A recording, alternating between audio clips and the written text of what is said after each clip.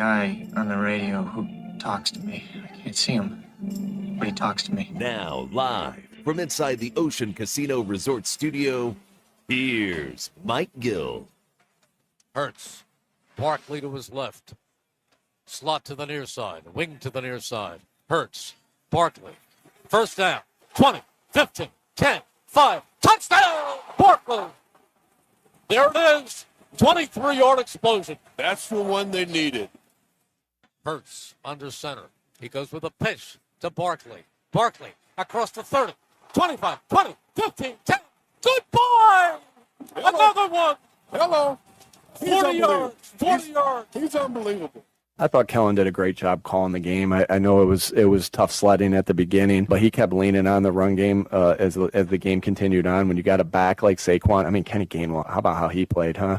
Kenny came in for Saquon, and Saquon needed a break. We were going on the ball because we were having some good tempo as we were on the ball and kind of had them on their heels, and we just kept going. Saquon Barkley leads the Eagles to a convincing victory over the Washington Commanders. It is Happy Hour Friday on the Sports Bash. Eagles beat the Commanders. What a game last night. So much to dive into. Nick Sirianni leaning on the run game. Saquon Barkley, 2 touchdowns within 20 seconds in the game last night to carry the Eagles past a feisty Commanders team. But as we talked about on yesterday's show, thought the Eagles would kind of pull away. Now, it got within 1 score late in the game, but the Eagles just the better team last night, and the Commanders fought, and you're just kind of waiting for that big moment. Couple of missed kicks. Take the points! They tried taking the points. It didn't work.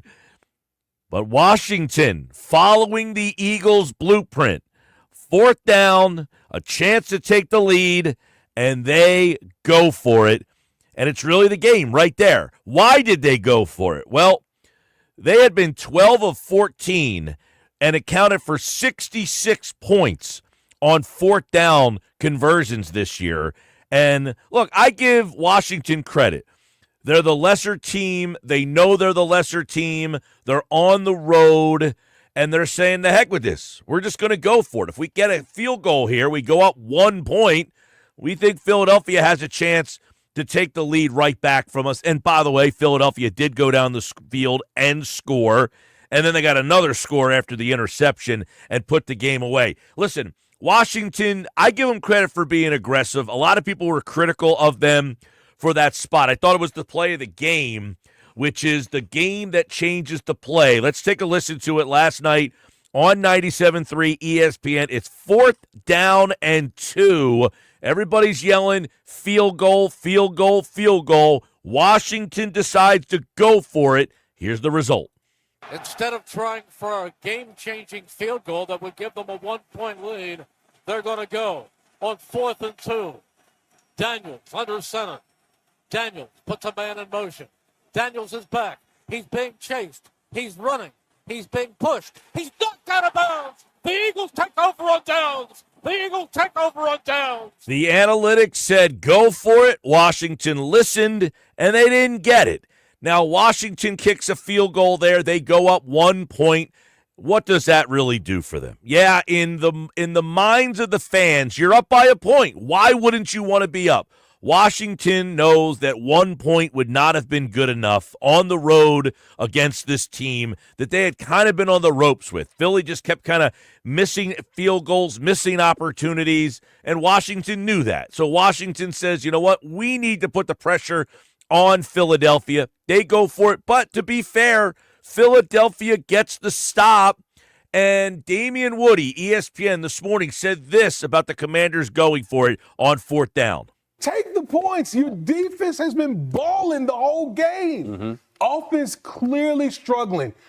For all the people out here who hate analytics, this will drive home their point right here. That scenario. Because you got to have a feel for how the game is going.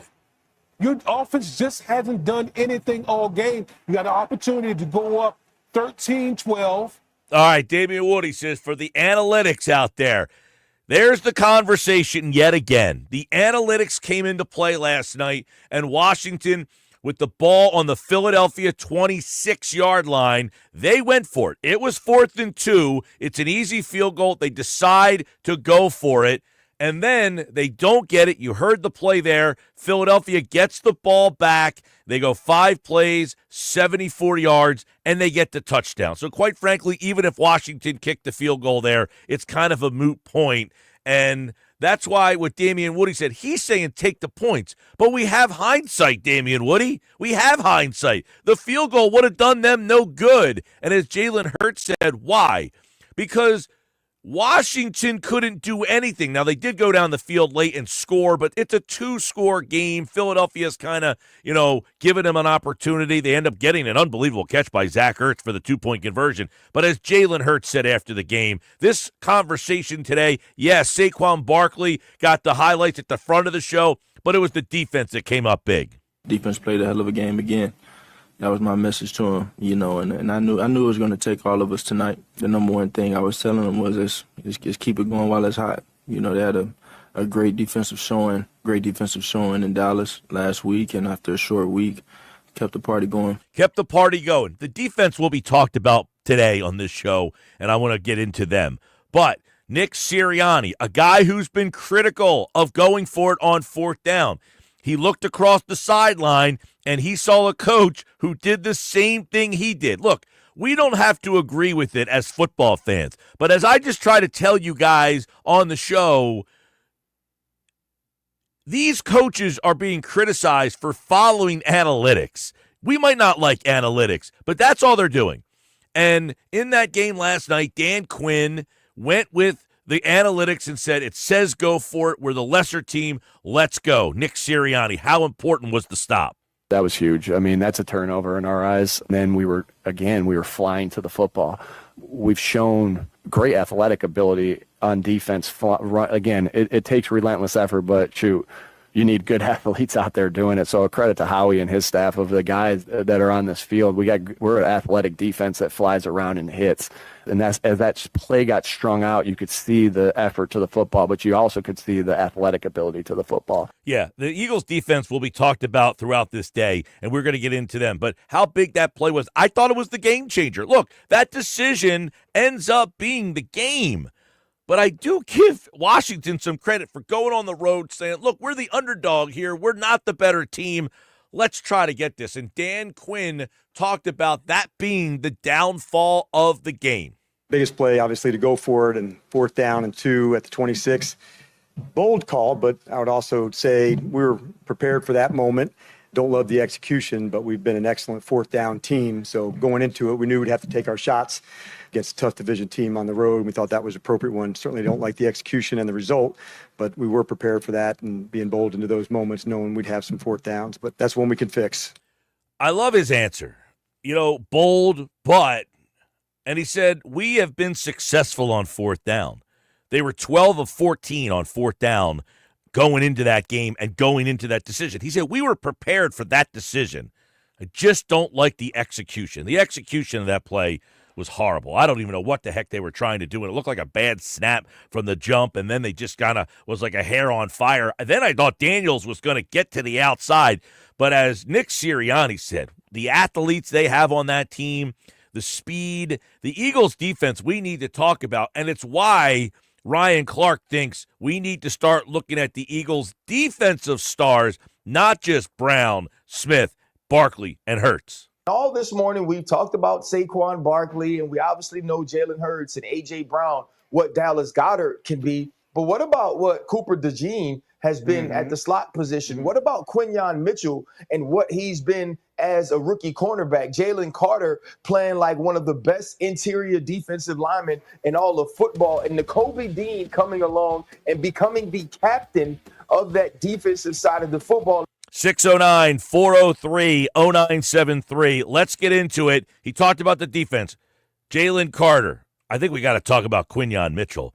I gave out my game balls yesterday. My game balls were to Saquon Barkley and Quinyon Mitchell. I don't know that Mitchell stands out in the stats, but he gets the game ball last night. Terry McLaurin, zeros across the board when defended by Quinyon Mitchell. And I know, Braun had a great game last night. A lot of guys had a great game last night. But the fact that they could not throw the ball to a wide receiver last night, they could not get a pass to a wide receiver last night. It's a huge difference in the game. The Eagles got some pass rush last night. Nolan Smith is starting to, I don't want to say emerge in terms of, Pro Bowl guy, but are we feeling better that Nolan Smith is now becoming a guy that can get some pressure? Josh West got a pressure and a sack last night. So let's get into the defense. Let's get into what you liked about the game. Let's get into what you think about this team.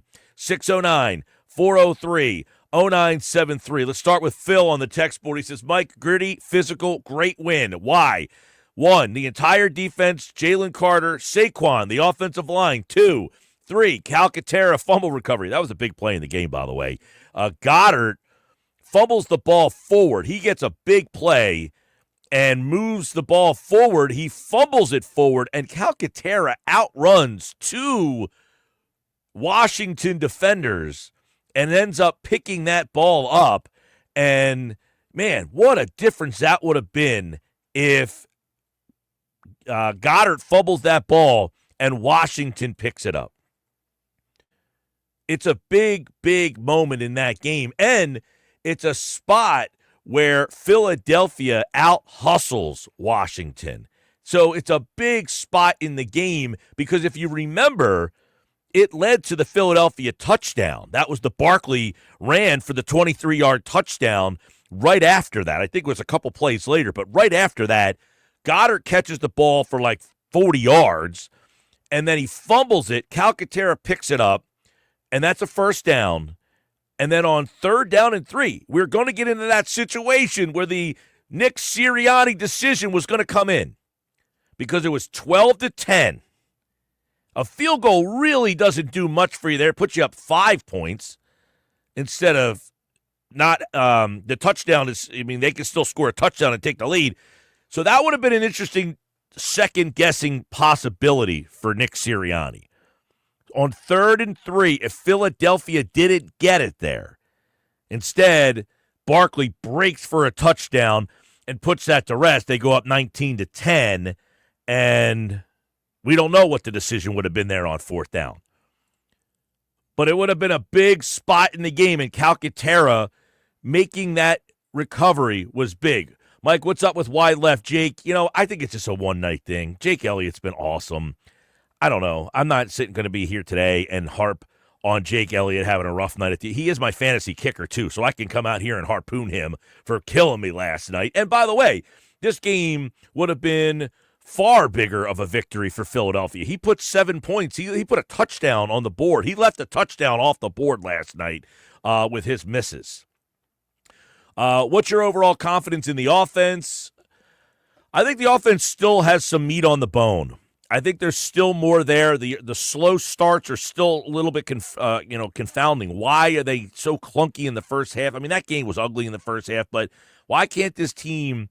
I think Jalen Hurts missed a lot of plays last night. He left a lot of meat on the bone last night. I think this team could easily have put up 35, 40 points in that game last night. So my overall confidence in the offense is, I would say about a 7.5 out of 10, I think is where they are right now. I think they're about a 7.5 out of 10, and they have room to grow on offense. Jeff in Ocean City, Mike, you are right. 1 point would not have been enough, but if Washington goes up 13-12, then when they get the ball back, the worst case is they are down 1 score, 2013. Instead, the Eagles go up 19-10, game over. I disagree with you there. Yeah, listen, I think Washington's thought was to try to score a touchdown there and really put the pressure on Philadelphia. The game had been ugly, that both offenses were struggling, and I think they were really trying to make a statement in that moment. And we could disagree. I'm not saying that I agree. The analytics said go for it there, and I liked Washington's mindset. But I'm not going to disagree that if you were trying to keep the game a math problem, then I have no problem with that. But I think Washington's mindset was, listen, they're the better team than we are. They have more talent than we do. Let's just go for this now. Let's try to get this. And I give them credit for that. That's what I'm saying. I give them credit for having that mindset. A lot of people have this safe mindset. Oh, just kind of hang around, stay in the game. And I give Washington credit for taking a shot and saying, you know what, we're on the road. We're in this game. Let's go for it here. I have trust in you guys. I have confidence in you guys. And I think the fans overlook what that means to the players sometimes. Like the coach saying, I believe in you guys. Let's go. You guys watch the game totally different. You're watching with like, hey, 1-point lead. Why wouldn't you take the lead? They're coaching that game saying, you know what? I got to give my guys confidence. Let's go here. Let's do this. And them guys saying, you know what, coach? Yeah, let's go. Let's get this thing. We've done it all year. They were 12 for 14 on 4th down this year. Now, the other side of the coin is, why not just take the lead? And then if Philadelphia scores, we're still 3 points closer. I can totally see that angle of it. A painful win for you analytics guys. Well, don't put me in the analytics guy category. I am not a fan of the analytics at all. What I am is someone that can understand it. I can certainly say I'm not a fan of it, but I acknowledge it. If I don't, I look like an idiot. No offense to you. The Eagles committed to the run, which you hate. Don't hate that at all. Totally love the fact that the Eagles committed to the run. I have no idea where you're coming up with these outrageous thoughts, but I appreciate you texting in. I love the fact, and I said it all day. First off, I've been saying this for weeks. The Eagles' identity, the star of their team, is the offensive line. And when the Eagles realize that, that is when they will turn the corner. So I love the fact that they commit to the run. So the fact that you say the Eagles committed to the run, which you hate, I have no idea where you would get that from. It only makes me feel like you just like to argue just to argue, because there is no point what I have ever said, don't commit to the run. Yeah, you've never someone calling you an analytics guy is probably one of the dumbest things I've ever seen. I am not an analytics guy at all. Not 1 ounce of me likes the analytics. I would love to know where somebody's like, you know who Mike Gill is? He's an analytics guy, just like to run the ball. Like that is not in your description I at have all. no problem with them committing to the run. I've been asking for them to use the offensive line for weeks now. I was going to say months, but even going back to September. Going back to this whole team, this offensive line in the Sirianni era, you can go back to 2020 when he first got this job, 2021 when he first got this job. This is your star. Your offensive line is the star of this team. Use them. Commit to those guys. Right. So this guy's way off base. He just sounds like somebody who wants to. I think it's if I don't recognize the number, maybe I don't know, but it seems like there's been a guy who's been texting a lot, hates the analytics. And listen, all I say is I understand the analytics. I don't like them. But last night's an analytic game. That's what this guy probably doesn't like. They lost the game because of analytics. Okay, I'm not agreeing with them, but he says, take that, nerds. Guess what? If Washington is only in this boat because they have been going by the analytics, that's why they are 7-2. They were 12 for 14 on 4th down, and they scored 66 points this year by going for it on 4th down. So you can make a strong argument that Washington is only 7-2 because they have been following the analytics. Now, they were 12 for 14 up to that point. Last night, they didn't get it, and it backfired on them. But you're saying, take that, nerds. They would say, we're only there, 7-2, because we've been listening to it, and last night it didn't work for us. Oh, well, you'll take some, you'll win some, you'll lose some. They've won more by following the analytics. That doesn't mean I agree with them. I just understand they were 12 for 14 on 4th down up to that point last night, and that's why they went for it. Yeah, listen, you would be an idiot if you don't go for something that is very successful. If a play has a high success rate, right? Like, for example, before the Jags game, the Eagles were perfect going for 2 this year. Then in that game, they couldn't make it. Does that mean you never go for it again? And that's where this is not an analytics versus football guy debate. only idiots like that guy turn it into that. It's what makes sense? What's going to help us win the game? And if you've been winning the game the entire way, the entire season, well, guess what? If that's how you win, that's how you win, right? Yeah, I mean, everybody likes to say, hey, this is what you should do in this particular moment. This is what this moment's calling for. And they're saying in this moment, in all of our other games, it has worked for us. Correct. And we're going to stick with that. Mike from the Villa says, I know I've been a major critic of Sirianni. He called a great game. Well, he doesn't really call the game, Mike. That's why being critical of Sirianni is asinine. He is not the play caller. What Sirianni does well that you guys don't want to give him credit for is he has that team believing in themselves. Can we emphasize that really quick? Because Sirianni hasn't called plays at all this year. No, he hasn't called plays in multiple years. So why he hasn't been the play caller since the 5th week of the first year he was here, or maybe the 6th week. So why on November 15th, 2024 are we still a lot of people, and I don't know how old Mike is, but a lot of people just go back to, hey, the coach is so hands-on, he calls all the plays, and that's just the way it is. Hasn't been like that in about 40 years. But, offensive coordinators, now there have been some head coaches. Doug Peterson did call the plays. Nick Sirianni did call the plays his first year for about 5 to 6 weeks, right? And then he gave up the play calling. So he does not call the plays. He doesn't call the plays. Yeah. Now he says he calls the game, not the plays. What does that even mean? Yeah, what does that mean? He calls the game? This isn't Madden. Like, he's not on the Madden controller. Is he like supplanting Merrill Reese? I don't know what that means. Stephen EHC, 1 point very well could have been good enough. You said yourself Jake Elliott could make a field goal to save his life. Commanders D was playing great up till that point. With Elliott struggles, no way on trusting him on a kick on a game winner. Got to take the 3 points in the lead. Stephen EHT. Yeah, if you want to play scared, fine. That's how you play. The Commanders, I said I commend them for at least taking a shot. The Commanders had a formula this year. The formula was that in those kind of situations, they stay aggressive. That's how they win games. And guess what? The 2 times they haven't made it this year is 2 of their losses versus the Eagles and versus the Ravens. Well, guess what? The majority of the year, they're making it. So if you have a play, it's like the tush push. You don't stop not running the tush push just because you go from 90% to 84% or whatever the exact number is. Yeah, listen, I don't have a problem that Washington said we're going to be aggressive here. Now, it backfires on them, but I like their mentality. I like the fact that they took a shot. Why? It's the same reason why people were yelling at Tampa Bay that they should have gone for 2 in Kansas City. Correct. They're not the better team. They know they're not the better team. So they took a shot to say, you know what, Philly, we came here for a fight, and we're bringing it to you. It didn't work for them. And, they'll learn from that. But that's a messaging, that's a learning point for his team to say, you know what, guys, I trusted you in that moment, and I'll trust you again. We've been doing it all year. Now, in a situation where, Washington's the new kid on the block. They're trying to prove they belong. Right. If it's a different situation, that team probably kicks a field goal on that spot, takes the 1 point lead, and they probably still lose that game.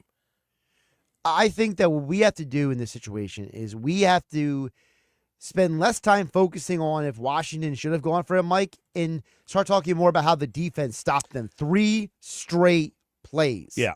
And we're going to get into that. We got 3.5 hours left to go. Mike, huge win last night by the Birds. Say what you will. Hurts is an absolute baller. P.S. I bet Todd from Brigantine did not see this path to victory. That's from Joe in Cape May Courthouse. Yeah, I wonder if Todd from Brigantine saw this path to victory at all. Hey, Mike, Paul from Rehoboth Beach, Delaware. The defense has been a major surprise. Zach Bond has to be the most underrated signing this year. Yeah, I'll tell you that. He might be up for all-pro the way he's going. He says, we also got to talk about Brandon Graham. 15 years in this league. He's still all over the field. Seems like he had an impact on so many plays. Yeah, Brandon Graham did have some big plays in that game.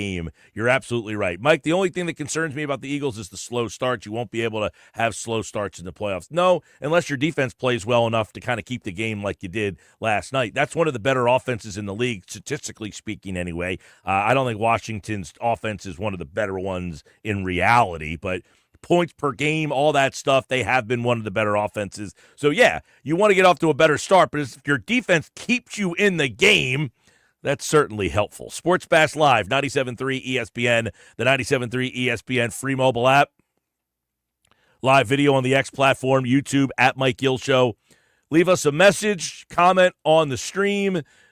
Text the text board, 609-403-0973. See Steve B. watching on the YouTube channel with all the birds emoji. There's Brianna chiming in. She says, Eagles. If you're watching, give us a little message over there. And, of course, we got you here on 97.3 ESPN. I'm Mike Gill. This is the Sports Bash. I know a lot of people aren't fans of what these teams do.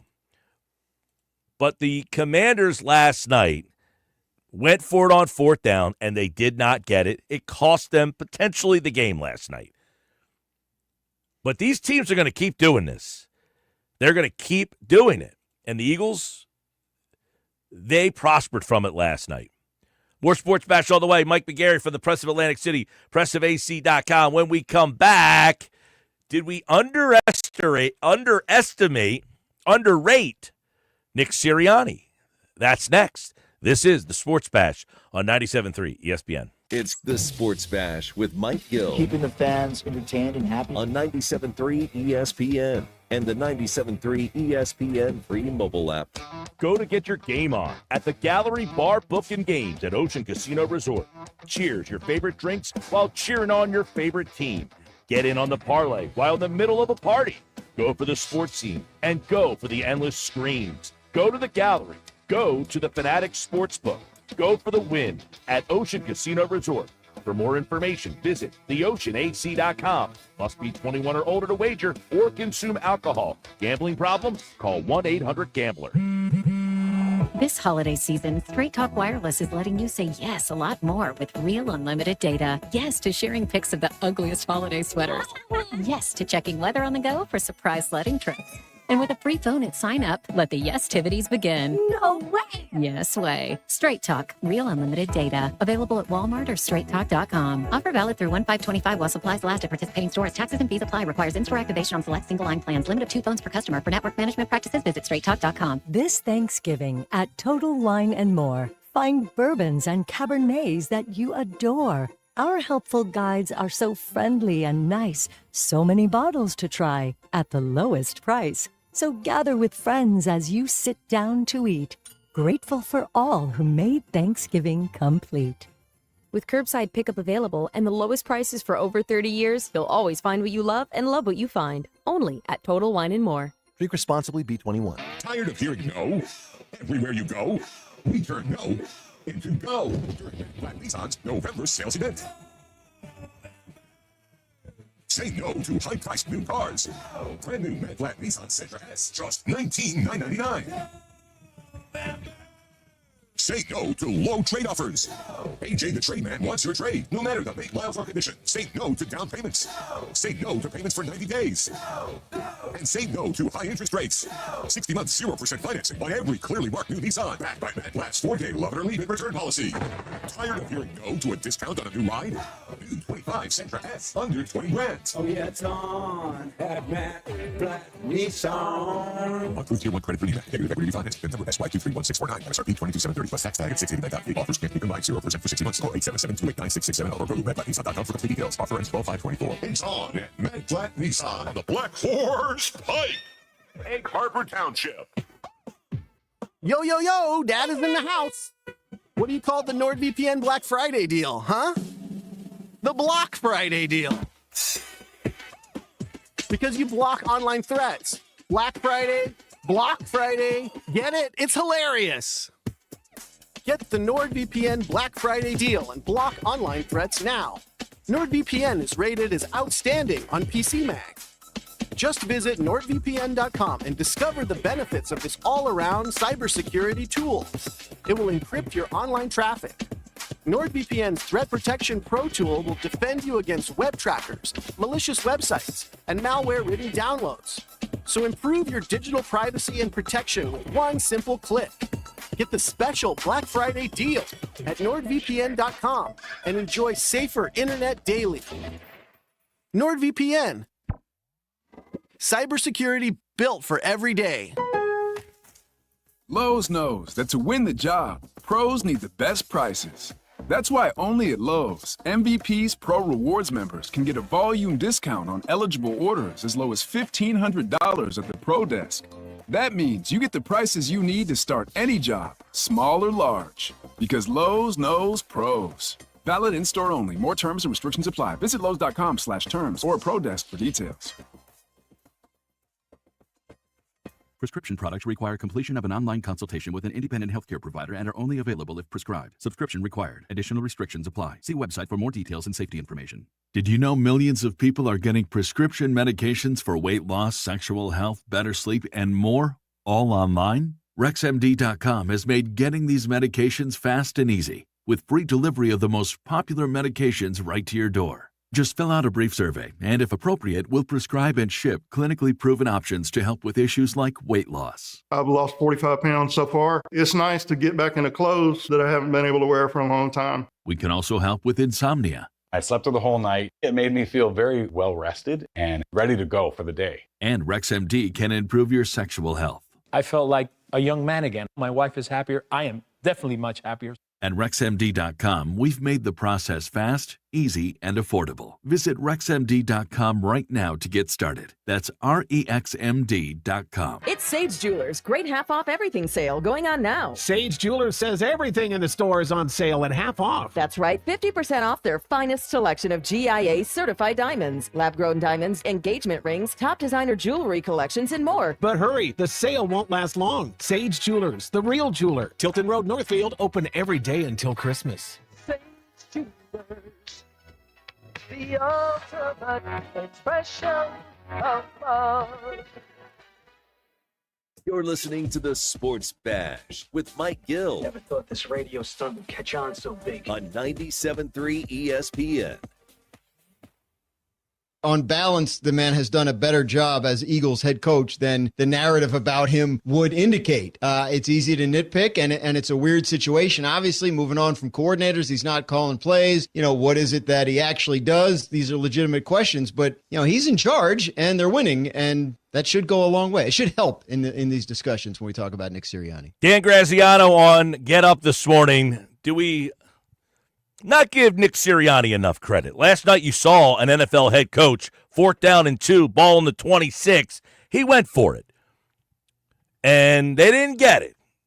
The Commanders. Did Mike McGarry from the Press of Atlantic City like the call by Washington, or would you have rather seen them kick the field goal, try to hang around that game a little more?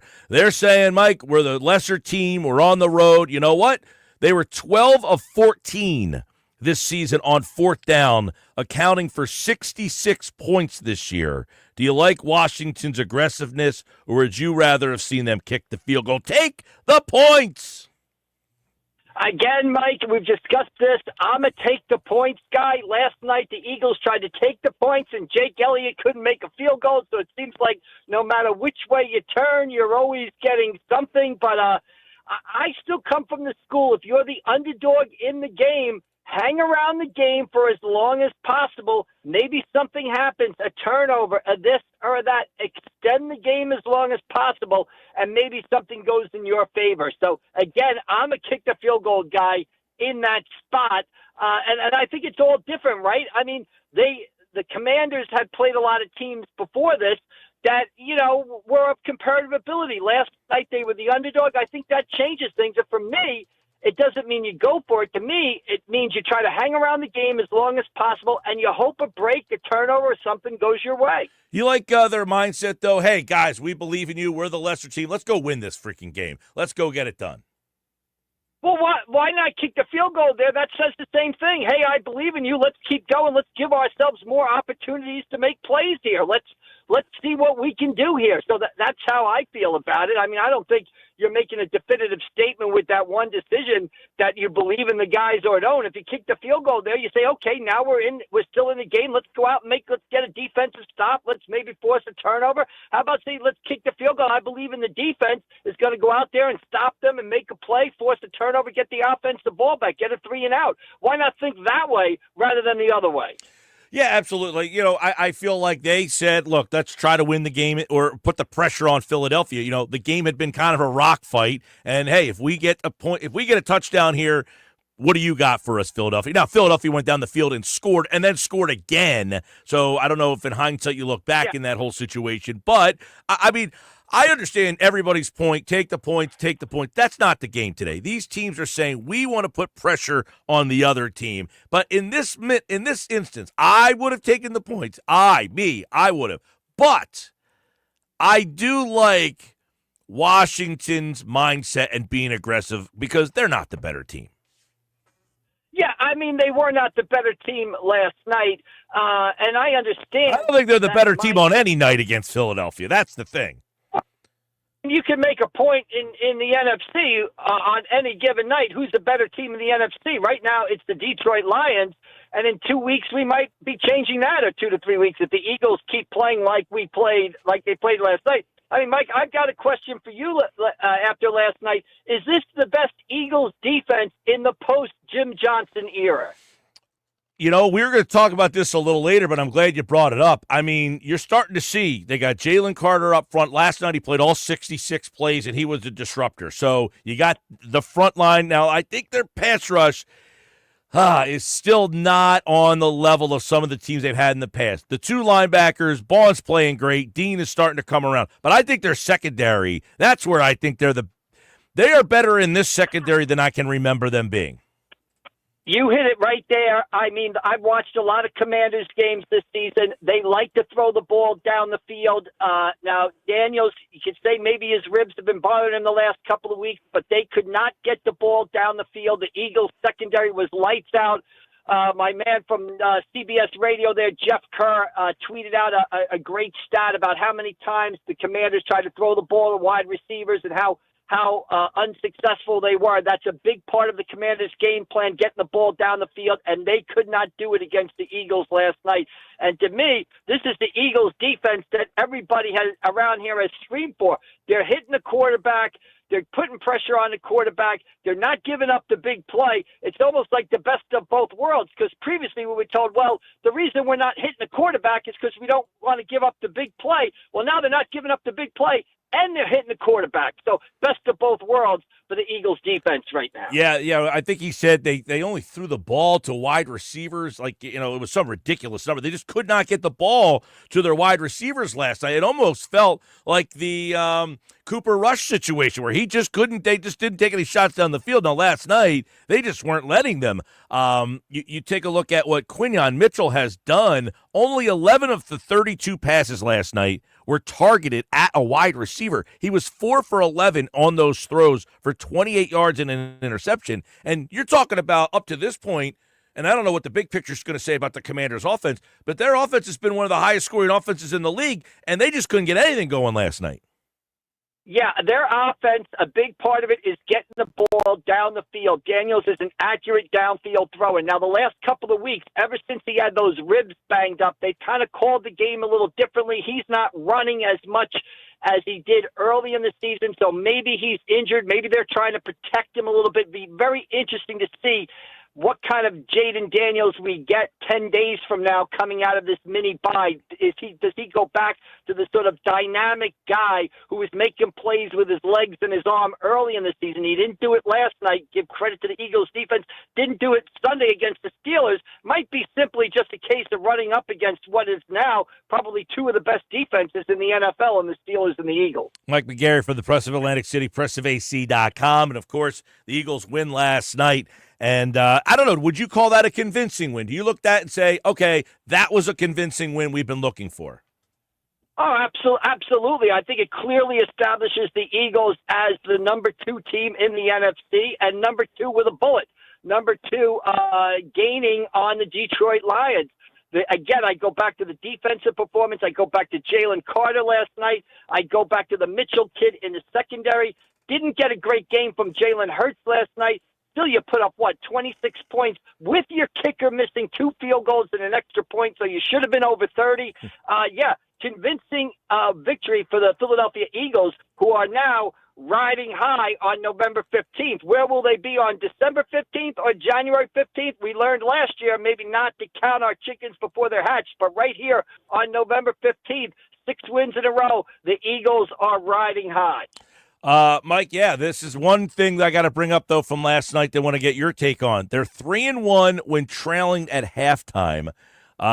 A lot of these games, slow starts against teams that are probably not Super Bowl contenders, and you wonder, why is it that they constantly, they're down at half, that seems to be one thing that is perplexing. Yeah, it is perplexing. You could take it, because you would expect a team to be at its best offensively. A lot of teams are at their best offensively the first 10, 15 plays of the game because they're able to script those plays out. They're often their best plays. They're able what they've worked on all week in practice. So a lot of teams come out on that first drive and they look tremendous, and then they sort of go downhill from there. I'll give you a little theory about why I think the Eagles are able to wear teams down, and it's Saquon Barkley. You saw it last night. He's the type of runner who goes 2, 4, 2, 25, 30, 3, 4, 5, 25 again for a touchdown. I think he wears defenses down, and sooner or later, and it often comes later, he breaks big plays to kind of put games away as he did last night. I want to get your take on Barkley and the impact he has on this offense, and is that and the style of offense that can win a Super Bowl, a team that the running back is the guy. Obviously, A.J. Brown's huge. They have Smith. He's great. But is Barkley the guy that can carry them to a Super Bowl?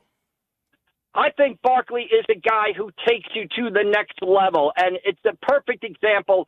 I know the fans left last night, and they were chanting, thank you, Giants, I heard, or something like that. If you put Saquon Barkley on the current New York Giants, who I believe are 2-8 or something like that, maybe if he was there, they'd be 3-7. But you take Saquon Barkley and you put him on a good team like the Philadelphia Eagles, he can be the guy, he can make the plays that wins you that game or two, that playoff game that pushes you over the top. It's almost like the better your team is, the better Saquon Barkley is going to be. Like I said, if he's with the Giants, who are 2-8, maybe they'd be 3-7. I think they'd probably be 2-8, same record, right? Yep. You put him on the Eagles, however, he's a guy. He can get you that win in the playoffs. He can get you to a Super Bowl. He can be a difference maker. And I think you combine him with the weapons they have on the outside, and A.J. Brown, Devontae Smith, Dallas Goedert, even Gainwell coming in the game to give Barkley a rest or two. That is a team with a lot of talent at the skill position. Mike, if there's something, they are 8-2. What is something that you still need to see improved? Well, I think you hit on it before, the slow starts, right? I mean, if they can ever figure that out and come out of the gate and maybe grab a lead, because sooner or later, Mike, in a game, you don't want to let a team linger around, right? Your slow start might cost you. The other team might come out fast. Instead of this game being 0-0 or 7-0, you might find yourself down 14-0 in a big game, right? I don't think if you're playing the Detroit Lions in the NFC title game with that Lions offense that you want to start slow. So I think that's the thing that could catch them. These slow starts could end up, biting them or costing them. I think that's the thing they've got to correct. Mike, 42-19 for Nick Sirianni. Again, last night, I mean, it wasn't a game that I don't think anybody – and we do have people texting in, to be fair, saying, hey, they thought he did a good job. I don't even know, what did he do a good job in last night? That's the thing with Sirianni. When they win, I don't know. Nick doesn't call the plays. He's just kind of – it's the preparation to get them ready for the week that I think people don't give him enough credit for. And then, last night, I think Nick did a great job. No, why this team is good, they told you in the offseason. Their coordinators weren't strong enough. They went out and hired 2 new coordinators. And you're seeing a team that is growing with Nick Sirianni as the head coach in preparation, getting them ready for the week, as guys like Jason Kelsey, Lane Johnson, and some of these veterans have said before, situational football, how prepared he is, and how much they love playing for him. But you can see the difference now of the 2 coordinators, and that was the area where Philadelphia told you we failed in hiring their coordinators last year. Yeah, I mean, they've got coordinators now in Fangio and Kellen Moore that are coming in doing a great job, especially Fangio. He's kind of transformed the defense, right? And it seems like the defense gets better every week. The more familiar they become with Fangio and his style right there. Sirianni, Mike, I'm not a fan of Sirianni. I'm not a fan of a lot of his sideline antics. The last 4 to 5 weeks, he has seemed to calm that down. And but I also give Sirianni credit, guy. I mean, we get so caught up in who's calling the plays, who's doing this, who's doing that. He's the head coach. He's responsible for everything in the building, both good and bad. Everything in the building, everything that happens on the field, everything that happens from Monday to Saturday, everything that happens on game day. He's the guy. We just get caught up in sometimes on these head coaches and say, if you're not calling the plays, what are you doing? Well, I'm old enough to remember when Eagles fans were suggesting that Andy Reid not call the plays and focus on running the game and running the whole team. So now you've got a guy who does that in Sirianni, and fans are wondering what he does. He's the head coach. He's the CEO. He gets the credit. And like you said, 41-19 record, a trip to the Super Bowl, playoffs last year, headed towards the playoffs and the division title this year. I mean, really, if you're looking to complain about Nick Sirianni, 42-19. 42-19, by the way. Let's not sell him short. 42-19 is a remarkable record for a head coach. Talk to the guys 90 miles north, Brian Dable, and ask him if they'd like to be 42-19 for his career coaching record. All right, Mike McGarry from the Press of Atlantic City. Where will you be tonight? All right, we got sectional finals for public schools and high school football. 3 weeks away from the state title games, I am headed to Washington Township versus Atlantic City for the Central Jersey Group 5 title. Don't ask me, Mike, why Atlantic City and Washington Township are playing for the Central Jersey Group 5 title. We don't have enough time to go into that, but Washington Township seeking their first sectional title since 1995. Atlantic City, their first since 1999. Two great schools at kind of opposite ends of the Atlantic City Expressway. Maybe we call this the Farley Rest Area Bowl or something like that. And we got Mainland Regional playing for a sectional title against Seneca. Millville hosting Brick Memorial for a sectional title also tonight. And then Holy Spirit in the state non-public league quarterfinals against St. Thomas Aquinas. And St. Augustine at Del Barton tomorrow in the state non-public A quarterfinals. So we got basically 5 teams in the press area, Atlantic, Cape May, Cumberland County, still pursuing state titles. And I'll be out at Washington Township tonight on Gantown Road up there for Atlantic City and Washington Township. Mike McGarry, everybody, from the Press of Atlantic City, pressofac.com. Back on Monday with a look at the weekend. Thanks, bud. All right, we'll see you down the road, Michael. Thank you. All right, there's Mike McGarry, everybody, here on the Sports Bash Live, 97.3 ESPN. By the way, it timed out perfectly last night. The Eagles went to halftime, so I flipped over to the Flyers game, which was in overtime. He shoots his scores! Matvei Michkov with the game winner in overtime for the Flyers, 5-4. The 3 stars of the game are coming up next on the Sports Bash on 97.3 ESPN. Sunday on ESPN Radio. The Chiefs find a way to make one fewer mistake than everybody else every single week. 7-0 in one-score games, 9-0 overall. Undefeated at 9-0. Patrick Mahomes and the Kansas City Chiefs face Josh Allen and the 8-2 Buffalo Bills. The Chiefs at the Bills. It's NFL Sunday on 97.3 ESPN. Coverage begins after Game 1 of our triple header. Hey, Birds fans, it's about that time. Football season is back, and Boardwalk Honda is giving you the chance to score big. Stop in and take advantage of game-changing savings all month long. Shop our lineup of new pre-owned and certified pre-owned Hondas. We have something for everyone, and credit problems are no problem with over 25 financial lenders to get you approved and on the road to victory. Visit us in Egg Harbor Township or online at boardwalkhonda.com. And remember, from Maine to Miami, nobody beats a Boardwalk deal. Welcome to Staples. Help! My family's in for the holidays, and I need gift ideas. That's why we're here. Staples has amazing deals on everything you need. Photo gifts, laptops, and gaming systems. Even custom holiday cards and shipping solutions to send gifts to the family that can't make it. Perfect! Have anything for Uncle Frank? I love him, but the guy is never quiet. Noise-canceling headphones.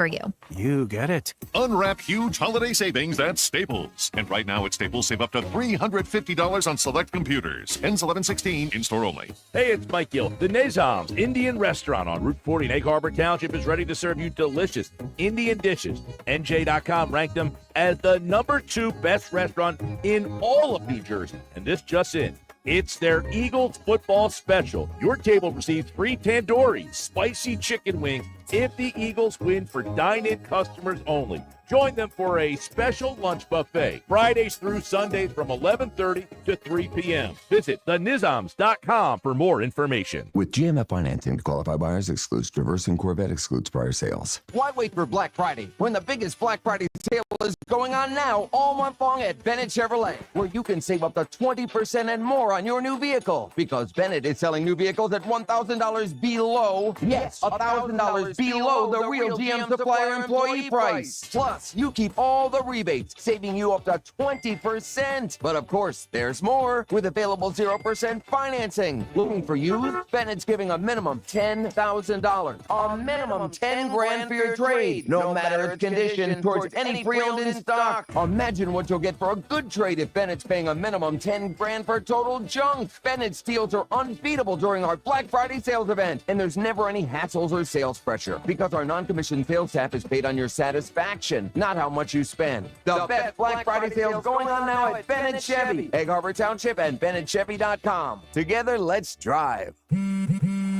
This holiday season, Straight Talk Wireless is letting you say yes a lot more with real unlimited data. Yes to sharing pics of the ugliest holiday sweaters.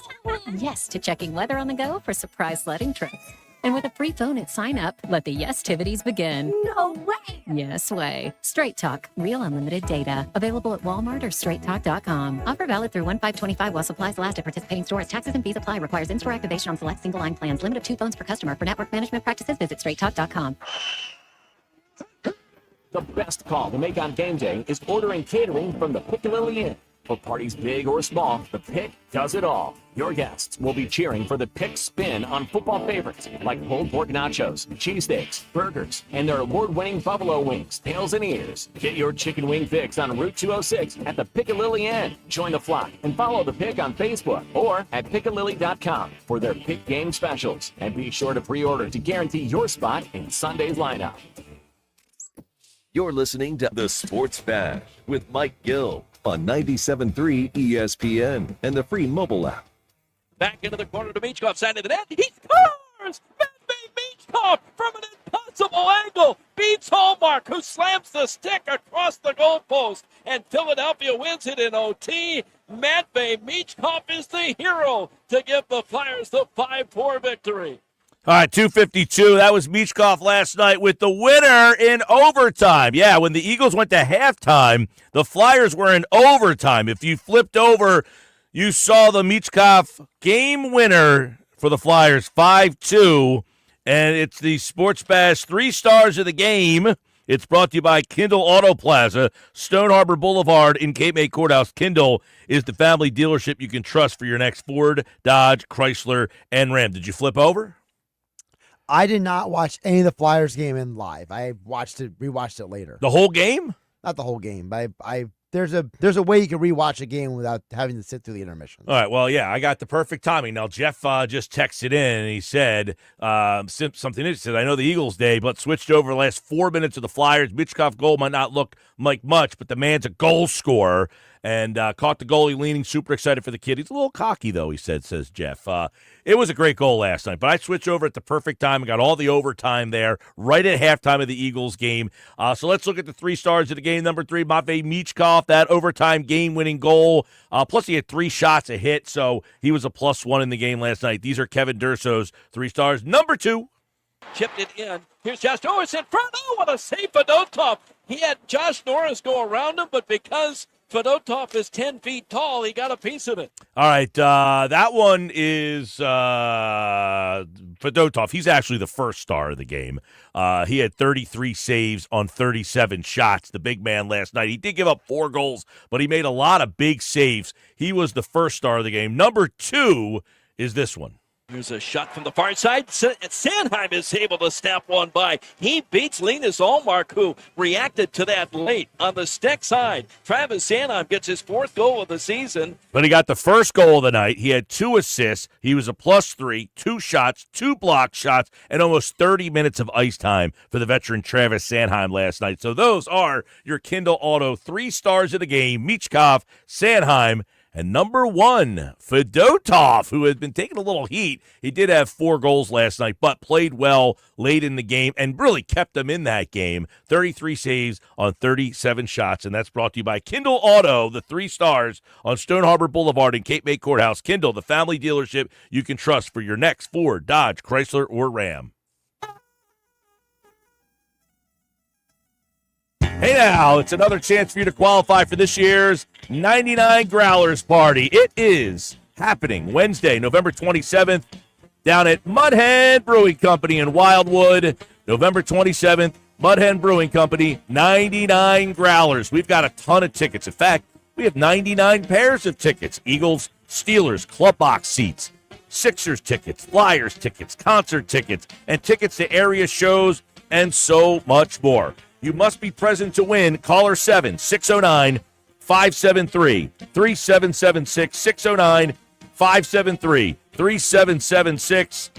This year's 99 Growlers Party at the Station House, the ultimate spot for your private party or event, perfect for both intimate gatherings and large celebrations. Book your holiday party by November 16th and save 20%. Visit mudheadbrew.com. It's Sixers basketball tonight on 97.3 ESPN with the voice of the Sixers, Tom McGinnis, calling all the exciting play-by-play action. Jared McCain's going to have to do it himself. Into the lane, right-hand layup, up and good. He took it right down the lane. It's Sixers Magic tonight. Coverage begins at 7 p.m. It's Sixers basketball all season long on South Jersey's radio home for Philadelphia 76ers basketball. 97.3 ESPN. If you're looking for an Affordable Care Act health insurance plan, you have good timing. It's the open enrollment period, and there's an easy way to search: Health Markets. At healthmarkets.com, you can see a list of ACA plans available to you in your area. If you have questions, or when you're ready to choose a plan, there are licensed insurance agents ready to help you apply. See how easy it can be to find your next health insurance plan at healthmarkets.com. Health Markets Insurance Agency, Inc. is licensed as an insurance agency nationwide except in Massachusetts. Breaking news coming in from Bet365, where every nail-biting overtime win, breakaway, pick six, three-point shot, underdog win, buzzer beater, shootout, walk-off, and absolutely every play in between is amazing. From football to basketball and hockey to baseball, whatever the moment, it's never ordinary at Bet365. Gambling problem? Call 1-800-GAMBLER. 21 plus only. Must be physically located in New Jersey. Prescriptions require an online consultation with a healthcare provider who will determine if appropriate. Restrictions apply. See website for details and important safety information. Subscription required. Price varies based on product and subscription plan. Hi, I'm Dr. Peter Stahl, board-certified urologist and senior vice president of men's sexual health at HIMSS. I've helped many guys with ED in my 12 years of practice. But now you can get world-class care for ED 100% online by going to hims.com. So what are you waiting for? To start your free online visit and find ED treatment at up to 95% off brand name prices, go to hims.com/joy. I need a new car. Under 20 grand? Okay, well, what's my trade worth? You know what? I'm going to Matt Blatt Kia, where I can get some straight talk. Brand new Matt Blatt Kia Forte LXS, under 20 grand. That's right, a brand new Kia, just $19,999. With any trade, that's less than most used vehicles. Currently buried in a loan or lease, Matt Blatt Kia wants to get you released and into your new Kia with zero down, zero payments until February, even 0% for 72 months on every clearly marked new Matt Blatt Kia in stock. So bring any trade, because if you have a job clearing $450 per week, we want to get you approved today. It's gotta be a Matt Blatt Kia. With approved credit, 24 ED9, $1389 per thousand finance. Not all will qualify. Credit name, down payment. Offers can't be combined. Go to mattblackkiafj.com for complete details, or 888-505-6670. Price includes all costs to be paid by consumer, except for licensing, registration, and taxes. You're paying after rebates and incentives to dealer. Expires 12/4/24. Matt Blatt Kia, 6211 Black Horse Pike, Egg Harbor Township, and on Route 37 in Toms River. Order for Jennifer C. Is this my double shot, double cream, double froth, double pump, double hot, double whip, double sleeve? Yeah. Can you handle that much caffeine? Hey, did you know Discover automatically doubles all the cash back you've earned at the end of your first year? Well, I do now. Seriously, did you know Discover automatically doubles all the cash back you've earned at the end of your first year? Yeah, you just said that. Did you say I just said that? Yeah, I'm cutting you off. Did you say you're cutting me off? You earn, we match. Unlimited cashback match. See terms at discover.com/creditcard. Cooper's our new neighbor down the shore. Introducing Cooper University Hospital, Cape Regional. Healthcare is going to improve in Cape May County. We're excited to bring our award-winning care to our new neighbors in Cape May and Atlantic counties. You'll have greater access to top specialists, advanced technology, innovative treatments, and outstanding cancer care at MD Anderson Cancer Center at Cooper. Cooper University Healthcare. Extraordinary happens here. Home of the Sports Bash with Mike Gill, 97.3 ESPN. Great, guys. WENJ, WENJ HD, Millville, Atlantic City. This is the Sports Bash with Mike Gill on 97.3 ESPN and the 97.3 ESPN free mobile app. Now live from inside the Ocean Casino Resort Studio, here's Mike Gill. I'm not going to sit here and say that Nick Sirianni's job is safe just because they stack up 11 or 12 wins. They got to win a playoff game, preferably 2, in order for me to feel like his job is secure under general manager Howie Roseman, because Roseman is looking at this roster and saying, I've gifted you a Super Bowl contending team. Now it's up to you to get us there or get us back there and actually win it. Because these windows, as we're seeing with the San Francisco 49ers, don't stay open for long.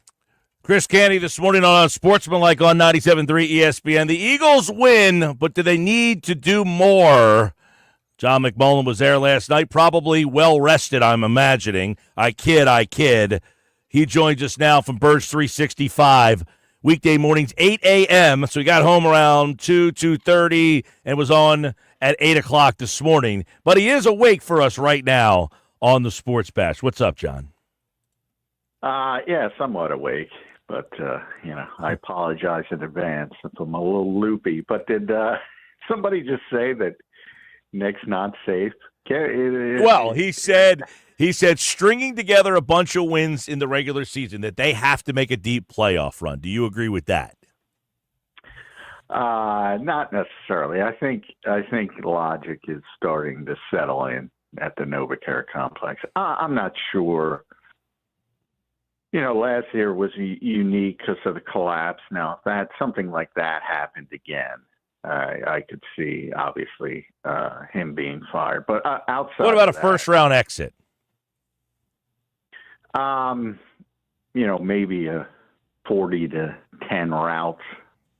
Other than that, I would say, yeah, he's pretty safe. When you watch a game last night, okay, so I got a lot of people texting in today, which is interesting. And listen, some people don't like Nick, other people whatever about Nick. And I had a guy text in earlier, and he said, look, I've been critical of Nick, but I got to give him credit last night. But my point is, why last night do you give him credit? He's 42-19. When they win, this is who they are. Nick's not like, and listen, I don't like or dislike Sirianni, but I'm not critical of Sirianni. Anybody 42-19 in this league, I find it hard to be critical of that guy. But that's who they are when they win. He's not like the reason they win and or lose. He's just a part of the culture and having a really good team. And that's why last night it's like, well, I have to give him credit for last night. I'm like, well, why last night? What would Nick have done? Maybe you give me a different perspective. Like, what would stand out about Nick last night? No, you're right. I don't even think they particularly played well for 3 quarters. I mean, they were losing 10-6 entering the fourth quarter. For the majority of the game, it was a very poor offensive performance, and they kind of wore Washington down. Great defensive performance, which is, to me, the story of this team. But I'm with you. I mean, the coach who's going to win with poor talent doesn't exist. So, I mean, winning coaches have good players. That's baked into it. But, as you mentioned, the 42-19, and think about the 2-5 start. So then it's 40-14. Yeah, this is insanity at times with this town. If you look at the rest of the NFL. So the run they've been through, we tend to argue about style points. Because they're 40-14. The style points, yes. And last night, I don't know. That's a weird one. Do we think the style? You said it wasn't kind of. They didn't play all that well. They had a 2-score lead until like 36 seconds left in the game. Was that an aesthetically pleasing? Was that a convincing enough win to say, okay, they convincingly beat Washington? That one should put some of the doubters to rest. I think there's still a lot of problems offensively with the passing game, the slow starts, the defense is. I think when they built, it's interesting because, you mentioned Howie Roseman and they built this team to be a Super Bowl team. But I think like Zach Baldwin is the microcosm of this team. I wrote this on Sports Illustrated. And by that, I mean, they signed him to be a backup edge rusher and a special teams guy. And, they shifted gears and he turned into this player because Vic Fangio thought he could do this. And they were right, but that wasn't the plan. The plan wasn't to be defense first. The plan wasn't to be, all right, let's run, and let's become run-centric. The plan was to have the most explosive offense in football and be middle of the road defensively. Now they turned into Philadelphia's dream. Defense, run the football. That's what they are. Yeah, go ahead. Yeah. So, that wasn't the plan. That wasn't Howie Roseman's plan. Even if you go all the way to the initial cut down to 53 in the trade for Jahan Dotson, that was an attempt to get even more high power in the passing game. Mm-hmm. Hasn't worked. No. But they found different avenues, which to me speaks very highly of the coaching staff, not just Nick, the coaching staff in general. Yeah, no, and I think, one of the things from last year, like you talk about that 1-7 finish, we all know what, we all think actually, no, nobody could really explain what happened. But I said in the offseason, John, that the team told you what they thought happened. They thought the coordinators weren't strong enough, and they replaced them. And now you're seeing a team, but as you said, why is the passing game still behind? They have a lot of money invested in this passing game. So when you see a problem with the passing game, play design, play call, quarterback, what's the problem in the passing game? Yeah, and mainly the quarterback not getting the football out on time. That's the biggest issue, and it's been pretty consistent. So they're very. It's not that they don't make big plays. They make big plays all the time, but the consistency from play to play isn't there. To be a truly elite passing team, you have to have way better consistency from play to play. That doesn't mean every play is going to be successful, but they go into these long phases of clunkiness or whatever term you want to use where it just doesn't look right.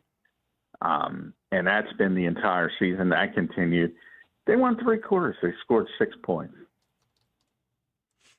Yeah. Even Saquon after the game, he was talking to my buddy Mike Garafolo, and he said, he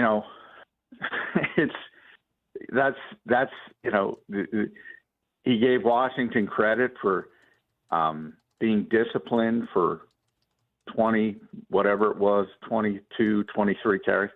You're talking about 2 runs. Yeah. No, I mean, he was got it bottled up for the game, and then he busts that 23, and then 20 seconds later he busts another one. Yeah. And really, if you look at Cam Jurgens' block, on the one, it was Mekhi Becton caving in the entire right side, and then the other was just Cam Jurgens, just one of the great blocks you're ever going to see. He had a great block from Goddard, too. Yeah, and a great block from there's more, but the obvious ones were Jurgens and Becton, but Mailata had a big part. Well, John, I thought, not to cut you off, but I thought that whole sequence was just such good play design, such great stuff up front. They were, at that point, they were really gelling and rocking. This is almost like, McManus wrote that story that was, really well done over at ESPN.com the other day about, hey, the 3 linemen go in and talk to Sirianni. It's almost like they drew the plays up, and this is how we want them done. And they just executed those things to perfection. Yeah, when they did that, I didn't take it as a positive thing because Lane was sort of the leader of that, and he specifically told me, 2021 in Detroit. And I said to myself, well, in 2021 in Detroit, when they were 2-5, it made some sense. It made a lot of sense. In 2024, to scale back to that with the same mindset, I don't think that's a positive. You're right, because of the personnel they have, as opposed to what they had in 2021. Exactly. Yeah. Because the whole thing about being like they're a contender, and I hear this. It seems to go in one ear and out the other. You can win 100 different ways a football game. You can win that way, but your margin of error decreases when you say, "All right, we're going to play good defense and we're going to run the football." You can win that way. Mm-hmm. You can win a game that way. You can even win a Super Bowl if you get to the Super Bowl. You can win that way. But you have to play a certain way to win that way, especially a good team. So if you're playing Kansas City or Baltimore and you're in the Super Bowl and they're having a good day offensively, and all of a sudden you find yourself down 14-0, and you spent your entire season counting on your defense and running the football, you're cooked. Yeah. Well, that takes us to the play that might have cooked Washington last night. It's 4th down, and it's 4th down and 2 at the 26th, and they go for it. And the analytics say go. They went, and everybody's flipping out. They didn't get it. Some would say take the points. You're going to go up 13-12 in that spot. Instead, they're down 12-10. Philadelphia gets a stop. They get the ball back. 5 plays later, Barkley goes in. Did you like Washington's mindset there? They had been 12 for 14. Loved it. They had been 12. They had been 12 for 14 on 4th down, resulting in 66 points this year. And Dan Quinn answered the question before it was asked. That's something they could learn from. He just started. He said, "This is why we did it. I think it was the right decision." Again, you can't have the quarterback fumble the snap. You got to execute. Yeah, execution. Yeah. But, he understands, like all these take the points people, he knew, and he was honest with himself. He could feel, like everybody could feel, his defense was out there a long time. They were starting to waver. They were starting to get out physical.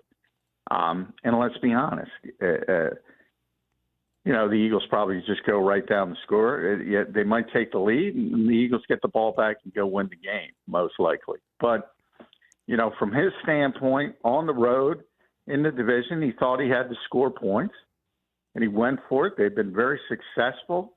It's helped them, and they didn't execute. That doesn't make it a bad decision. Mm-hmm. It was the right decision. Well, a lot of people today aren't agreeing with you there. A lot of people don't understand why you make that decision. Hey, listen, I would say this. I would say this, John. 13-12, and you're counting on Jake Elliott had the worst game of his life. Yeah, and you're counting on him you're counting on him missing another one. I mean, everything's about predictability. I say everybody should listen to Tom Brady about how to play the quarterback position. And, there's a great clip. You can search for it. And he's talking about play calling. He's talking about decision making. And he understands, and he explains it to where everybody can understand it or should be able to understand it. You're basically dealing with predictability. So if it's 3rd and long, you're expecting a blitz. You're expecting man-to-man in certain situations against certain teams. So you call something with that in mind. And if they come out in something different and you're smart enough to recognize it, like Tom Brady, you can change it up. But all you're doing is looking at their trends and trying to predict what they're going to do. And the same thing with analytics, go for it. The odds are against you if you kick a field goal there. If you convert and score a touchdown, you got a really good chance to win that game. I don't. Yeah, I like it from the perspective of you're not the better team. You're on the road, guys. Let's go get this done. We've been doing it all year. We're 12 for 14. Let's go. Now, if you're saying I want to try to drag this game out, it's kind of a rock fight. Let's go up 13-12. Hey, if they score again, we're still within one score. Like, if you want to look at it from that angle, but you're starting to run out of time. Yeah, plenty of time to go down, and if they kick a field goal, they're up one. And by the way, they have a backup kicker as well. But yeah, and the Eagles were starting to run the ball a little bit. So he and Dan Quinn mentioned all this. And by the way, it's very difficult for coaches to be honest about their own teams in the moment. And he kind of felt it. They've been out there too long, too many plays. And he kind of felt it was wavering a little bit. Well, yeah, because what I'm saying is if Washington goes up 13-12, Philadelphia goes down and score. The worst case, if Philadelphia goes for 2 and gets it, now it's 20-13. So you're still a touchdown behind. So you in other words, even if you kick the field goal there and Philly scores, if you get the ball back, you're still a touchdown within a touchdown to tie that game, or maybe go for 2 yourself. Yeah, I mean, to me, it's a no-brainer decision, and people expose themselves when they disagree with it. Well, a lot of people, a lot of people just say, hey, take the lead and don't worry about, like you said. Well, it goes into the whole, analytics, because percentage-wise it's saying you're up 13-12, you're not winning that game. And yeah, exactly. And I'm an old guy. I say it all the time. I shouldn't be the open-minded one. People have to you're not going to win that game if you play like that. Right. I agree. No, I like Washington taking the shot. They realize we're not the better team. Look, we're playing with house money tonight. Let's go win this thing. And I give them credit for that. It didn't work out. Now, like I said, they're 12 for 14 this year. It's been who they are. That's one of the reasons why they're 7-2, right? I mean, if they aren't 12 for 14 on fourth down this year, maybe they're not 7-2. And you know what I mean? Like, so that has to be taken into account too when you're looking at what they did last night. Well, yeah, I mean, it's a big part of it, and it's not maybe they're not 7-2 to start. They're not. The same thing happened to Detroit. People killed Campbell in the championship game. Got receivers dropping passes, and they're killing him for going for it. The only reason they're there is because of how aggressive they are. Yeah. And you don't change. I go back, there's a bunch of Penn State. I always tell the story of that Trace McSorley game against Ohio State because Penn State fans hate when they lose to Ohio State, which is every year, and they had a fourth down, and they ran a zone replay. It blew up. It didn't work. And people are saying, you can't do that. You can't do that. That's how they play. You don't change in the biggest moment how you play. In that instance, you don't bring out the Bill Walsh West Coast masterpiece when all you do is run zone read. Mm-hmm. You run what you practice, and hopefully you execute. Yeah. They, in their situation, they're an aggressive team. That's why they've been successful. That's why they do. You don't change in the biggest moment. Say, oh, we're gonna play cautious here. That's not how you do it. John, I want to get your take on Fangio's defenses. I mean, are they a good defense, a great defense? Where is this defense in your mind? Well, right now it's great. It is good. James Daniels was awful last night. Like, not mediocre, awful. And they stopped it. And this is 6 games now, and I get it. A lot of the opponents have been weak. They haven't given up 300 yards in this era in 6 games with this group. And it's so interesting. Their defense is better than their offense. Yeah, who saw that coming? Nobody. Right. And the stars are Jalen Carter and Zach Bond and Quinyon Mitchell and Cooper DeJean and all these young players. it's amazing. It's amazing what Vic Fangio has done with that group. And they gave up 280 yards to Cincinnati, and that's their high water mark since the bye. Everything else has been under 280. And they made a really dynamic quarterback that Washington scored, I believe, 290 points coming into that game. So 29 points a game. They managed. James Daniels didn't even throw the ball outside the numbers. He was afraid to because he was worried about the pass rush. Yeah, he threw the ball to receivers 11 times last night and completed 1. Yeah, and most of those were manufactured bubble screens, those types of things. Yeah. Swing passes, quick hitches. He barely threw the ball outside. That's one play the Eagles need to retire. The tight end screen has not worked in the entire decade. Well, I think if you look around, all these screens and bubbles and hitches and tight end, they're staples of every NFL offense because everything has become sort of the same and very college-centric. So everybody runs it, and it tends to be those play. It's ugly, ugly, ugly, ugly, ugly, then you hit one.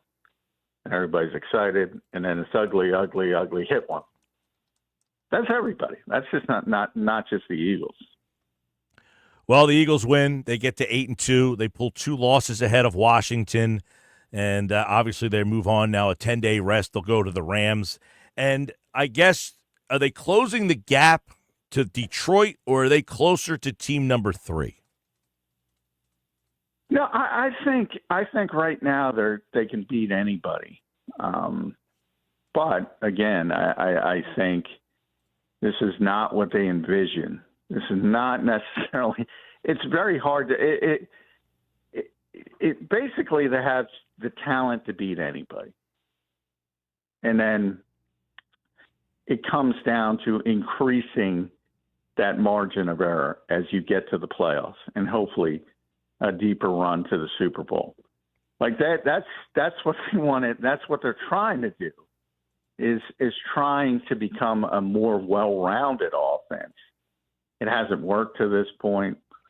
It's kind of strange, to be honest. But as long as their defense continues to play like this, as long as their offensive line continues to play like this, as long as Saquon Barkley is healthy, they can beat anybody.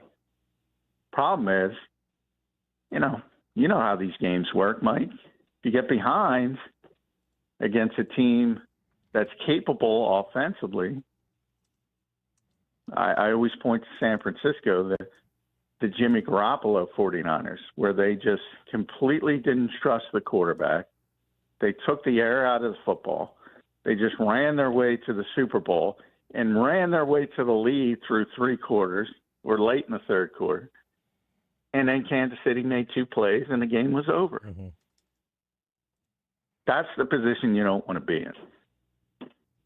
Well, 10 days off, John. Rest up. Yeah, well, I might be up the day before the Rams game. Sunday Night Football, by the way, the Eagles will be back on a Sunday night game. That's next week right here on 97.3 ESPN. You can catch John McMullen, Birds 365, Monday morning, 8 a.m. as the Eagles have the time to get ready for L.A. and the Chargers, and the Rams, and you can hear that game on 97.3 ESPN. Thanks, bud. All right, thanks, Mike. All right, there's John, and of course he is brought to you, as always, on this Friday edition by Boardwalk Honda. Shop their lineup of new pre-owned and certified pre-owned Hondas online at boardwalkhonda.com. I'm Mike Gill. This is the Sports Bash. We got so much more to get into today. We got, the Flyers win last night. You got the Sixers tonight taking on Orlando. Embiid and Paul George both will be back, and both will play in the game tonight. You can listen to that game on 97.3 ESPN. So, where does this game leave you guys, Eagles fans? Where does this game leave you? Impressed, not impressed, buying in, ready to jump in with 2 feet? 609-403-0973. I got a lot of text messages that I want to dive back into. They've been coming in since the start of the show. We've got so much more to dive into, but I do want to react to more of your text messages coming up on the Sports Bash Live on 97.3 ESPN. When we come back, what are the chances of the Eagles being the number 1 seed and why they could be in the Super Bowl conversation now? You'll hear it next on the Sports Bash on 97.3 ESPN. Wake up weekday mornings from 6 to 10 a.m. with Unsportsmanlike on 97.3 ESPN with Evan Cohen, Super Bowl champion Chris Canty, and Michelle Small. Can't wake up without it. Brought to you by the Gallery Bar Book and Games at Ocean Casino Resort in Atlantic City. Your luxury BMW experience is closer than you think. Take advantage of exceptional savings at BMW of Atlantic City. Stop in and shop your favorite models, including the new BMW 2 Series, X3, and more. We're sure to have a vehicle that fits your needs. And with Acceleride, purchase your vehicle online and we'll deliver it directly to you. Looking to trade? We'll pay top dollar for your current vehicle. Experience luxury today at BMW of Atlantic City, closer than you think. In Egg Harbor Township, shop our complete inventory online at bmwatlanticcity.com. I want to learn how to cook, but I keep ordering takeout. Accomplishing goals is hard, but when your goal is to learn a new language, Babbel makes it easy. In just 15 minutes a day, Babbel will help you start having conversations in as little as 3 weeks. Words and phrases you'll actually use. So when someone asks, "How's your French going?" you can say, Babbel facilite grandement l'apprentissage d'une nouvelle langue. Now try Babbel for free at Babbel.com. That's Babbel.com. Babbel.com. It's Sage Jewelers' great half-off everything sale going on now. Sage Jewelers says everything in the store is on sale at half off. That's right, 50% off their finest selection of GIA certified diamonds, lab-grown diamonds, engagement rings, top designer jewelry collections, and more. But hurry, the sale won't last long. Sage Jewelers, the real jeweler. Tilton Road, Northfield, open every day until Christmas. Sage Jewelers, the ultimate expression of love. This holiday season, Straight Talk Wireless is letting you say yes a lot more with real unlimited data. Yes to sharing pics of the ugliest holiday sweaters. Yes to checking weather on the go for surprise sledding trips. And with a free phone at sign up, let the yes-tivities begin. No way!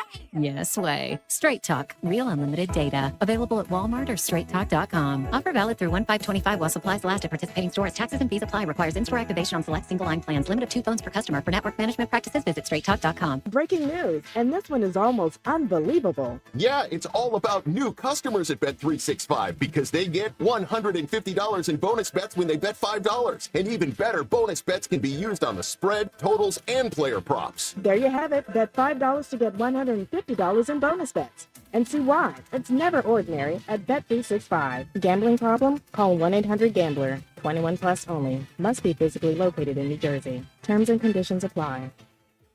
The holidays are here at the Home Depot. If you're working on getting ready for company, A lot of company. make sure you're ready with Black Friday savings. Get up to 40% off select appliances, plus up to an extra $1,000 off select kitchen appliances.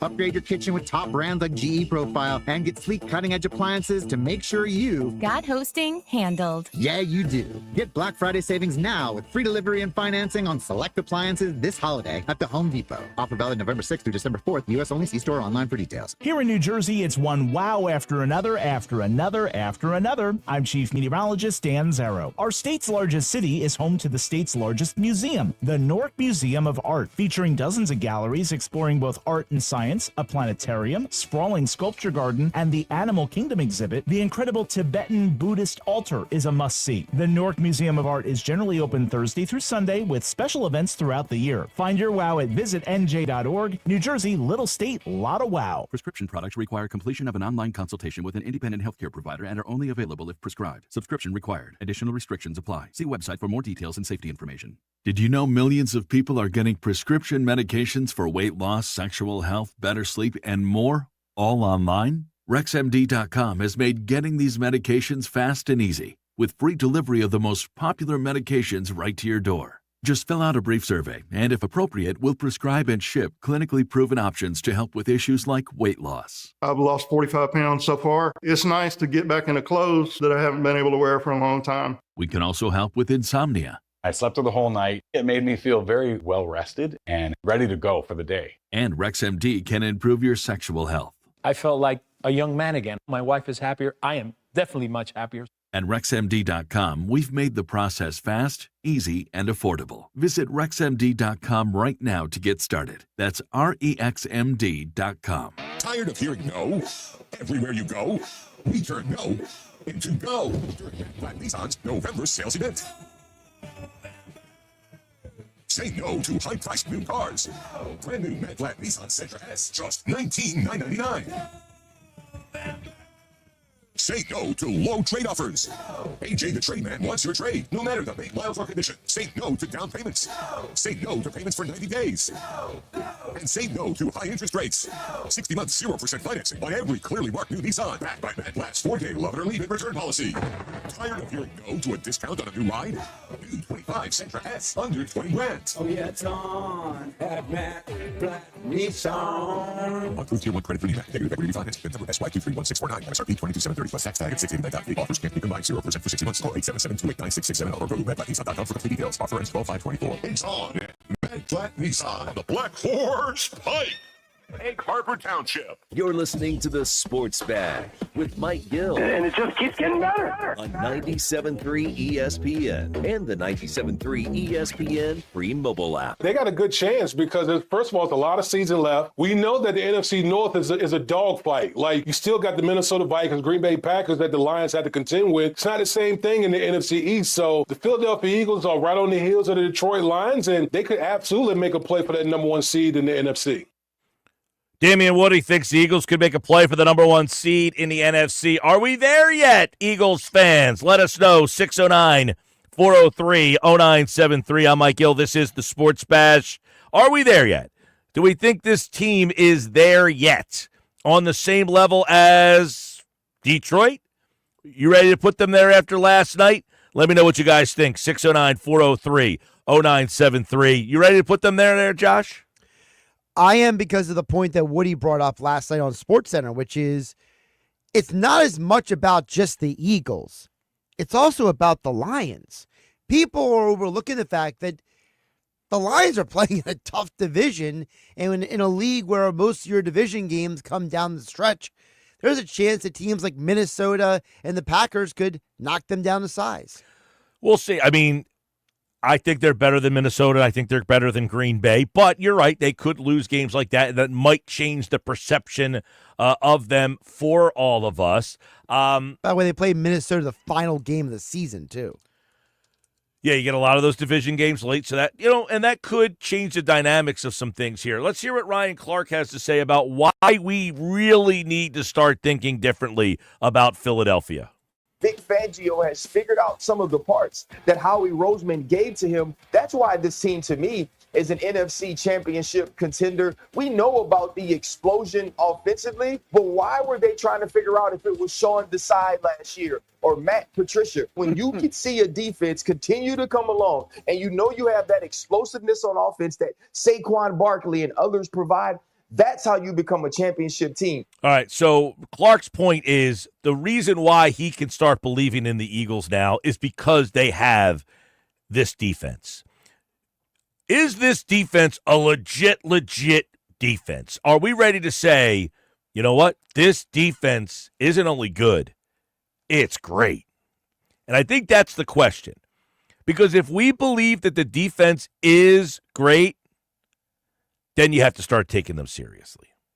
You absolutely do. And if you're someone who believes the numbers tell you that since the bye week, they are great. Ever since Cooper DeJean was inserted in the lineup, they are allowing 11 points per game. They are right now on the season, have allowed the fewest total yards per game in the NFL at 273.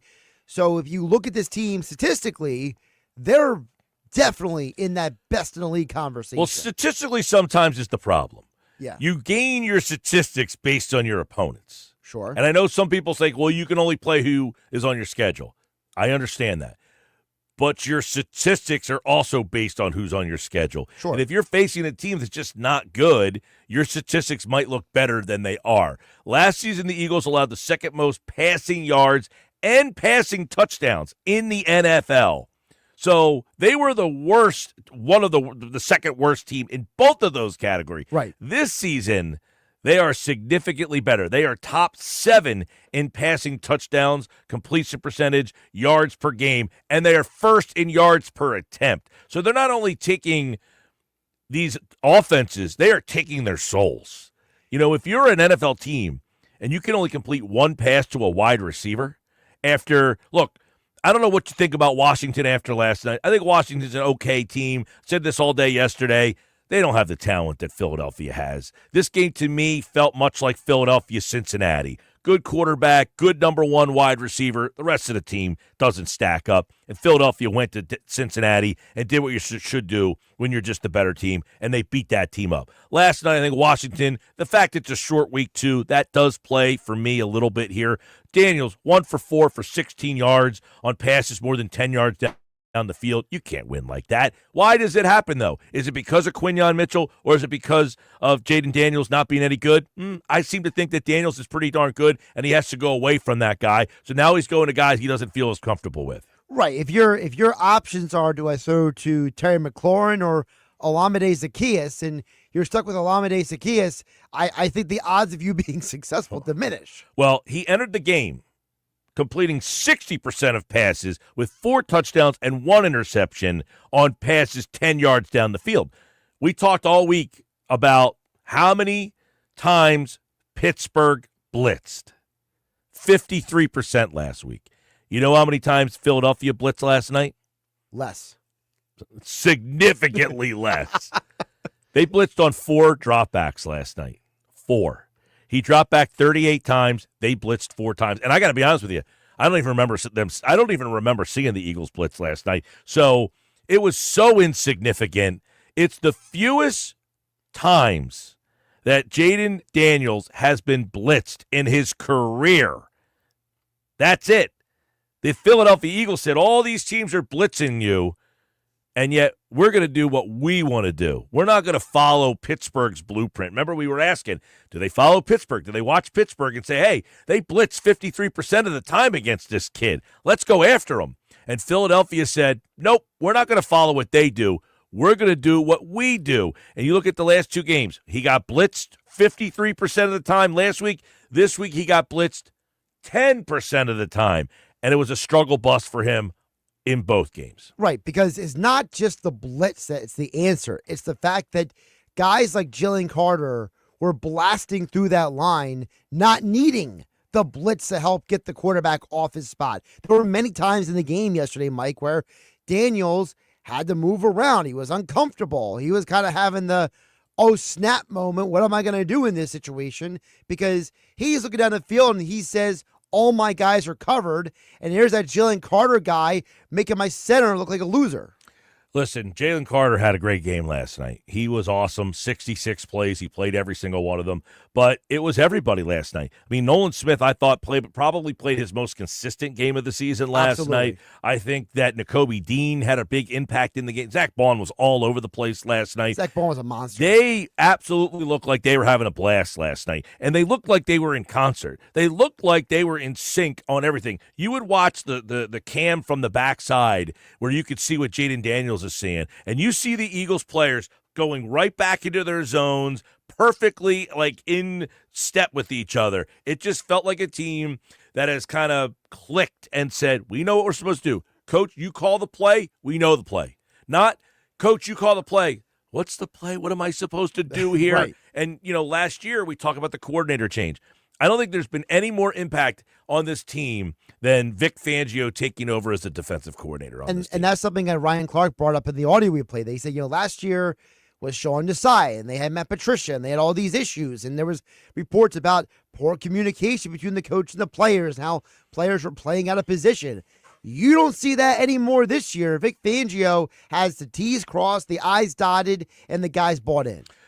Greg at LBI says, Mike, love and respect your input whether I agree or not. Well, number one, I appreciate that commentary. He says, I have to disagree on one aspect of the trust my guys argument. That is, if you take the field goal or whatever that is conservative in a situation, then you're telling your guys over the course of this game, we don't need to go for the first 2-point conversion because I trust we are going to take what's given, then stop and outscore you the rest of the game. See, Greg, there's 2 different ways to look at this. You're saying, okay, I'm trusting my defense, as opposed to saying, it's just a different way to say I trust my guys. You're saying, I'm telling my defense I trust them. And I'm saying I appreciate the fact that he says I trust my offense. Why? Because there's stats to back up why he's trusting his offense. His defense stinks. He knows that. He knows his defense was on borrowed time. So that's why he's saying I trust my offense, because he knows my defense isn't very good. He knows the stats. The analytics tell him, and I hate to use that word because I don't like analytics, but he knows his defense is his weak spot. You go into that game, you are 12 of 14 on fourth down. That's what the numbers are. They are 12 of 14 on fourth down this year. The Washington Commanders are 7-2 entering the night because they go for it on fourth down. Right. They are 12 of 14. So he is trusting the side of the ball that he believes in more. That's why. So the whole I trust my guys, yeah, you want to tell your defense you trust them, but he's indirectly telling you, I don't trust my defense. They're on borrowed time. Last night, just for some perspective, his offense has scored 308 points. They're the only team in the NFC that has scored 300 points, and they're one of two teams in all of football that has scored over 300 points. His defense has given up 243 points. Their defense is a huge problem. So he knows they were playing over their head last night, Greg. That's where he says, I trust my guys, but I'm also trusting the numbers to say the guys I'm going to trust more, it's my offense. And again, it's not purely a numbers analytics decision. We have painted it because of certain people's description of it as an analytics versus football. Common sense tells you, hey, guess what? If this is working 12 out of 14 times, you might want to go with that strategy. Yeah, I mean, 12 out of 14, it's worked. My offense is my stronger unit. Let's just go for it here. And he's got 9 minutes left in the game. Now, the problem is Philadelphia goes down to score, and they score a touchdown, and now it's 19-10. So now you're 2 scores behind. So, yeah, the decision backfires on him, but he put the faith in the stronger side of the ball. He knows his defense is the weaker side of the ball. 609-403-0973. 609-403-0973. So, how many people out there look at that win last night as a convincing type of win that now elevates this team? Or, it's funny. Washington had been in first place. They lost last week, so they dropped. But I think most people entering the week kind of respected Washington a little bit as like a team on the come. And now you beat them last night. Do you think differently of them? Do you give Philadelphia credit for beating them? Or do you look at them and say, I don't think that Washington team's all that good? I think you have to give Philadelphia credit because you did your job. You had a team that was coming into the game, had scored tied for the second most points in all the NFL. There was literally only one team in the NFL before last night's game had scored more points than Washington, Mike. And you held them down. So, to me, you deserve credit for that. Yeah, I think the Eagles deserve credit for last night. There's no question about it. I'm just wondering if it's the kind of win that wins people over. I think some people it won't because of the way the offense started out slow again. I think there's a contingent of people out there who, and listen, I'm kind of in that category as well, not 100%, but there is this feeling of, how is this team still struggling to get going at the start of games? That one I don't have the answer to, and nobody seems to. I don't know why they get off to these slow starts. It just seems like it is a bizarre thing. I mean, it is a combination of issues because I do wonder if Kellen Moore, you've had Colin Thompson come on the show, Mike, and talk about how, the coach is responsible for the first 15, 20 plays of the game. And how do you keep having problems with the first 15, 20 plays of the game? And then all of a sudden later in the game, it's, we got to figure it out. Like, wouldn't you take some of what you figured out later in the game and apply it to earlier in the game? Yeah. I mean, look, that and we had McMullen on earlier. He loved the decision for Washington to go for it there. He says, I loved it. I understand it more than I love it. Like, I get it. Washington's better on offense. They are not a very good defense. So I think the right decision for them is, if you're going to trust somebody, trust your offense. Because they're your best unit. Right, exactly. That's their, for them in that situation, their numbers, 12 of 14 on fourth down, say to go for it. For them. Yeah. Not for everybody, though. That's the thing. They have the numbers to back it up for them. So if somebody says, why are you going for it on fourth down? Well, we're 12 of 14 on fourth down. Why wouldn't we go for it? Mike, you literally say word for word that you think the right decision was to kick the field goal. Now you say the right decision was to go for it. No, I said the right decision for them is to trust their numbers for Washington in that situation. Right. It's the idea that if this individual team, right? The Washington Commanders, their fourth down percentage is 12 for 14. Correct. So for them, it makes sense for them. I personally think that they should have kicked the field goal in that spot. But I have no problem with them using that line. Like, I think that, can you play Quinn's answer again? Mm-hmm. I think Quinn's answer is perfectly fine. Like, he answers the question, and I'm like, okay, I feel pretty good about what he said. Biggest play, obviously, to go for it, and fourth down and 2 at the 26. Bold call, but I would also say we were prepared for that moment. Don't love the execution, but we've been an excellent fourth down team. So going into it, we knew we'd have to take our shots against a tough division team on the road, and we thought that was an appropriate one. Certainly don't like the execution and the result, but we were prepared for that and being bold into those moments, knowing we'd have some fourth downs. But that's one we can fix. Yeah, bold moment. We were prepared for that. We've been very successful. I think that he answered the question fair, much better than Sirianni did when he got asked the question. So for Washington, when he answers the question, he has the facts to back it up. We are 12 of 14. Now, he didn't say 12 of 14. That number has been well, they're 12 of 14 now, going into the game yesterday. So now they're now they're 12 of 15. That's what I'm saying. And those 12 conversions have resulted in 66 points for them. So a quick reference point for the audience out there. So first of all, there's only one team in the NFL has made more fourth downs than Washington this year.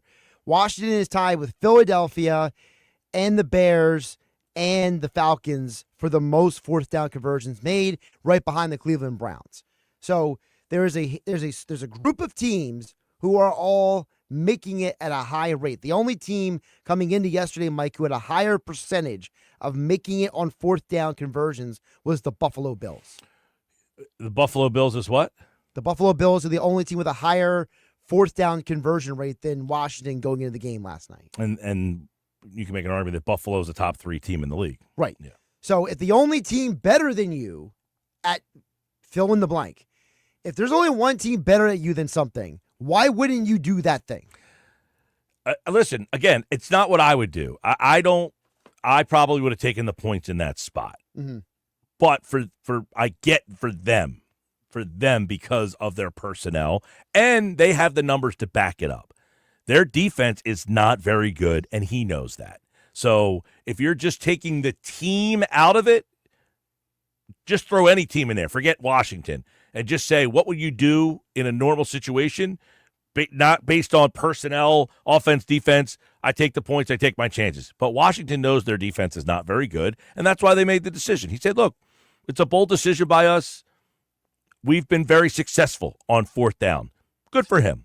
Sports Pass Live, 97.3 ESPN, the 97.3 ESPN free mobile app, live video, streaming on the X platform, YouTube, at Mike Gill Show. Subscribe, watch the show over there. This hour of the show, it's brought to you by Broadlee's Plumbing, Heating, Cooling, your trusted source for heating and plumbing service and installation. Call 609-390-3907, online, broadlees.net. When we come back, Find 5, Ugly 5, Friday 5. It's all next. It's Sixers basketball tonight on 97.3 ESPN with the voice of the Sixers, Tom McGinnis, calling all the exciting play-by-play action. Jared McCain's going to have to do it himself. Into the lane, right-hand layup, up and good! He took it right down the lane! It's Sixers Magic tonight. Coverage begins at 7 p.m. It's Sixers basketball all season long on South Jersey's radio home for Philadelphia 76ers basketball. 97.3 ESPN.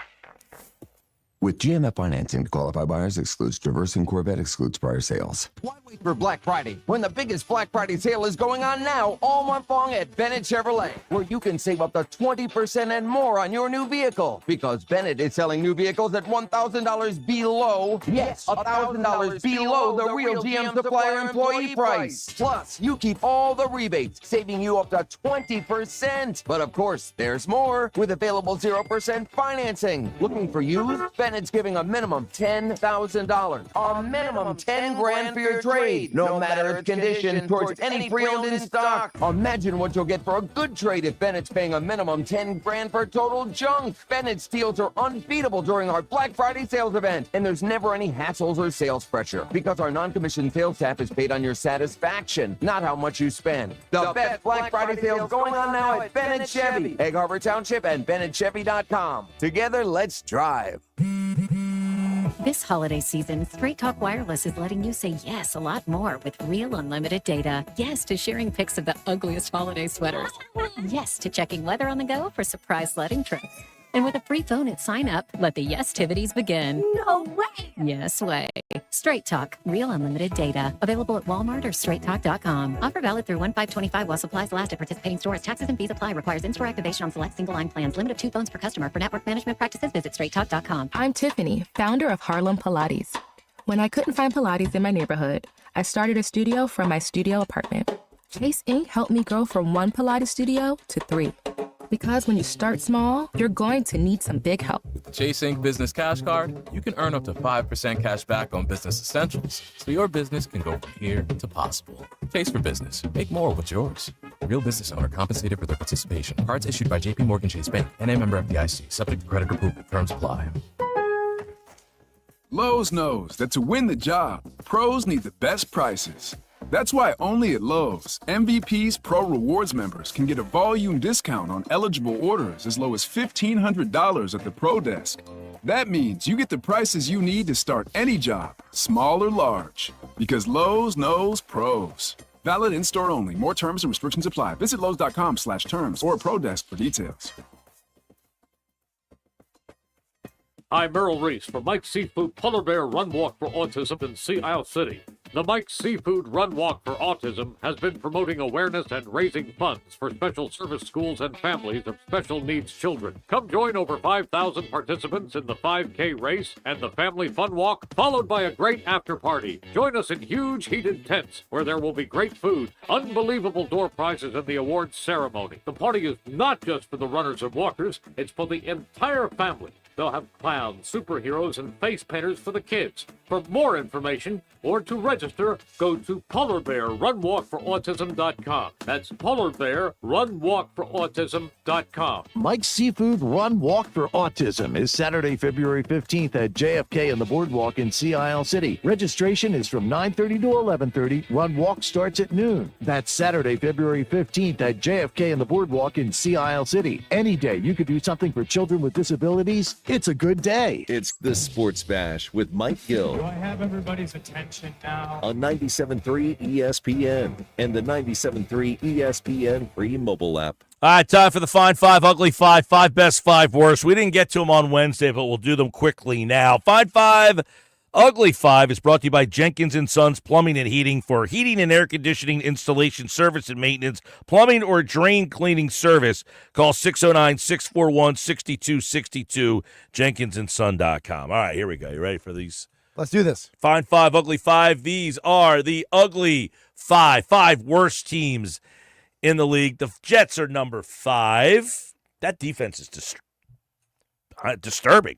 The team is disturbing. How they got that bad defensively. Number 4, Tennessee. No redeeming quality about Tennessee. Nah. They stink all over the place. They're ridiculous. Vegas is number 3. Just a bad team. There's the bad team. Bad quarterback situation. Mm-hmm. No wide receivers. Nope. Running game stinks. Nope. Jacksonville's number 2. Which is incredible because they've actually covered the spread in 4 straight games. Yeah, they're pesky, but the games, like they lose last week, 12-7 or something like that, and they can't score. They're ridiculous. Giants are number 1. Giants are number 1. Get the Giants number 1. Yeah, Carolina's won like 2 in a row. New England's won a couple games in a row. Giants are just – the thing with the Giants is, too, they're healthy. Right, they have no excuse. Fine 5, number 5, Philadelphia. Starting to play well on defense. Well, offense has got to catch up, but their defense is now at the status where you got to start thinking of them differently. Baltimore, offensively, might be the best team in the league. They're number 4. Buffalo is number 3. Surprising me, by the way. I don't really think they're number 3, but I got to kind of put them there because I'm not sure who to put there yet, so kind of using them as the placeholder. Kansas City's number 2, undefeated. If they win this week, they're going to go undefeated. You think this would be the last chance they have to lose? They play the Chargers and Pittsburgh. Yeah, that's the last 2 games they really have on the schedule to lose. Yep. And then the Lions, I think, are number 1. For now. It's my fine 5. Ugly 5 brought to you by Jenkins & Sons Plumbing and Heating for heating, air conditioning, installation, service, and maintenance plumbing. Drain cleaning service. Call 609-641-6262. Online, jenkinsandsons.com. All right, when we come back, it's today's edition of Football at 4. Adam Kaplan is in the house. But before we get to Adam, I need caller number 7, 609-573-3776, 609-573-3776. Caller 7, I need you right now, caller 7. You're entered for this year's 99 Growlers Party live at Mud Hen Brewing Company in Wildwood. We'll be there on Wednesday, November 27th at Mud Hen Brewing Company. 99 Growlers, 99 pair of tickets, 99 winners. What can you win? Well, I got Eagles, Steelers, club box seats. I got Sixers tickets. I got Flyers tickets. I got concert tickets. And I got tickets to shows from all over the area. You must be present to win at this year's 99 Growlers Party. The Station House is here. The ultimate spot for your private party or event. Perfect for both intimate gatherings or larger celebrations. Book your holiday party by tomorrow and save 20%. Visit mudheadbrew.com. College Football Saturday on ESPN Radio. We ain't got next. We got now. Fighting for the Big 12 title and a spot in the college football playoff. Shedeur Sanders, Travis Hunter in Colorado welcome the Utah Utes to Boulder. He lost the football, and Utah has it. Utah, Colorado. Coverage begins tomorrow morning at 11:30 Eastern. With kickoff at noon Eastern. It's College Football Saturday on 97.3 ESPN. Hear that? The relaxing sound of ambient music in a yoga class. And if you were here, you'd listen to 15 people taking a deep breath in sync. But you're not here. Your self-care happens out on the road, riding your motorcycle protected by Progressive. So if you ride, get a quote today and see if you could save with Progressive, America's #1 motorcycle insurer, and find inner peace with a different pose called Palms on Handlebars. Progressive Casualty Insurance Company and affiliates, not available in all states. This holiday season, Straight Talk Wireless is letting you say yes a lot more with real unlimited data. Yes to sharing pics of the ugliest holiday sweaters. Yes to checking weather on the go for surprise sledding trips. And with a free phone at sign up, let the yes-tivities begin. No way! Yes way. Straight Talk, real unlimited data. Available at Walmart or straighttalk.com. Offer valid through 1/5/25 while supplies last at participating stores. Taxes and fees apply. Requires in-store activation on select single line plans. Limit of 2 phones per customer. For network management practices, visit straighttalk.com. Go to get your game on at the Gallery Bar Book and Games at Ocean Casino Resort. Cheers your favorite drinks while cheering on your favorite team. Get in on the parlay while in the middle of a party. Go for the sports scene and go for the endless screens. Go to the Gallery. Go to the Fanatic Sportsbook. Go for the win at Ocean Casino Resort. For more information, visit theoceanac.com. Must be 21 or older to wager or consume alcohol. Gambling problem? Call 1-800-GAMBLER. Lowe's knows that to win the job, pros need the best prices. That's why only at Lowe's, MVP's Pro Rewards members can get a volume discount on eligible orders as low as $1,500 at the Pro Desk. That means you get the prices you need to start any job, small or large. Because Lowe's knows pros. Valid in-store only. More terms and restrictions apply. Visit Lowe's.com/terms or Pro Desk for details. I've always gotten tons of UTIs. Cranberry products never worked for me, and I was desperate for a way to be proactive. I'm Jenna Ryan, CEO and founder of Eucora. We've worked with doctors to develop effective urinary tract health products. Just mix a packet of Eucora with water and drink it when you need support, like right after intimacy. Eucora is helping over 100,000 women stay healthy. Ready to join them? Get 30% off at eucora.com/radio. That's UQORA.com/radio. Tired of hearing no? Everywhere you go, we turn no into go during Black Nissan's November sales event. Say no to high-priced new cars. Brand new Matte Black Nissan Sentra S, just $19,999. Say no to low trade offers. AJ the Trade Man wants your trade, no matter the make, miles, or condition. Say no to down payments. Say no to payments for 90 days. And say no to high interest rates. 60 months, 0% financing by every clearly marked new Nissan. Backed by Matt Black's 4-day love it or leave it return policy. Tired of hearing no to a discount on a new ride? New 25 Sentra S, under 20 grand. Oh yeah, it's on at Matt Black Nissan. Approved Tier 1 credit for new negative equity refinance. PIN number SY231649. MSRP 22,730 plus tax tag at $689.88. Offers can't be combined 0% for 60 months. Call 877-289-6670 or go to MattBlackNissan.com for complete details. Offer ends 12/5/24. It's on at Matt Black Nissan on the Black Horse Pike. Egg Harbor Township. Home of the Philadelphia Eagles. Thank God I'm up, Sixers. bang, it's good, ball game. And Flyers. Just in front of the net. 97.3 ESPN, WENJ, WENJ HD, Millville, Atlantic City. A Town Square media station serving all of South Jersey. 97.3 ESPN presents The Sports Bash with Mike Gill.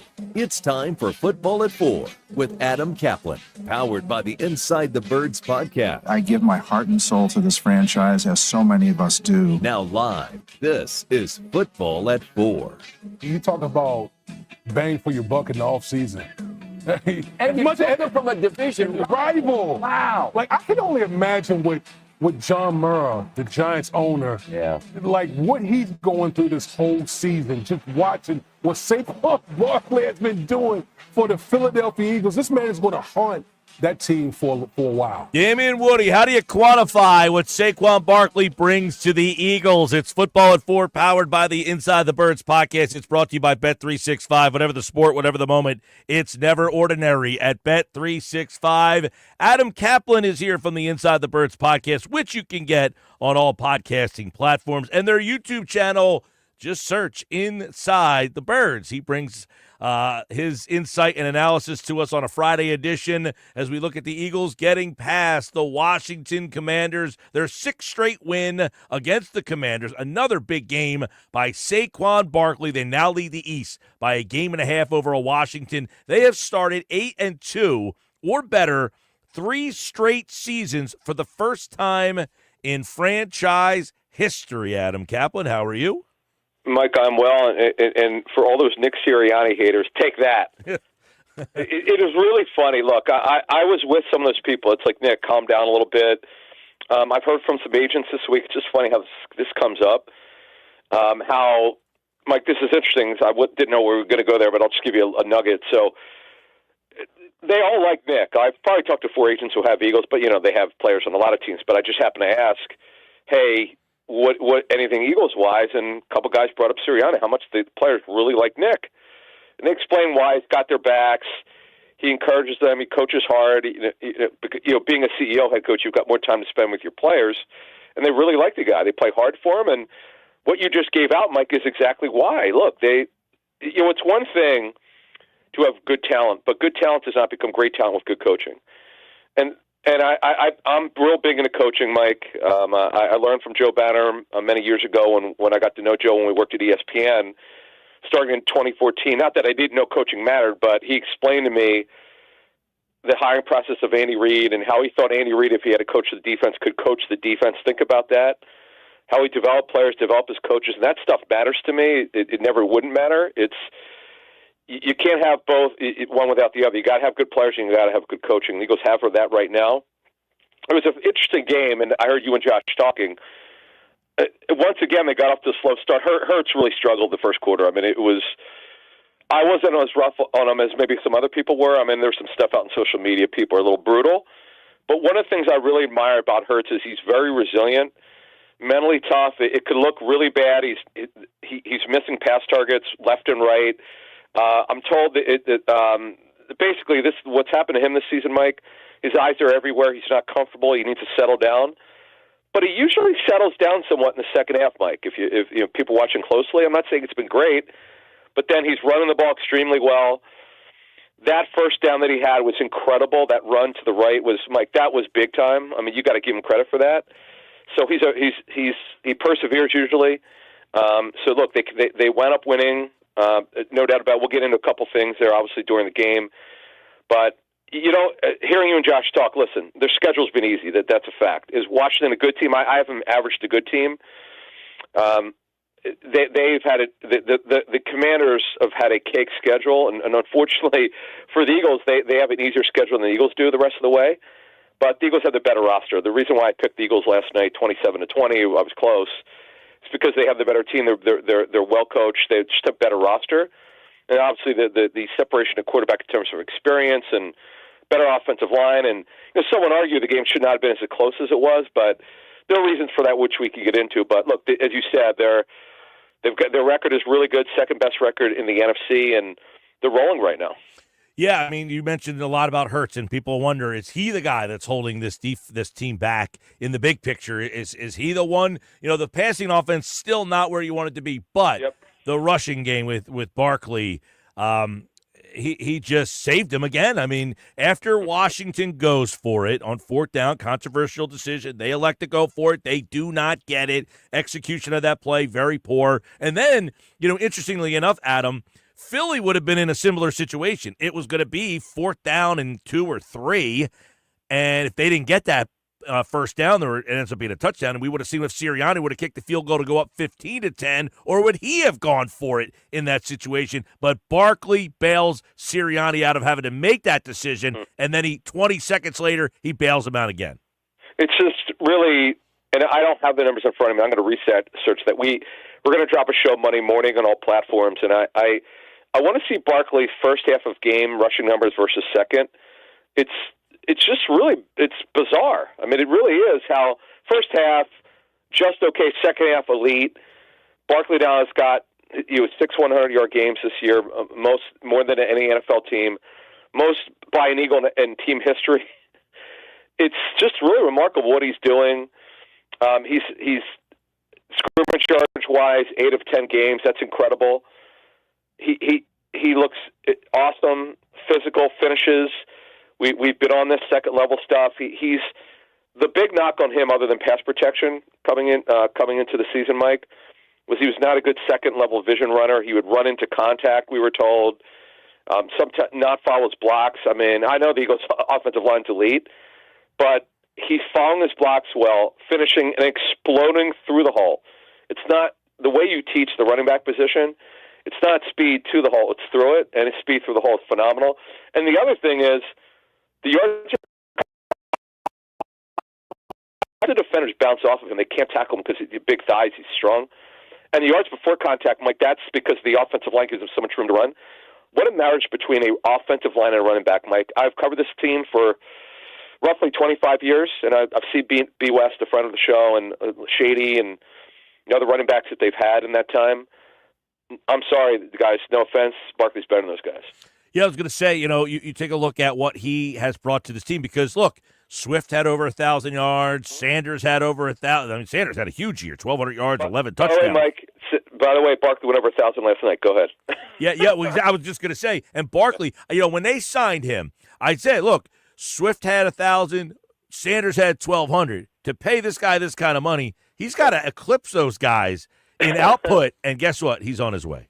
All right, so I want to talk to you about something. I talked about this in our postgame show last night, and since we have a couple minutes here, I want to expand on it. So, Joe Banner is a friend of ours of Inside the Birds. He was awesome last week, 40 minutes. If you're a Patreon member and you missed it, make sure you just scroll down. You'll find it. It's a great interview. You could either watch it or listen to it. But what Joe said was, and he and I had a very healthy debate in March. I didn't say they shouldn't sign Barkley. I said, man, $12.5 million a year for a guy who gets hurt a lot? He goes, yes, that's true, but you got to understand, that $12.5 million is going to look like a bargain. I go, are you crazy? He goes, I'm telling you. The offensive line, the scheme, he's a big Kellen Moore fan. The scheme is very good. And then what Joe said on our show last week, I thought it was very interesting, and Jeff and I thought it was a great take. $12.5 million a year is basically a number 2 outside corner at best. It's a good but not great tight end. Would you pay for that? The answer is yes. So Joe's right. I was wrong. I was not wrong. Again, I was in favor of signing him. I thought the money was too significant because it was so above market. You know, the Texans drove it up. But Joe made a great point, and he was right. And it's just funny because Joe never wanted to pay running backs until they actually did pay B. West. Joe explained to me why he did it. Brian's last contract with the Eagles, then he unfortunately got hurt. But Joe's right. When you can sign an elite player, you go do it, and that's what happened. I think I saw yesterday somewhere that his cap hit is the 456th cap hit in the league. In other words, there's 464 people whose cap hit is worse than Saquon Barkley's. But what about this defense? I mean, are we ready to buy in? Are you ready to turn the corner and say this defense can compete with a Baltimore offense, Kansas City's offense isn't great, but they got Patrick Mahomes. Are they ready to go toe-to-toe with the elite offenses in this league? All right. Well, just a couple things here. Yeah, but just so you know, I just want to, before we move on, Barkley's cap number jumps up to $13.57 million, then in 26, $15.585 million. But, okay, so the defense. Here's the thing about going to training camp, Mike. You don't know sometimes what you're looking at. I thought defensively, in fact, I didn't think I know the pass rush was going to be an issue, and it is. But it's gotten a little better each week. Carter's been dominant. I know it's not about sacks, it's about pressures.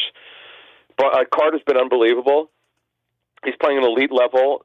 Sweaty looks good. Some of the Commanders told me that they thought Sweat's tape was much better this year than last year. They also told me they thought he was dragging that leg that was surgically repaired when he was in high school, which almost ended his football playing career. It was really close to being really tragic what happened to him in high school. So he looks good. BG looked good last night, by the way. Looked really good. I know his numbers are a little bit down. I thought he was very impressive. Nolan Smith showed up last night, actually technically started the game, by the way. It's really odd. You saw last week, Jalen Hunt played the most snaps he's ever played. In fact, he played in the second quarter. He didn't play on defense this game. So I don't question Vic Fangio. He's been unbelievable. Now the linebacker group, I've come to the nickname I've called him Downhill Dean, the way that he tackles, and Zach Bond is Mr. Diagnose and Key. He's been unbelievable, Mike. This is one of the most unique stories of my career covering. I cover 32 teams, not one, but I've never seen anything like this before. A guy who's never played his position now becomes one of the best players at his position after 10 games. How do you explain that? It's unbelievable. I mean, I saw our buddy Clay Harbor suggesting that he's got to be up for thoughts of an All-Pro year. He does, absolutely. Yes, because he's playing at elite level. Greg Cosell does not throw around platitudes. We would joke more like potholes or manhole covers. He just doesn't. Greg doesn't give out a lot of compliments, but I asked him point blank last week, and he said Zach Bond is borderline elite, and I was kind of shocked. I mean, he said he's dominant. You can't even believe what you're watching sometimes. The way he goes. I said they showed an end zone cam last night of what Daniels is watching, and all you see is the two linebackers, the two safeties, and almost everybody in unison do what they're supposed to do almost perfectly. All right, so Mike, on Amazon Prime, I think you talk about the field vision. You can see the all 22. So it's really funny because we were doing a Discord chat for Patreon, so I had that open. I had my other browser open on Amazon Prime, and then if I wanted to look at the TV copy, I had my monitor, my TV on. So this is crazy why I was doing this last night. This won't happen again because they're probably not going to have another Thursday night game, I don't think. Not this year. Right. So anyway, you could definitely see that, the all 22 folks. I really encourage you, if you can, to if you have Amazon Prime, make sure you watch the Prime. They call it Prime Vision.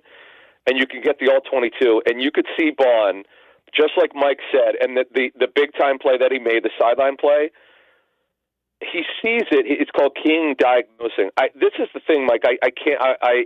This is a high-level point here. King diagnosing means you see it before it happens. It's like a quarterback who processes well. That's the thing I don't understand. If he's never played his position, how the hell is he doing this? So would you put Jalen Hurts in the category right now of processing well? No, he's not. Because it's everything I say is tape based. It's not something that can really be challenged. Right. No. I agree with you. By the way, real quick, I know you got to get out of here. But no, I got time here. I got a little bit extra time. But I want people to understand. Jalen, because he's a good quarterback. He's not great, but he's good. He's somewhere, if we had to rank them in my top 10, top 12. The legs look great. He's healthy. Well, healthy. Well, hopefully his head's okay after. I know they said he didn't have a concussion, but let's hope there's nothing post-concussive. Mm-hmm. He's so resilient. I want to give him credit, and he still makes throws. Look, that's the funny thing. You saw it on the Prime Vision how many throws he didn't make, and that was really bad. But in the second half, he made them. That's the crazy thing about him. But I just want people to understand it's nothing personal. My job is to tell the truth, and Greg Cosell and everyone who comes on our show sees it. Jeff and I talked to a lot of people around the league. They all kind of say the same thing. He doesn't see the field great. Maybe but the thing is, Mike, he can make every throw. That's the thing that's kind of maddening. But go ahead. Yeah, that's what that bails him out sometimes. Is he makes the ooh-ah play. He balls out at certain times. Yeah. You talked about the run, but a third down, he misses Smith here. There's a guy open there. There's the one play where he has a little lane, he runs, but he's got a guy open. Yeah, those are perplexing plays. I want to get your take on what Washington did on fourth down. Obviously, it's been a hot button issue here. They're 4th down and 2 on the 26th. They go for it. After the game, Dan Quinn says, look, we're bold decision. We don't like the execution. They were 12 for 14 on 4th down entering that play last night. Mike, that's why. I remember during this Eagles Super Bowl run, I had a conversation with someone in their front office. I said, why the hell would you guys go for go for that 4th down play? Because the data told us that we had a 70. I think the guy said it was like 72% chance we were going to make it. Let's say they went at their own 40, right? But it was 4th and 2, and they went for it. I don't remember the exact down distance. What I know the down was, I just don't remember the exact distance. And I go, really? That's good, but we're really good at it. I'm like, okay, you have to trust what the data tells you. And the meatheads these meathead coaches, by the way, I won't throw anyone under the bus here, but there's some coaches that have been in the league a long time that they go, screw the data. That's a bad play. Well, you also have to look at, you mentioned 12 and 14. This is one that I agree with the old schoolers, though. If your offensive line is having significant problems blocking, then you change it up. We talked about this a couple weeks ago, Mike, when Sirianni made the choice to go for it, and it didn't work out, and he didn't use it. They either didn't use a tush push or whatever. He screwed it. He didn't. He went like he always does, but it didn't work. But I always say in game you got to adjust if your offensive line can't block it. Last night there were times when the Commanders got what they were looking for and ran the ball well, and there were times they got shut down. To move this along here, I don't have a problem with 12 out of 14 times. I just don't. Now, one thing I would tell you, going back a long time ago, you might remember this. I'm going to say this is around, I don't have the exact year. It might have been 05, 06, 04. Belichick went for it against Peyton Manning, and they wound up losing the game because they didn't convert it. The data told them to go for it. It was at their own 25. Then I didn't know anything about the data. I was not sophisticated or didn't know anything. I was so mad. I'm like, what is Belichick doing? Because if you miss it, the game's over. Well, you never think, Mike, you're going to miss it. The coaches don't think that way.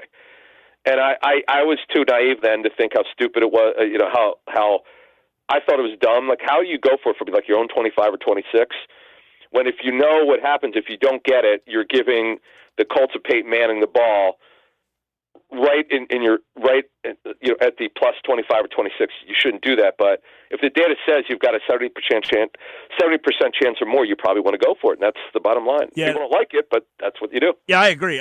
That's the point. Is I think in Washington's case last night too, he's saying my offense is a stronger unit than my defense. He knows his defense is not the strong suit of that team, so he put the game in his offense's hand. Now, I will tell you, we talked about this week on Inside the Birds. We know Washington really well.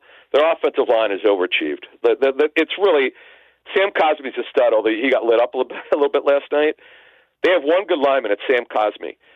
The Eagles' offensive line more or less dominated that offensive line, which is why I picked the Eagles to win, and I thought they could actually win by more than 7. But I also think, Mike, Daniels did not look right, and I'm not saying the Eagles didn't have anything to do with it. They did. They hit him a lot. They beat him up a little bit. But I think Mosher brought this up. Jeff brought up the fact that it hits ribs. There was a throw, and we both saw it. We both texted each other.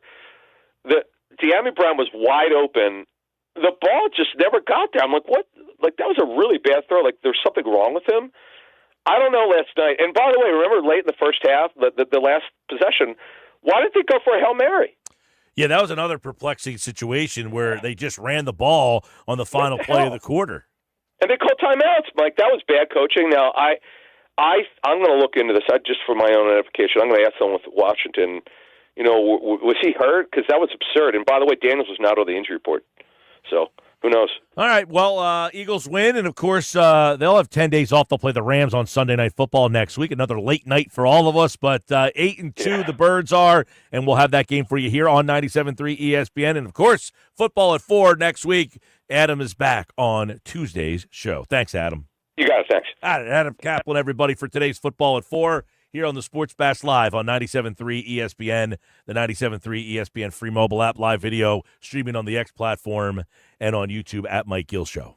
I did want to point out really quick, because Adam mentioned about Jaden Daniels. Even though he's not listed officially with the injury, remember, he has been dealing with the ribs bruise for weeks. He's wearing a special protection underneath his jacket, and you can tell when he turns. They said last night when he throws, it does bother him. Yeah, with certain throws, the way he has to turn, it does bother him. So, it's not something that's like, stopping him from playing, but it's definitely impacting him on some level. Yeah, he's not the same player that he was for a couple of that 5 or 6 week stretch there. He was fun, and he looked like he was compromised a bit last night. And you know what? Maybe last night does something good for him as well, because it's not just the Eagles, but it's Washington is going to be on the extended break as well.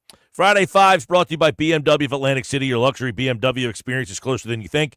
Take advantage of exceptional savings and experience luxury today at BMW Atlantic City in Egg Harbor Township. All right, Josh, you ready for this week's Friday Five? I'm going to be interested to see which ones you pick, because a couple good games this week. Not a lot, though. Couple. I was going to say, this is kind of one of those weeks where Mike Gill would say not a lot of options. Well, next week, tell you how little options there are. I was listening to Tony Romo and Jim Nantz on a podcast today. CBS gave them next week off. Really? They're not calling a game next week. Wow. Because the CBS schedule's so bad, and they have the Thanksgiving game, right? And then they have Thursday they're doing Thanksgiving, Lions. They're doing Lions or Cowboys? Lions. Lions, okay. Yeah. And then Sunday they're going to have Eagles Ravens. So basically, they said take a week off, and then they said take a week off. There's no wow. Because the main CBS game that week is Kansas City, Carolina. I mean, how do you end up with that being the best game that week? It's your CBS. That's next week's schedule. This is this week's schedule. The Friday Five. Here we go. It got Kansas City, Buffalo. Obviously, you can hear on 97.3 ESPN. Baltimore, Pittsburgh. You also hear that on 97.3 ESPN. Cincinnati, L.A. What I'm curious about Cincinnati. You can hear that game on 97.3 ESPN. You can. You were on a roll there. I just kept going. You did. I was just going to ask you, do you look at that game as a potential playoff eliminator for one of those teams? Not for if L.A. loses, no. If Cincinnati loses, likely. Okay. Because L.A.'s firmly in the wild card spot. Right. I mean, they're like 7-3, right? L.A.? Yeah. I thought they were less than that. I mean, I think they're clearly the best wild card team. Well, I guess whoever the North team is. Rams are 4-5. No, they play the Chargers. Oh, you said L.A. Yeah, the L.A. Chargers. I know I said L.A. Cincinnati plays L.A., the Chargers. Okay, so they're 6-3. If they win, they'll be 7. If they lose, they'll be 6-4. But I think 6-4 is still probably good enough to keep them in the mix there. Cincinnati plays the Chargers. Right. They're based in Los Angeles these days, Josh. It's a bad job by man to scroll down the way. So that's 3 of my Friday 5. Number 4 is Atlanta, Denver. So then the question being, how does Atlanta handle Denver's defense? Games at Denver. Atlanta looked bad last week offensively against a mediocre Saints defense. Both of these teams, now Atlanta's in first place, win or lose.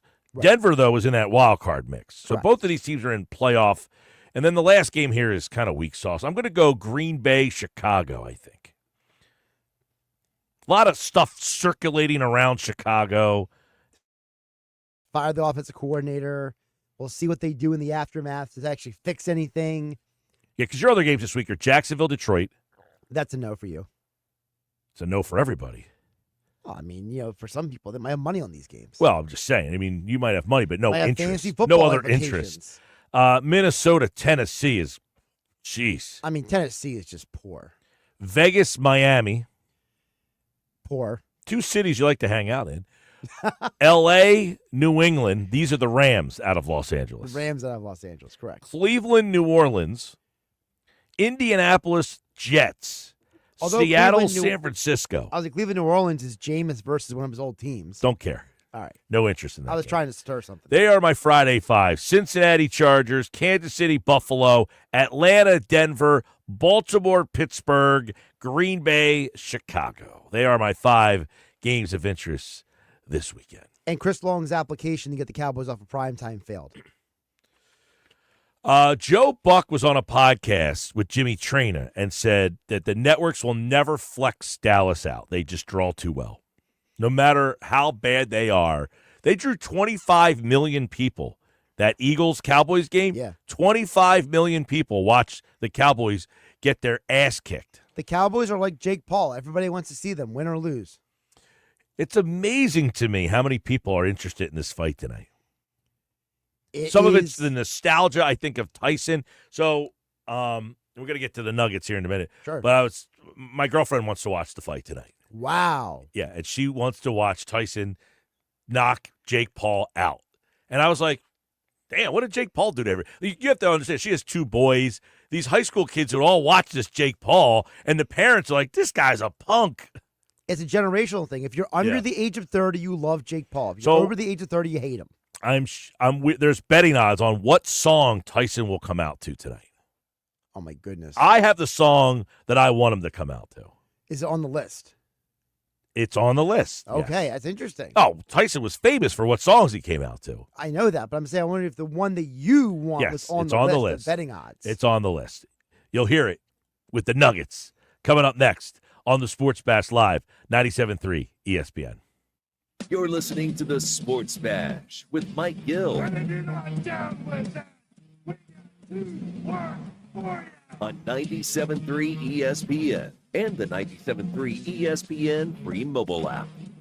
Celebrate the holidays at Mud Hen Brewing Company. Friday, December 6th. Don't miss their White Christmas Party with circus performers, adult face painting, and live music by Don't Call Me Francis at 7 p.m. Then on Saturday, December 7th, join them for their Christmas tree lighting and hospitality night with Santa, a milk and cookie bar, free face painting, and caricatures. Enjoy live music by Animal House to keep the party going. Join the festive fun at Mud Hen Brewing Company, Wildwood. For details, visit mudhenbrew.com. This holiday season, Straight Talk Wireless is letting you say yes a lot more with real unlimited data. Yes to sharing pics of the ugliest holiday sweaters. Yes to checking weather on the go for surprise sledding trips. And with a free phone at sign up, let the yes-tivities begin. No way! Yes way. Straight Talk, real unlimited data. Available at Walmart or straighttalk.com. Offer valid through 1/5/25 while supplies last at participating stores. Taxes and fees apply. Requires in-store activation on select single-line plans. Limit of 2 phones per customer. For network management practices, visit straighttalk.com. Hey, Birds fans, it's about that time. Football season is back, and Boardwalk Honda is giving you the chance to score big. Stop in and take advantage of game-changing savings all month long. Shop our lineup of new pre-owned and certified pre-owned Hondas. We have something for everyone, and credit problems are no problem with over 25 financial lenders to get you approved and on the road to victory. Visit us in Egg Harbor Township or online at boardwalkhonda.com. And remember, from Maine to Miami, nobody beats a Boardwalk deal. Hear that? The relaxing sound of ambient music in a yoga class. And if you were here, you'd listen to 15 people taking a deep breath in sync. But you're not here.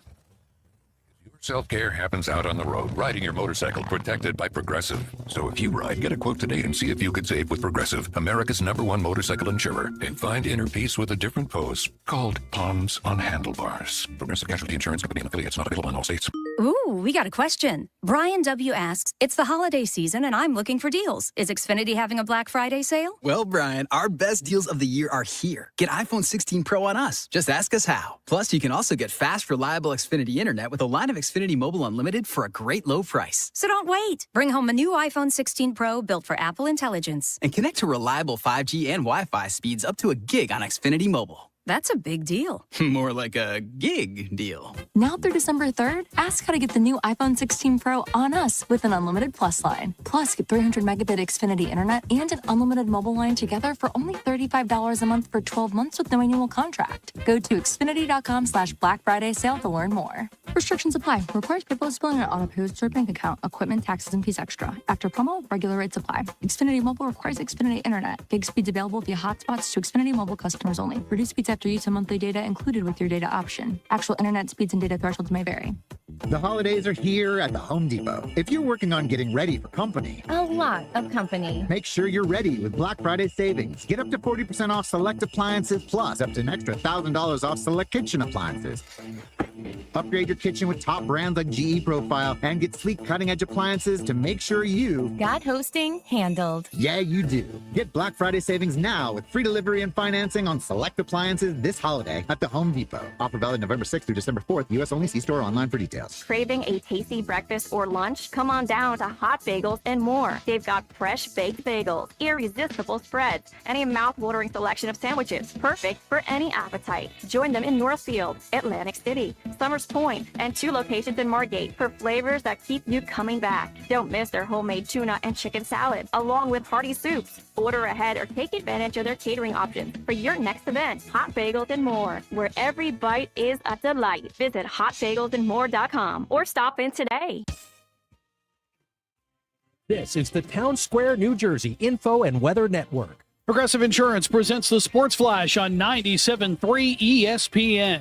Thursday night football, the Eagles win their 6th in a row as they beat the Washington Commanders 26-18. Philadelphia improving their lead in the NFC East now at 8-2. They broke through in the fourth quarter with 3 touchdowns, 2 of them from Saquon Barkley, who finished with 146 yards rushing. Jalen Hurts threw for 221 yards, had a rushing TD. Jake Elliott hit a pair of field goals. NHL, the Flyers hosting the Buffalo Sabres on Saturday, starting a 5-game homestand. Philadelphia defeated the Ottawa Senators on Thursday night 5-4 in overtime, and they have now won 3 of their last 4 games. Matvei Michkov scoring the game winner.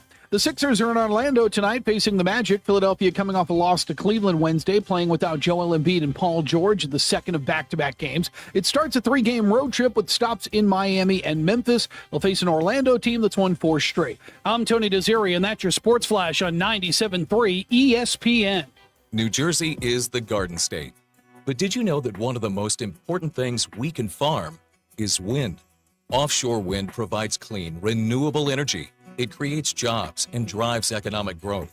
In fact, it's estimated that a single wind farm can create over 4,000 jobs and add more than $700 million to the state's economy. Offshore wind, propelling New Jersey's future. To learn more, visit nj.gov/offshore wind.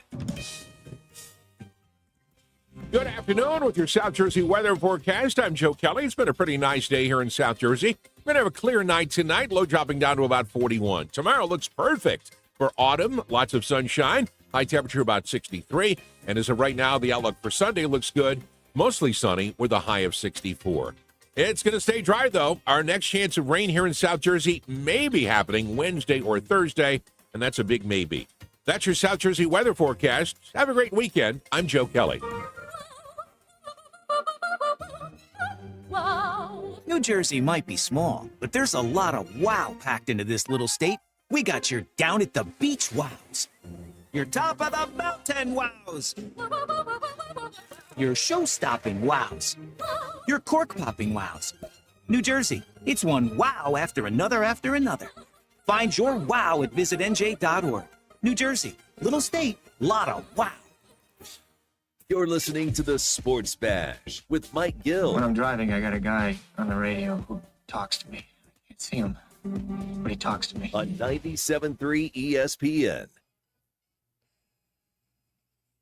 All right, 4:33 Sports Bash Live, 97.3 ESPN. The Tyson tonight. Now, this is the song he should come out to. This is the song he needs to come out to. When I think of Tyson, I think of Welcome to the Terror Dome. Now, somebody else came in with a couple text messages. No, all answers are wrong. The only answer is Welcome to the Terror Dome. Nicky Nuggets is here for another edition of Nick's Nuggets on the Sports Bass Live, 97.3 ESPN. We hear Chuck D just blast this out, man. This is a little before your time there, Nicky Nuggets. But when Mike Tyson would come out to Welcome to the Terror Dome, you know the man standing across from him didn't stand a chance. I don't know. This one might be a little different. He's 58 at this point. I don't know. I don't even know who's going to win. I don't know who I'm leaning towards yet. I still don't have a good feel about this. Now, it's 2-minute rounds, correct? 2-minute rounds, yes. And they're wearing, like, padded, like, heavier gloves for, it's an exhibition fight. This does not count against their records, or I don't know if it's Jake Paul, a sanctioned fighter. I don't even know if he is. I don't even know if he is either. I mean, Josh tells me he is. He is? Wow. That shows you where boxing's at the moment. Who do you feel? Who are you leaning towards, Mike? Is Tyson going to show up? He's in older age now, pushing 60 years old. Jake Paul, a novice fighter, hasn't really fought anybody. I don't know. This one's tough. Listen, Tyson, look, I'm 47 years old, so the nostalgia of Tyson coming out, this is like epic. This guy was the last heavyweight champion that got you excited about a fight. For me, part of the reason why certain people understand, like people make fun of people who like wrestling, and they'll say, it's fake. Yeah, no bleep, jackass. We know it's scripted and it's fake. What people like about wrestling sometimes is the pageantry of the entrances and all of like that aspect of it. When Tyson comes out to the ring, it was always must-see TV. I watched last night. I was watching Tyson Spinks. It was at Boardwalk Hall in Atlantic City. And he comes out to the ring. Now, he was famous for not wearing anything. He didn't wear a robe. He wore nothing. Just came out with his trunks, and that's it. And he's coming out, and the place is bonkers. And he has no music. It's just this, like, metallic, like, squinty-sounding thing just echoing through the building. And Spinks is looking around like he's in a horror movie. Like, the pageantry of him coming out has defeated Spinks before he's even gotten to the ring. This music has psyched him out. And the guy who's doing the play-by-play, his name was Bob, I can't remember his name. My God, I'll have to look it up. But he says, I've called a lot of fights in my life, including the Thrilla in Manila in 1974. He said, the energy in this building is palpable. The goosebumps on my arms are unbelievable right now. That was a Mike Tyson fight. And tonight, there's going to be over 60,000 people there to watch him fight. You're going to get that moment one more time. Yeah, it's all about the entertainment factor. It's about the aura. That's what it's about, I feel like, tonight, and kind of the nostalgia of a Mike Tyson fight, right? And everyone hates Jake Paul, so that's what makes it great, too. He already slapped him last night as well. He stepped on his foot. Jake Paul stepped on his foot, and Tyson said, don't step on my foot. Slapped him right across the face. So it's great. It's great promotion. All right, awesome. So it gets you a little bit excited. Now, have you figured out where you're going to watch this fight yet, Mike? I don't know where yet. I do have a couple options. I have texted a couple buddies who I haven't seen in a little bit, and we're talking about trying to meet up. Like, this was the whole thing. So I wrote an article at 973ESPN.com. If you are looking for places that are going to carry the fight, I have a list of about 20 to 25 places who have confirmed that they are carrying the fight. Because there's all these smartasses out there like, it's on Netflix, it's free. And I said, listen, I get it. It's on Netflix, it's free. But for something like this, you want to be with other fight fans. Like, fight fans like to watch boxing match. Like, if you go out somewhere, I want to go to a place that I know is going to carry it, not show up and be like, hey, are you carrying the Tyson fight tonight? Well, what's it on? Well, it's on Netflix. No, we don't have Netflix here. Like, by the way, the bars had to pay for this. They can't use the bar owner can't use his personal Netflix account. Right. So they had to pay to get this. So the bar has to have paid. Now, from what I understand, it was not expensive for the bars. It was very discounted price as opposed to like a UFC fight So it was a cheaper discounted rate to get this. But that doesn't mean all the bars are going to have it. Yeah, and you want to know that you're going to a place that's going to have it because that's the whole point of like going out tonight, right? You're making plans around this fight. It's one of those type of events that you want to go. You don't want to have to change up your plans last second. You want to go, be able to sit down, get a couple of brews, and watch the fight. I mean, you want to be with other people. That's that type of event tonight. Here's the problem. From what I'm hearing, and I don't know if anybody can confirm this or not, I'm starting to hear that this fight might not start until almost midnight. Oh, it's going to be a late one tonight, isn't it? And that could be a problem. I might need a couple of coffees tomorrow with the Schweiner. I mean, the Schweiner can wake you up in the morning. I got to produce tomorrow, Mike, but it might be a late night for me. You think the Schweiner's going to watch tonight? No, he's going to pass out before it even happens. I can guarantee he will not see the fight until the replay in the morning. I'm wondering if Schweiner was a Tyson, like, is he's a nostalgia guy? Yeah, I'm sure he's a Tyson guy. So I'm sure we'll talk about it a little bit tomorrow. I'm a big Tyson guy. Back in the day, man, he fought in AC a bunch back in, like, when he was big, when he was first coming up, fought Spinks, Alex Stewart. He destroyed Alex Stewart, destroyed Michael Spinks. When I was in college, he fought Bruce Selden, who was from Atlantic City, who's still in Atlantic City. By the way, his son's fighting tomorrow on the card that Josh is going to. That fight was when I was in Morgantown, and Tyson, kind of blew through Sheldon pretty easily as well. I mean, there was a time there where he was a bad dude, man.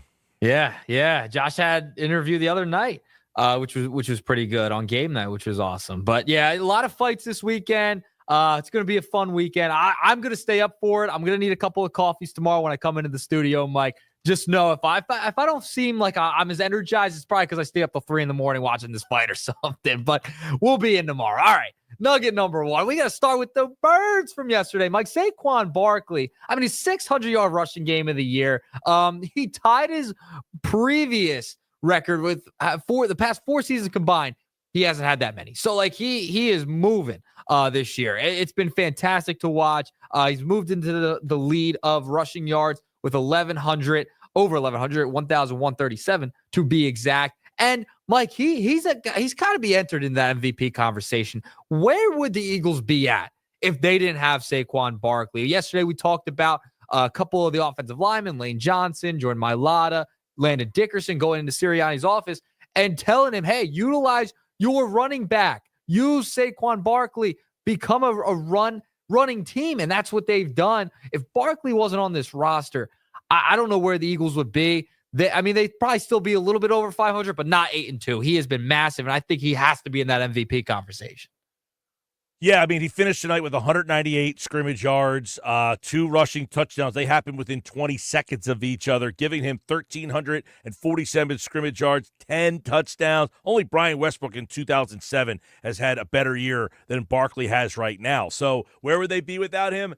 I think it's unquantifiable to kind of answer what they would be because I don't know if they'd be running the ball as much as they are right now. No. The question is, would their pass game be better? Is their pass game suffering because they're so reliant on Saquon Barkley? I don't know the answer to that, but I'm glad they have Barkley. I was a proponent when they signed him. I enjoyed it, and one of the reasons I said was, listen, last year Swift had 1,000. Sanders had 1,200 2 years ago.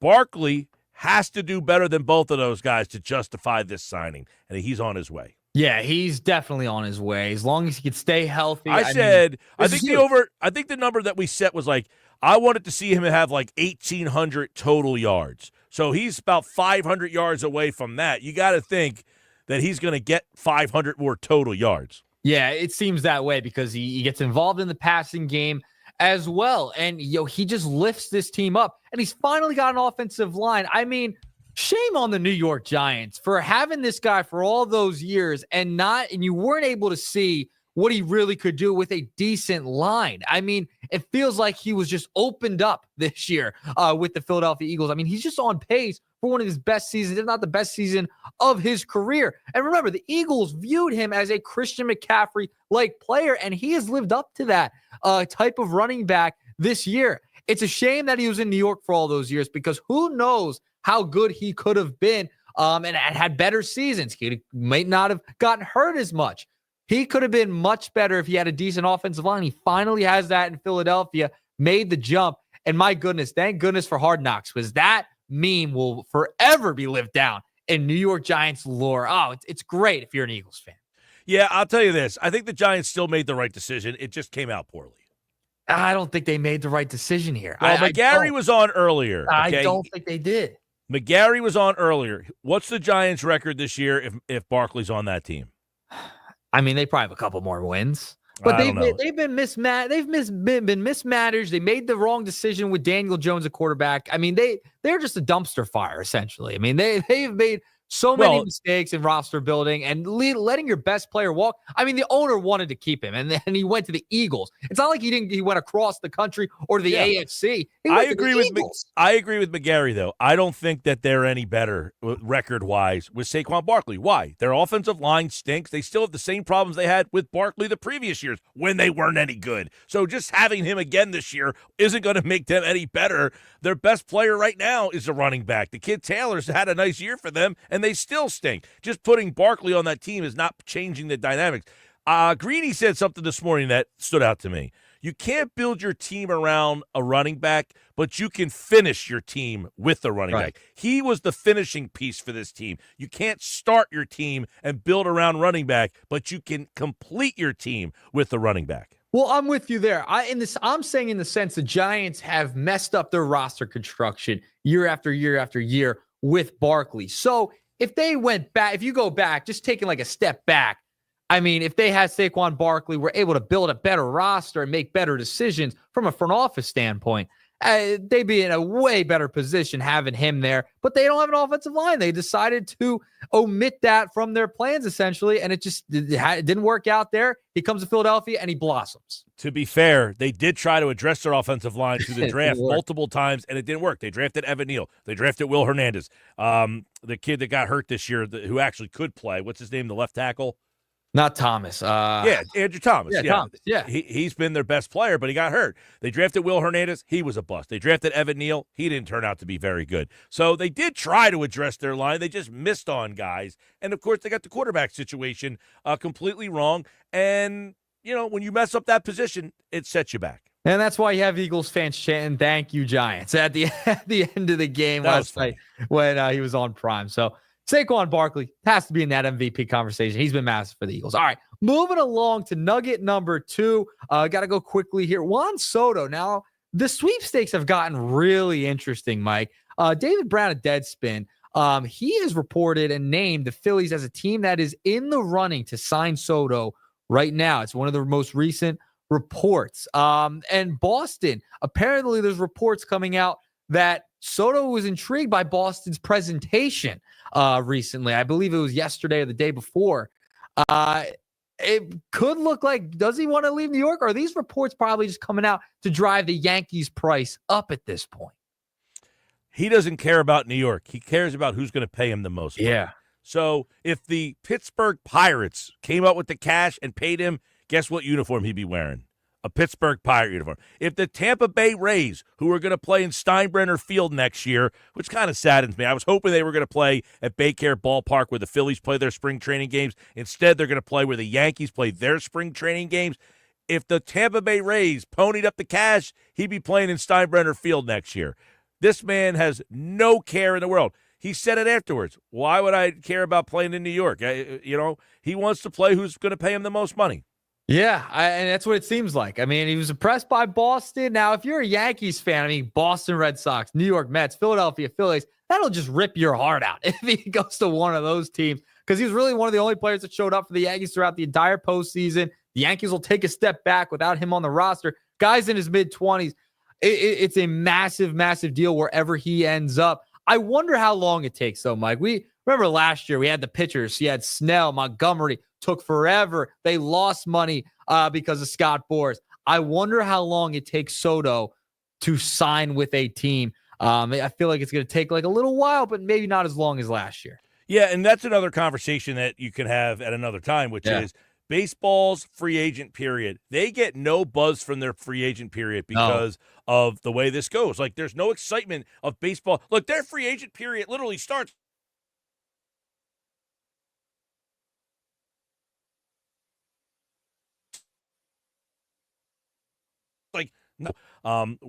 I know last year Montgomery signed. He already fired Boyd. And Snell's back on the market again this year, and I don't know that he has much buzz any different than he did last year. So, yeah, I mean, this class is headlined by Soto. He's going to make the money. There's a couple other, Corbin Burns is on the market. Who else is like a pretty big name on the market? Well, Bregman's one. Obviously, we've talked about. That's another big name that's out there. And then the Bohm situation for the Phillies. That's pretty big. Yeah, Bregman's 30. The problem I have with Bregman is his age. Of giving another guy a long-term deal is the one issue I have with Bregman. At 30 years old, it's like, do you want to give a guy another, like Trey Turner signed when he was 30 years of age too. Like, do you want to give him another 10-year deal, 11, 12, 13? I don't know. I think these guys are starting to hit the back end of their prime. And, where does that leave you? We saw with the Phillies in 08, 09, 10, 11, when they signed those guys, it didn't work out towards the end. And if they fall into that trap again, that could spell trouble for sure. No doubt about it. Yeah, you get into a situation where you have Harper, Trey Turner. If you bring in Bregman, JT, Schwarber, I mean, you got a bunch of guys on the wrong side of 30. Yeah, and that means the window is closing. Zach Wheeler, you just signed to a long-term deal, as well as Aaron Nola. So it's something you got to watch if they do bring in Bregman. That's the plus with Bohm. He's a little bit younger. He's still in his 20s. So that's something you got to be careful with. Soto, though, it's still out there. It's still up in the air. There's some other reports of other teams maybe swooping in, and taking him from the New York Yankees. Phillies apparently could be in as well. All right, Mike, 2-pack of Nuggets today. We also had the Mike Tyson, Jake Paul Nugget early on to start off the Nuggets, but have a great weekend, Mike. Real quick, Jared McCain, will he be in the starting lineup tonight? I will say yes. He's in the starting line. They have to. Sixers Magic tonight on 97.3 ESPN. Embiid and George are both back and will be in the lineup. Will Jared McCain join them? We'll have to check that out. We'll keep our eyes on that. He's Nick Earnshaw. Those are Nick's All right, Nuggets. have a good one, Thanks, Mike. Nick. All right, Nick's Nuggets here on the Sports Bash Live, and of course they're brought to you by the Fanatic Sportsbook at Ocean Casino Resort in Atlantic City, where we will be on Monday for the Sports Bash. But right now, I need caller 7, 609-573-3776, 609-573-3776. We're running out of entry spots. Caller 7, you are coming down to the wire for this year's 99 Growlers Party at Mud Hen Brewing Company in Wildwood, Wednesday, November 27th at Mud Hen Brewing Company, Rio Grande Avenue in Wildwood. We'll have multiple pairs of tickets, 99 to be exact. Those tickets include Eagles-Steelers club box seats for December 15th against the Steelers, Sixers tickets, Flyers tickets, concert tickets, and tickets to area shows. Be caller 7 right now at 609-573-3776 for your chance to enter. It's brought to you by the Station House, the ultimate spot for your private party or event, perfect for intimate gatherings or large celebrations. Book your holiday party by tomorrow and save 20%. Visit mudhenbrew.com. Saturday morning in the locker room with Billy Schwein, producer Nick Earnshaw, and former Kansas City Chiefs wide receiver Dave Clemick join me in the studio. We will recap the Eagles' big win over Washington. Hour 1, we will hear from Larry Goldberg of Boxing Insider Promotions. We'll talk about Saturday night's card at the Tropicana and recap the Tyson-Paul fight. Hour 2, Mr. Negadelphia checks in, brought to you by Galloway Pool Service. Then it's our high school athletes in the spotlight, brought to you by the Philly Pretzel Factory of Egg Harbor Township. It's the locker room with Billy Schwein, Saturday morning from 10 a.m. to noon, 97.3 ESPN. It's a new era of orange in Philadelphia, and you don't want to miss the Philadelphia Flyers hit the ice at Wells Fargo Center this season. Get your tickets now, only at PhiladelphiaFlyers.com. Catch Philadelphia Flyers hockey this season. Tickets at PhiladelphiaFlyers.com. Lowe's knows that to win the job, pros need the best prices. That's why only at Lowe's, MVP's Pro Rewards members can get a volume discount on eligible orders as low as $1,500 at the Pro Desk. That means you get the prices you need to start any job, small or large. Because Lowe's knows pros. Valid in-store only. More terms and restrictions apply. Visit Lowe's.com/terms or Pro Desk for details. Tired of hearing no? Everywhere you go, we turn no into go during Black Nissan's November sales event. Say no to high-priced new cars. Brand new Black Nissan Sentra S, just $19,999. Say no to low trade offers. AJ the Trade Man wants your trade, no matter the big miles or condition. Say no to down payments. Say no to payments for 90 days. And say no to high interest rates. 60 months, 0% financing by every clearly marked new Nissan. Backed by Matt Blatt's 4-day love it or leave it return policy. Tired of hearing no to a discount on a new ride? New 25 Sentra S, under 20 grand. Oh yeah, it's on at Matt Blatt Nissan. Approved Tier 1 credit for you. Negative equity finance. PIN number SY231649. MSRP 22730 plus tax tag at 689.8. Offers can't be combined 0% for 60 months. Call 877-289-6667 or go to MattBlattNissan.com for complete details. Offer ends 12/5/24. It's on at Matt Blatt Nissan. The Black Horse Pike. Egg Harbor Township. When you're hiring, ZipRecruiter's technology makes finding qualified candidates for your job easy. What if the rest of the world was as easy as ZipRecruiter? Math problems wouldn't be so problematic. Equals 42. And summiting Everest would be a walk in the park. In the meantime, if you want to make your hiring easier, use ZipRecruiter. And right now, you can try it for free at ZipRecruiter.com/free. ZipRecruiter.com/free. Are you ready for a breakfast game changer? Discover Hot Bagels and more with locations in Margate, Northfield, Summers Point, and Atlantic City. They serve hot, fresh bagels crafted daily in a variety of flavors that will keep you coming back for more. Don't miss their homemade tuna and chicken salads along with delicious soups. Plus, check out their lunch specials and party platters. Perfect for gatherings and holiday meetings. Swing by Hot Bagels and more and experience the bagel game changer today. Visit hotbagelsandmore.com or stop in today. Welcome to Staples. Help! My family's in for the holidays and I need gift ideas. That's why we're here. Staples has amazing deals on everything you need. Photo gifts, laptops, and gaming systems. Even custom holiday cards and shipping solutions to send gifts to the family that can't make it. Perfect! Have anything for Uncle Frank? I love him, but the guy is never quiet. Noise-canceling headphones. For you. You get it. Unwrap huge holiday savings at Staples. And right now at Staples, save up to $350 on select computers. Ends 11/16, in-store only. He's coming. Sergio. Surprise! Your table saw broke. Also, the warranty expired weeks ago, so you need to pay for anyone out of pocket. At Progressive, we know small business owners don't usually like surprises because they cost you money. But a good surprise that could save you money? Getting a commercial auto quote from Progressive. Oh, and the replacement part you ordered doesn't fit, so it's completely useless. Waste. Surprise yourself. See if you can save in as little as 7 minutes at ProgressiveCommercial.com. Progressive Casualty Insurance Company and Affiliates. Tune in to the Bet365 Play of the Day during the Sports Bash with me, Mike Gill, every weekday afternoon at 5:45 on 97.3 ESPN. Made possible by Bet365. Whatever the moment, it's never ordinary at Bet365. If fashion is your thing, eBay is it. eBay's where I find all my favorites, from handbags to iconic streetwear, all authenticated. For real.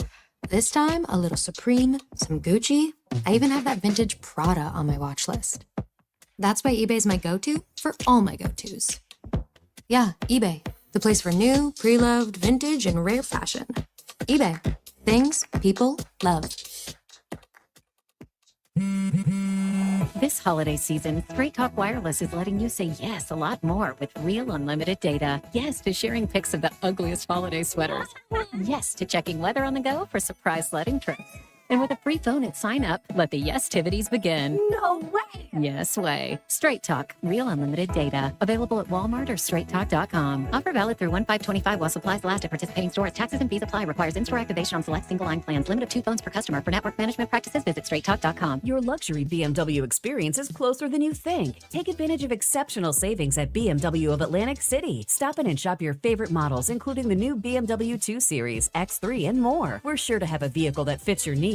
And with Acceleride, purchase your vehicle online and we'll deliver it directly to you. Looking to trade? We'll pay top dollar for your current vehicle. Experience luxury today at BMW of Atlantic City, closer than you think. In Egg Harbor Township, shop our complete inventory online at bmwatlanticcity.com. Did you know that Wendy's has any size soft drinks for just $1? Yeah, any size, anytime. Like $1 Coke, $1 Sprite, or even $1 strawberry Fanta. Okay, could we maybe switch up the sound effect, please? 'Cause I'm losing it. Wow, no, not that. Any size soft drink for just $1? Gotta be Wendy's. Limited time only. Price and participation may vary. A la carte only. Not valid in a combo. Exclusions apply. Here's another great reason to use the United States Postal Service this season. When sending a package, why venture outside? Ship with USPS for a true holiday ride. Want to stay cozy and warm? There's no need to roam. With free package pickup and labels printed from home. We have over 600,000 employees always in motion. And before you know it, your gift has delivered in motion. Spread the holiday joy this season with USPS's enhanced network. Learn more at USPS.com/holiday ride. Hi, it's Pete from Chicky and Pete's. Wrap up your workday with the all-new Chickies and Pete's Happy Hour with unbeatable specials weekdays from 4 to 6 p.m. Enjoy half-price orders of Chickies medium tender wings, one of our tasty and delicious pizzas, or an order of mouth-watering hot, cold, or fried shrimp. Plus $3 domestic bottled beers, $5 Tito's, and $6 seltzers. It's the all-new Happy Hour, weekdays 4 to 6 p.m., only at Chickies and Pete's. Hi, it's Pete from Chicky and Pete's. Now, for a limited time, it's buy one, get one free snow crab legs every Tuesday and Wednesday. Buy one, get one free, and enjoy the sweet, delicate flavor of snowy white crab meat. Pair it with one of our handcrafted cocktails like the Stoli Vanilla Creamsicle or the Bourbon Peach Sweet Tea. Top it off with Chicky and Pete's World famous crab fries. Buy one, get one free snow crab legs every Tuesday and Wednesday for a limited time. Restrictions apply only at Chickies and Pete's. South Jersey's official play-by-play home of the Eagles, Sixers, and Flyers. At 0 point would I ever consider not being a fan of the team. 97.3 ESPN, WENJ, WENJ HD, Millville, Atlantic City. A Town Square media station serving all of South Jersey. This is the Sports Bash with Mike Gill on 97.3 ESPN and the 97.3 ESPN free mobile app. Now live from inside the Ocean Casino Resort Studio, here's Mike Gill. All right, 5 o'clock Daniels is back. Daniels steps up. Daniels is sacked! Back at the 34 by Nolan Smith. Fantastic job by Nolan Smith coming off the edge. 5 o'clock hour, Nolan Smith, the defense, he was one of the guys that stepped up. You heard earlier in the show, the Blankenship, the fact that this defense played a huge role in the win last night. Sports Bash, 5 o'clock hour here. It's time for another edition of Grayson's Grades, and they are brought to you by GMS Law. Make the right call. 4 convenient locations to serve you online, gmslaw.com. This will be an interesting one, a game which came down to one score. They scored with 36 seconds left, got the onside kick. It came down to an onside kick. But is it a game that Philadelphia felt like it dominated? We'll talk more about that. We'll get the grades right now from Scott Grayson from Fox 29 and Grayson's Grades at 97.3 ESPN.com. Scott Grayson, what's up, buddy? How you doing, Mike? Twice in 1 week. Yes, man, and both wins and good report cards for the wins. But first off, wanted to get your thoughts on where the game last night took a big turn. Washington, 4th down, 4th and 2. It was an Eagles moment. I mean, it's a moment that comes up for a lot of these teams, and a lot of teams go for it there. Washington went for it last night. That's the game changer, right?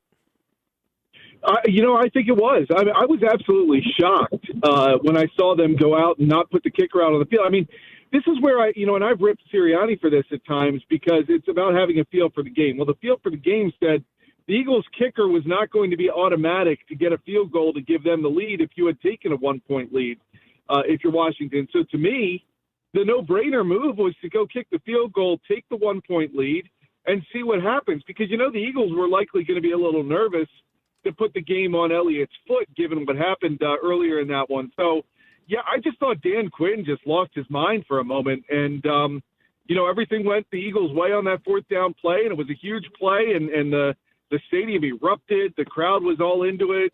And, I agree with you. I think that really was a big turning point in the game. Yeah, obviously they go for it. They don't get it. And, after the game, Dan Quinn, he basically said, look, coming into that moment, Washington had been 12 for 14 on 4th downs. So they said, look, this is who we are. This is what we've done. And they went for it there. And I think the messaging, Scott, really was they trusted their offense more than they trust their defense, which had been playing well. But I think there were signs that he knew they were slipping last night. And you saw it on that very next drive where they get beat for the touchdown. And then the next drive, they get beat for another touchdown. Yes. And with the turnover in the middle as well, and the Yeah, I agree with you in that I don't think they trusted their defense because the amount of play. Look, a short week, right? You think about everything that goes into it. A short week, and the Eagles were running and running, and to their credit, they stuck with the run, which meant that, that's taxing on a defensive line to have to keep stopping Saquon, keep, trying to fight through those blocks, and it just does eventually take a toll. And I had tweeted early in the around halftime that, I really thought that Saquon was going to break one because this defense was going to be getting worn down and tired. And at the end of the day, the Eagles ran 70 plays on him. And I think you're right. I think Dan Quinn didn't want to put it on his defense to have to win it there, for him. So, I understand why Dan Quinn went for it. But I also think that, could you imagine if that was a Nick Sirianni decision and it led to a loss, of what we would be saying around here? No doubt. But, I think it's it's one of those things that I think that fans need to start kind of realizing that Nick Sirianni's not the only one making decisions like this. These are analytic decisions, and their analytics said go for it there, and they went for it. And listen, I probably would not have gone for it in that spot, but I totally can see they were 12 for 14. We've been going for it all year. We're on the road. We're not the better team. Let's go. And they didn't execute very well. The play got messed up from the snap, but if they get that, if they convert that, who knows how that game turns out. So I can understand the way they think. But they do that. The Eagles come and go down the field. It's a huge play in the game because, Scott, on 3rd and 3, they score a touchdown there. But I was interested to see it's 12-10. And if Washington got a stop, would Sirianni have kicked the field goal to go to 15-10 after his kicker had been struggling? Or does he go for it on 4th down? The Eagles could have been in a situation to make it an equally interesting decision. Yes, I agree. It was a very weird game from a lot of that, right? The way that game unfolded with the 2 missed field goals, the missed extra point, the Commanders clinging to a lead in the first half into halftime. Jalen Hurts going in. You don't know if he's coming out in the second half to even play because of the concussion protocol or that he was getting examined for. It was just a very weird game. And, you're right. I think the crazy decisions really fell on the side of the Commanders more than the Eagles. But it would have been interesting to see what Nick would have done. I mean, I thought he handled it very well after the game in terms of what he said about Jake Elliott and what he was saying he was telling him during the game. We will never know what would have happened in that moment. But, it's tough because you love to root for a guy like Jake Elliott, and that was clearly his toughest night as an Eagle. Let's get into Grayson's great. Yeah, you're right. Saquon Barkley, who got an A, by the way, we'll start with him, kind of bails Sirianni out of having to make that decision last night because if he doesn't score there and it's 4th down and 3 or 2 or even 1, does Sirianni go for it or does he kick a field goal? We'll never know. But part of the reason why the report card has an A is because Barkley bails him out. And Barkley, over 1,000 yards. And look, they had bottled him up for the most part, but it's the 2 big back-breaking runs. It was. And, it was great to see because I love how they keep letting him. And look, Saquon wants the touches. I've heard a lot of people saying, hey, you got to be careful about how many touches he gets. You want him to be effective at the end of the year. He's not concerned. He wants the touches. He wants to keep getting the ball, and the team wants him to keep getting the ball. We heard about the offensive lineman going to Sirianni and asking him to run it. I was asking guys last night, after the game, as you guys knew when you got Saquon, you got a good player. Has he even exceeded your expectations? And a lot of them, to a man, said, yeah. We knew he was going to be electric, but this has been a lot of fun to watch him behind us when I was talking to offensive linemen. And they just all said, yeah, he makes us look good. And he does. I mean, he's that back that you love to have that, he might get 2 yards here. He might get stopped for nothing here. He might get another 2 yards, 3 yards. And then, boom, he breaks that one at a key time in a game that really helps to put it away. And that's what he did last night. And he's been their MVP. He needs to be in the MVP race with the NFL, and I know there's still a lot of football to play. But he is the spark plug for this offense. There's no doubt about it. They feed off of what he does, and I think you're going to continue to see him be the focal point. A.J. Brown, give us some thoughts because you gave him an A last night, and you could say, if you're watching that game, that the passing game is still a little bit of a concern. Jalen Hurts, missing guys. There are guys open last night, but one guy he seems to have something going with is A.J. Brown. Yeah, and he missed A.J. Brown on a couple plays, too. There was one that I saw a replay on that really made me go, oh, that could have gone the distance. The one where Jalen threw it to the sideline on third down, and he didn't have it, really that close to where A.J. went. But A.J. beat his man, and Jalen didn't see him, didn't see it in time. So, I sensed a little frustration from A.J. I was looking to talk to him last night. He kind of scattered out of that locker room pretty quickly. So, I don't know where his head is at in terms of with the production. I'm sure it's not the numbers he wants to be putting up, but, he wants to win. And I don't doubt that. There were times I thought that it was just the frustration in the moment of the play where he knew he was open, but the time that he was open had passed and Jalen didn't see him in time. There's obviously some things they need to clean up in that passing game. But look, when you throw it A.J. Brown's way, more often than not, if you put it in his catch radius, he's going to come up with it. And I think he's obviously one of the greatest receivers in the league right now, and he makes those big plays when they come to him. And they've just got to clean up some things there, I think, in order to really allow that passing game to explode even further out of what they're doing with the run with Saquon. I'll tell you, one guy that could be on the list is Grant Calcaterra last night, who recovered. That fumble was a huge fumble recovery in the game because Barkley ends up scoring a touchdown right after that fumble recovery. But you gave Dallas Goedert, who returned, an A as well, and getting him back in the lineup was big. And that was a huge play. I know he fumbled it forward, and Calcaterra made the recovery, but that sets up that first touchdown. It does. And look, and that was Dallas Goedert's second game back. It was a short week, so his second game in 4 days, really. And look, he's got to learn, right? I mean, he was carrying that ball loosely. He had no idea there was a defender coming up behind him. Got to protect the ball with a big gain like that and just secure that gain in order to allow it to go forward. I mean, when that popped out, it looked like the Commanders were going to be the ones to recover it, and Calcaterra came out of nowhere, it seemed, and fell right on it. So, yeah, Calcaterra, huge play. I've enjoyed what Calcaterra's brought to this team. I mean, when you look around this team, it's sure they've got their big-name players, especially on offense. But when Goedert was down, Calcaterra was a consistent, reliable, receiver for Jalen Hurts. And there's a lot of guys playing roles on this team right now. It reminds me a lot of the 2017 season where they went on to win the Super Bowl, right? And I'm not saying we're there yet, but there's a lot of pieces that are going on, a lot of similarities and comparisons I think you can draw between those two teams and the chemistry and the unity that's going on. And Calcaterra is one of those guys that's playing his role to perfection. Talking with Scott Grayson, Fox 29, and, of course, Grayson's Grades after every Eagles game at 97.3 ESPN.com. Let's go over the defense. Couple guys got A's, couple deserving guys. I want to go to Zach Bond and what he's meant to this team. Scott, you and I have been doing the grades for years. We have been to Super Bowls together, and one of the conversations we constantly seem to have is, man, this team needs a linebacker. And I remember being at the Super Bowl last year, and we were talking to Clay Harbor, and he was saying, look, the Eagles didn't even make an offer to T.J. Edwards. Like, they didn't even call the man. Have they replaced T.J. Edwards, and should they make an offer to this guy?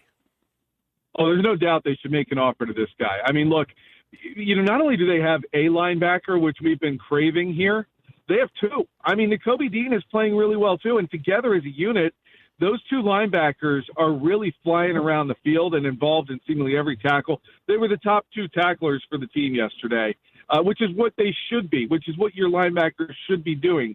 Your defensive linemen take up bodies, and your linebackers fly through the hole and make the stops. And Zach Bond has been the leading tackler. I meant to look this up, but in probably every game, if not maybe all but one, he has been a gem, a real find for this team, and he loves it here. He loves playing here. I was talking to him last night. He stuck around and was answering a lot of questions with the media, but he is staying humble. He's staying within himself. He's not getting too big for what he's done here. I'm sure he wants to get paid. But I think it's going to come. I don't see how Howie could make the same mistake they made with the example you brought up in T.J. Edwards and allow that to happen again with Zach Bond. I just think that that Bond is playing out of his mind. Whoever scouted that film and said, if we move him inside, I think he can be a great find. It should absolutely get some sort of a raise. Well, you know who that is? Vic Fangio was the guy who really, lobbied for him and said he saw something in him as an inside linebacker. I mean, it's unbelievable because they didn't really have plan. I mean, I know Roseman, I don't think, looked at him in that way. No, and I mean, look, everybody's going to look and say Saquon Barkley was the biggest offseason addition, obviously, right? But Zach Bond, to me, was probably easily the second biggest addition to this. I don't know that this defense is having the success they are without a lot of pieces falling into place, right? But Bond being one of them. I think he has been – I mean, he's part of the reason Devin White didn't stick around here. He and Nakobe really, jumped up and asserted themselves. And again, together as a unit, those two guys are really playing cohesively together and very well at that linebacker spot, which, again, is something we haven't seen around here in at least over a decade. I mean, we're probably going back to the Jeremiah Trotter days to find linebackers that played pretty well like this. Scott, and it's three levels. Zach Bond as the linebacker, Nakobe Dean, as you mentioned. You gave an A to Reed Blankenship last night. Quinyon Mitchell, you don't think you gave him an A, but he didn't give up he didn't give up a catch last night to Terry McLaurin and the secondary as a whole. They had one pass caught by a wide receiver last night. Yes, and Quinyon Mitchell, look, I mean, let's call it what it is. You're right. I should have put him in there late night. On my guy is playing out of his mind. I mean, look, he's got to be up for Defensive Rookie of the Year. I've got to believe. He is taking some of the top receivers that he's playing against in every game, and he is taking them out, and he's just keeping them from beating the Eagles, which is amazing. I think he's just doing a great job. He's exceeded everyone's expectation. I know he's a first-round pick, but for a guy to come in like he has right now, I mean, everybody thought they had a lockdown corner, before with Slay. I think Quinyon Mitchell is proving to be every bit the lockdown corner that you need and want on a defense. And he's a lot of fun to watch. I think the guy is, you don't hear his name called much because nobody's throwing his way anymore. And they were earlier in the year, and he'd have had a couple picks if he learned how to catch the football. But he's right there, and he's he has been a real find as well. Look, Howie Roseman is on his way to potentially being Executive of the Year again, which is amazing for him. Between him and Cooper DeJean, what they did in the draft, you mentioned Zach Bond.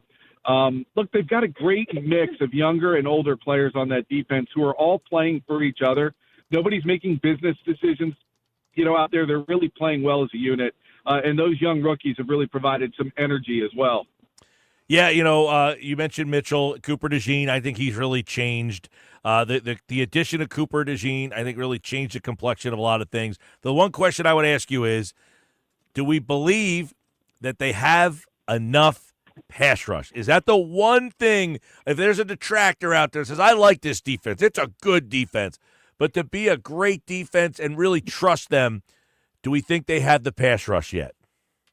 No, you're right. I mean, that's the one thing that I thought Howie might try to upgrade at the trade deadline, and he didn't. He sat pat with what he had. Now, we can sit there and say it doesn't seem like there's as much of it, but they had 3 sacks last night. And so they work. And with Jaden Daniels, they had to be a little careful that you don't over pursue and lose your contain, right?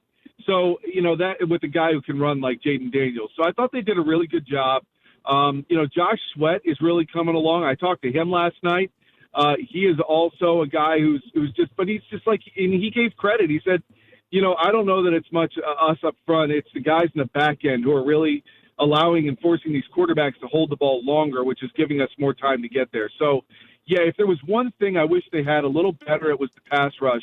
But, man, Jalen Carter is just unbelievable at times. If you ISO and watch him, and I was doing it last night, he's throwing guys on that offensive line, literally throwing them to the side as if they were mannequins or rag dolls. He is so strong, and he was blowing up that pocket. And on that 1 4th down play that we talked about that, the Commanders went for and didn't get, he really was the one, I think, that got inside the center's head to force a little bit of a bad snap, and the play just got out of whack from there. And I think Jalen Carter deserves a lot of credit for all that as well.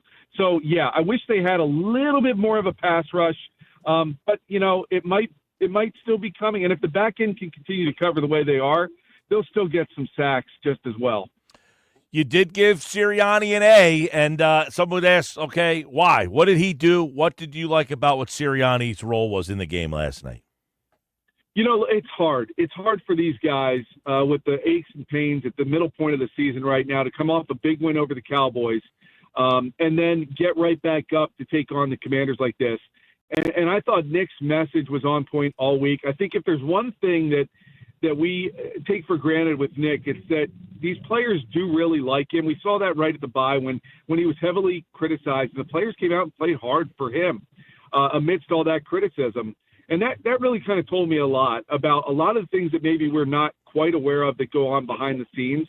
And I'm starting to buy into that. You have to shed the whole talk about, fertilizer and plants that we all think about with his introductory press conference. And he's a guy who motivates. He's a guy who these guys believe in. They enjoy. He to his credit, I think he has tamped down some of his,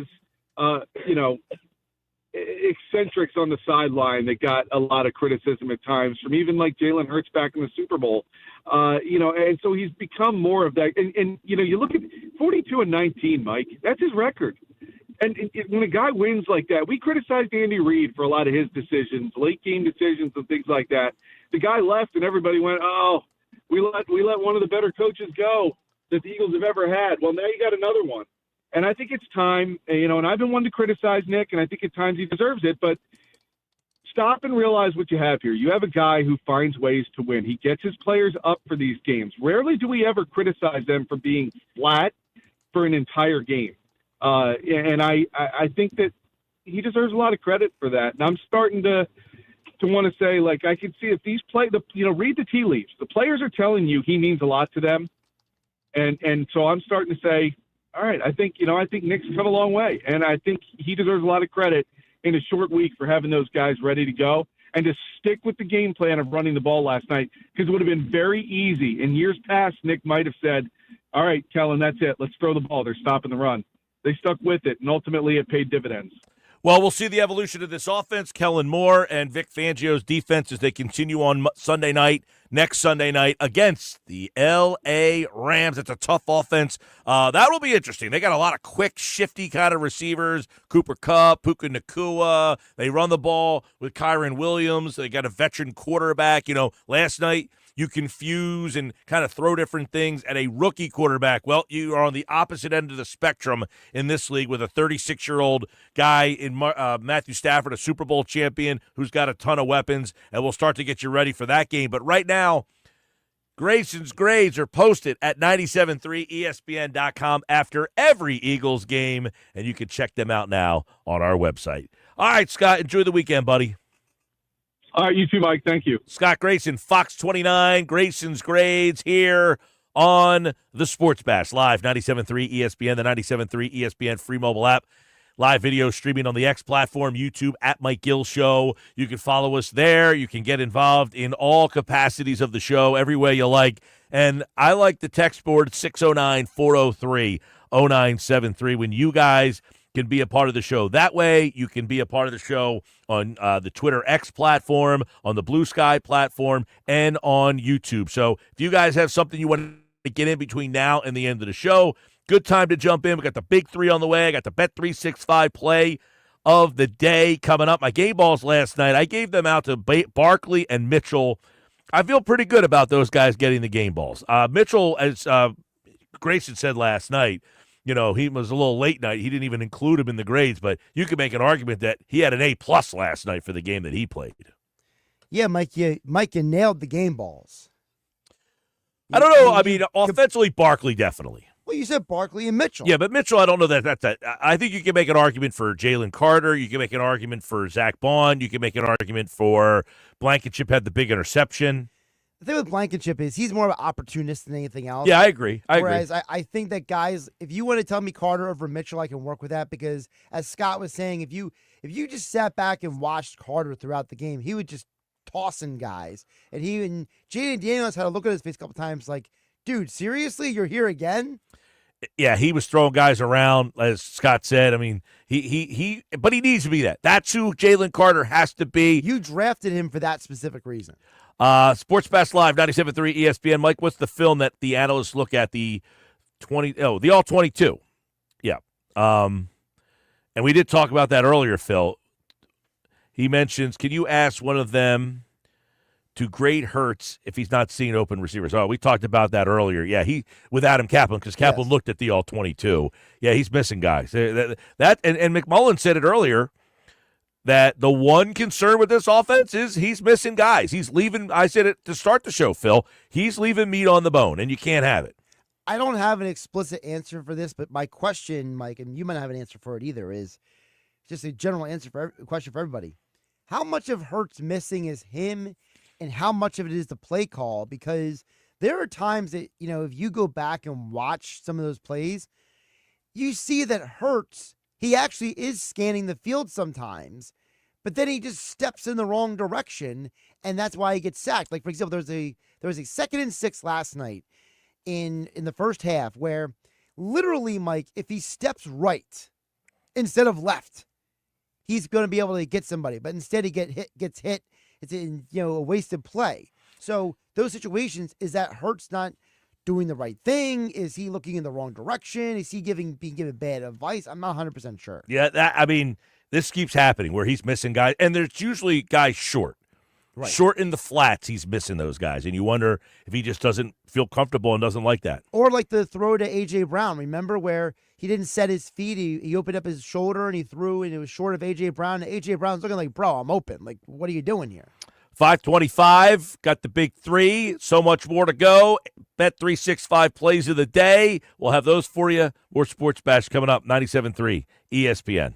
Wake up weekday mornings from 6 to 10 a.m. with Unsportsmanlike on 97.3 ESPN with Evan Cohen, Super Bowl champion Chris Canty, and Michelle Small. Can't wake up without it. Brought to you by the Gallery Bar Book and Games at Ocean Casino Resort in Atlantic City. Tired of hearing no?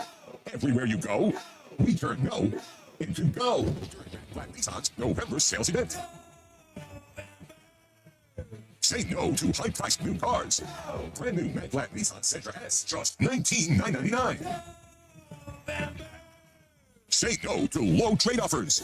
AJ the Trade Man wants your trade, no matter the make, miles, or condition. Say no to down payments. Say no to payments for 90 days. And say no to high interest rates. 60 months, 0% financing on every clearly marked new Nissan. Backed by Mad Black's 4-day love it or leave it return policy. Tired of hearing no to a discount on a new ride? New 25 Sentra S, under 20 grand. Oh yeah, it's on at Mad Black Nissan. Approved Tier 1 credit for NEMAC. Negative equity finance. VIN number SY231649. MSRP 22,730 plus tax tag at $689.98. Offers can't be combined. 0% for 60 months. Call 877-289-6670 or go to MadBlackNissan.com for complete details. Offer ends 12/5/24. It's on at Mad Black Nissan. The Black Horse Pike. Egg Harbor Township.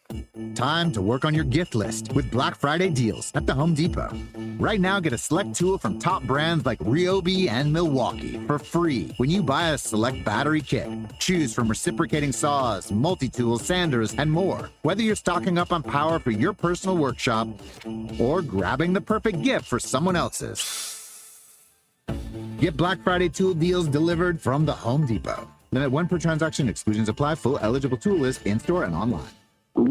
Oh no, stomach issues again? Stomach issues? Who are you? Your pancreas. I could be the real reason for your diarrhea, gas, bloating, stomach pain, or loose oily stools. I thought it was my stomach. People often do, but any of these symptoms could mean having a condition called exocrine pancreatic insufficiency, or EPI. With EPI, the pancreas doesn't release enough enzymes to break down food, but EPI is manageable. Use the symptom checker on identifyepi.com and speak with your doctor. That's identifyepi.com. Sponsored by AbbVie. It's hurricane season.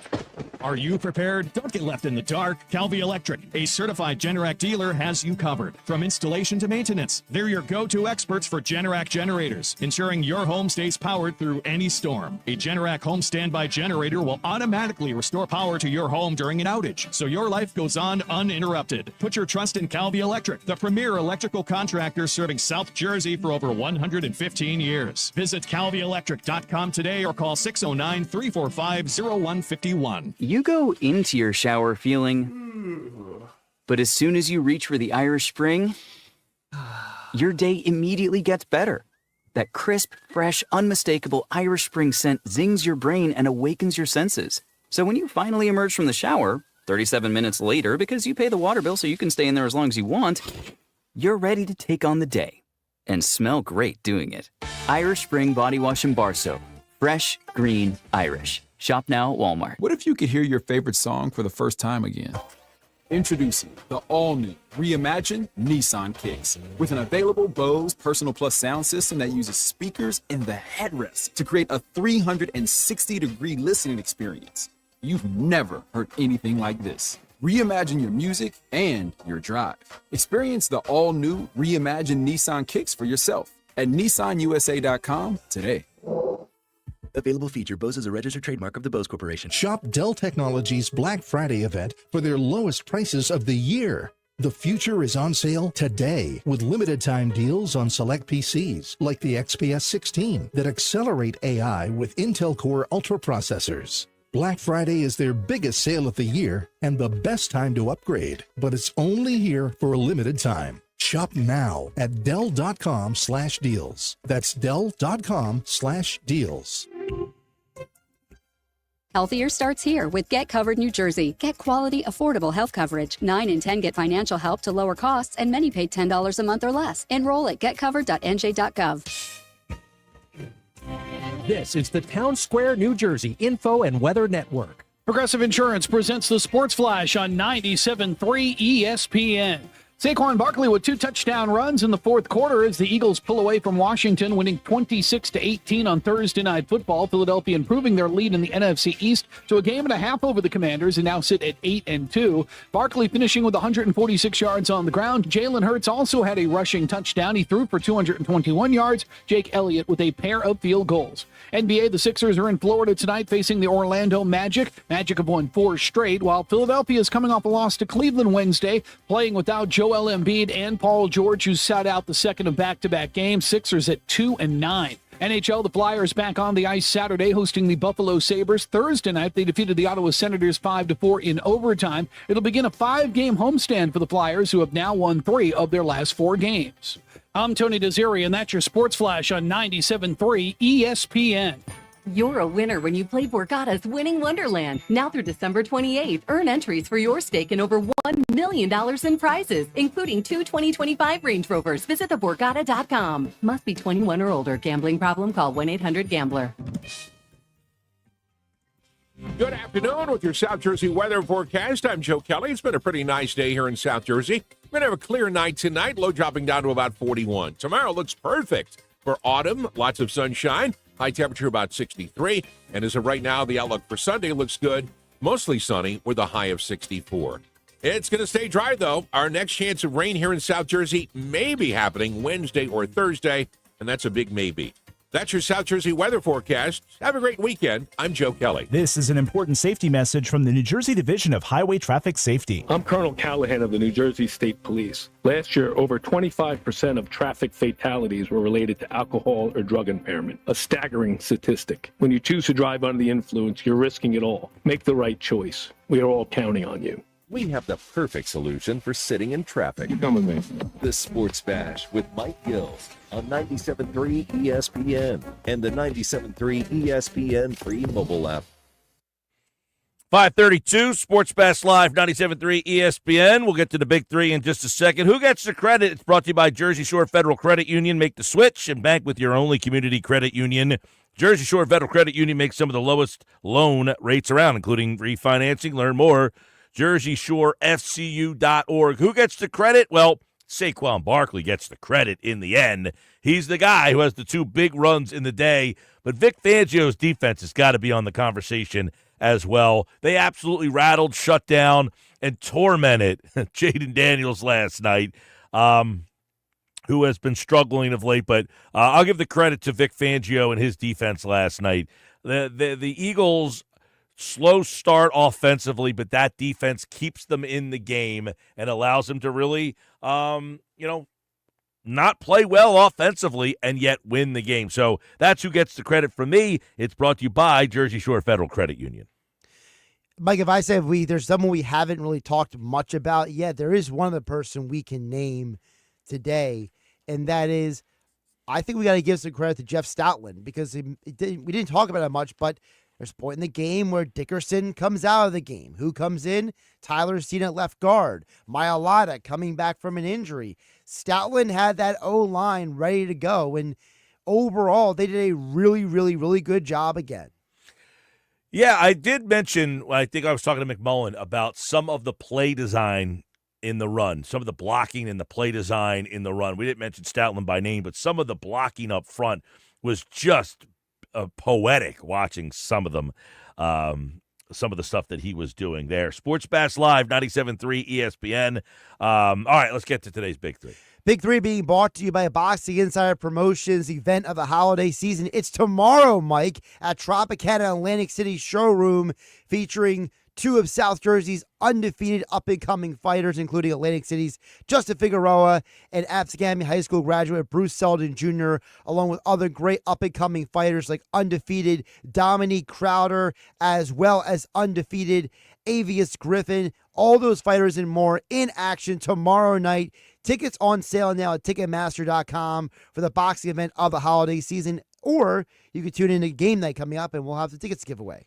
Looking forward to weekend here. You got the Tyson fight tonight. You got the fights tomorrow. There's fights all over. UFC fights. This is a fight weekend. There's a lot of big boxing and UFC stuff going on. Perfect timing because there's no Eagles on this weekend, so we get to actually focus on other things. No doubt. I think getting the Sunday off from the Eagles, what's the weather supposed to be like? It's supposed to be a nice day out there? We'll see. I don't know. I haven't looked that far ahead, to be honest. All right. Well, what else we got? All of my plans involve being indoors this weekend. So it is, 65 degrees on Sunday. So, yeah, nice day to get out. Monday, 68. I mean, we're getting back up into the 70 area next week. Got to pull my shorts back out of the closet. Yeah, I'm not ready to give up on those shorts yet. Mike, let's start with, speaking of the Eagles, this morning on First Take, they asked the question, has the NFC become a two-team race between the Eagles and the Lions? Stephen A. Smith, your answer is? I've been talking about the Eagles and Saquon Barkley for a while, and obviously I think the Detroit Lions are the best team in the NFC. It's not that there aren't good teams in the NFC. It's that I think that Detroit and Philadelphia has shown, particularly over the last 6 to 7 weeks, that they are above the crowd in the NFC. So I think it's about them. I think it comes down to them. At this point, I think he's right, but I do think, listen, I think Green Bay could beat you in the playoffs. I think Green Bay can win playoff games. They've already shown that. Last year, they arrived. They won playoff games, got to an NFC championship game, and almost won that thing. I think that wasn't the NFC championship game.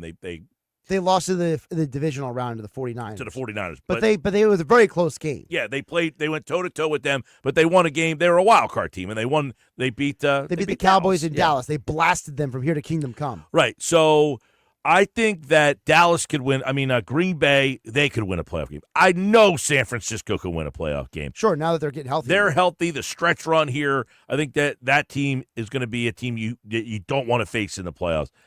I don't know that Atlanta's a Super Bowl team, but I think that's a team that you probably want to avoid come playoff time because they do have some weapons. They have a veteran quarterback. But I think the best two teams, when you say a two-team race, I think you're talking about number one seed. These are the two teams to me that are in play for the number one seed. And don't forget, we mentioned this earlier. It's not like the Lions have the easy stretch of games like Washington does. The Lions got to play some tough opponents down the stretch in their own division. So they got to face the Vikings the last game of the year. They play the 49ers over the weekend before New Year's Eve. So they got some tough games down the stretch, and it's very unlikely they're going to be able to maintain only a couple losses the entire year. Yeah, I think it's going to come down to I think the Lions are a little bit better than Green Bay. Green Bay is a very, Green Bay, to me, they persevered through some injuries. They're a very tough team to kind of figure out because they have persevered through some injuries here. But I think the Lions just have better personnel than they do. And Minnesota, I think, is a step behind both of them. Really quick, so here's the Lions schedule down the stretch here for you, Mike. So They got Jacksonville, as you mentioned earlier. They're playing this week. Next week, they have the Colts. That's probably a win. Then they have the Bears. That's the Thanksgiving Day game, and we'll see if the change of OC helps the Bears' anemic offense recently. But then the week after that, they got the Packers on Thursday Night Football. Then the Buffalo Bills. So 2 tough games there. The Chicago Bears at Chicago and the weather. Keep that in mind. We know the Lions are a much better home team than road team. And then they finish the year at San Francisco and home against the Vikings. Yeah, I mean, listen, they have been, and they had that one game on the road at Green Bay a couple weeks ago. Yes. And the weather was, they're outdoors, and they handled that with flying colors. So they did, but some people would say maybe part of that was also because, like you just mentioned, the Packers have been so injured this year, it's hard to gauge who they are from week to week. I like the Lions better than I like Green Bay. Anyway, I think the Lions are just better than everybody. I mean, if I'm looking at this schedule right now and I was just to project, I'm assuming that they got at least 2 more losses on this schedule because they're going to play the Bills and they're going to play the 49ers coming up. 49ers, Bills, 2 tough teams. Yep. And if they win those 2 games, I think you're going to see that there's a distance between them and the second team. And look, I think there's a distance between them right now, but I think Philadelphia can close that gap continuing to play. The one difference between Philadelphia and the Lions, continuity. They've had the same play caller. They've had the same weapons. They didn't add anything different. They have the same receivers, same offensive line, everything. Their offense is exactly the same from last year. Did they add anything to that offense? No, right? I mean, Montgomery was there. Gibbs was there. Amon-Ra St. Brown was there. Jamison Williams got there late last year. He's been in and out of the lineup this year. Yeah, the receivers are the same. Their line's the same. I mean, their offense is the same. Yeah. Their defense, they did lose. Well, they lost Aiden Hutchinson for the year. Hutchinson. They also lost Davenport. He's been on the IR. So they've lost a couple pass rushers. They added Terry and Arnold in the draft. That hasn't gone as well as they'd hoped. Quinyon Mitchell's played way better than Arnold has this year. Mm-hmm. So their defense is much more of a flaw than their offense at this point. Although they remember, it looks like no Laporta this Sunday. So we'll see how that injury impacts them moving forward. All right. Yeah. I think Stephen A. is right, though. It's a 2-team race for the 1 seed. Audio bite number 2 today, Mike. Chris Carlin earlier today on Joe versus Carlin here on 97.3 ESPN, talking about how Saquon Barkley has impacted the Philadelphia Eagles offense. He is on pace to go for 1,900 yards this season. Oh, my gosh. That is unbelievable. Yeah. And listen, there have been the moments that everybody can point to that have been amazing, but just the pure consistency in his production behind a good offensive line, I think has made all the difference in the world. I think this situation here has changed the dynamic of this offense completely. 1,900 yards. I think that's I said about 1,800 yards. You were hoping for a total of 1,800, you said. In the offseason when they signed Barkley, my thing was, look, this is what Sanders did. This is what Swift did. To justify the money, this is the kind of year Barkley's going to have, the output that Barkley's going to have to give me. And I said about 1,800 yards, maybe 1,750, 1,800, somewhere in that range. He's on pace to do exactly what I asked for. So I thank you, Saquon Barkley. To Chris Carlin's points, some stats, some Hembo-style stats for you, Mike, about the Eagles. So the Eagles now have rushed for over 150 yards and 2 touchdowns or more in 5 straight games. It's only the second time in franchise history they've ever done that, Mike. And the last time they did it was before most of us were born. It was 1949. Jeez. It's the last time the Eagles are rushing what they are doing now. So Saquon's impact is not just the stats he's putting up, Mike. It's the rushing game as a whole. And I don't even think they use him as much as they could in the pass game. They probably need to use him way more. I mean, he had the one catch last night.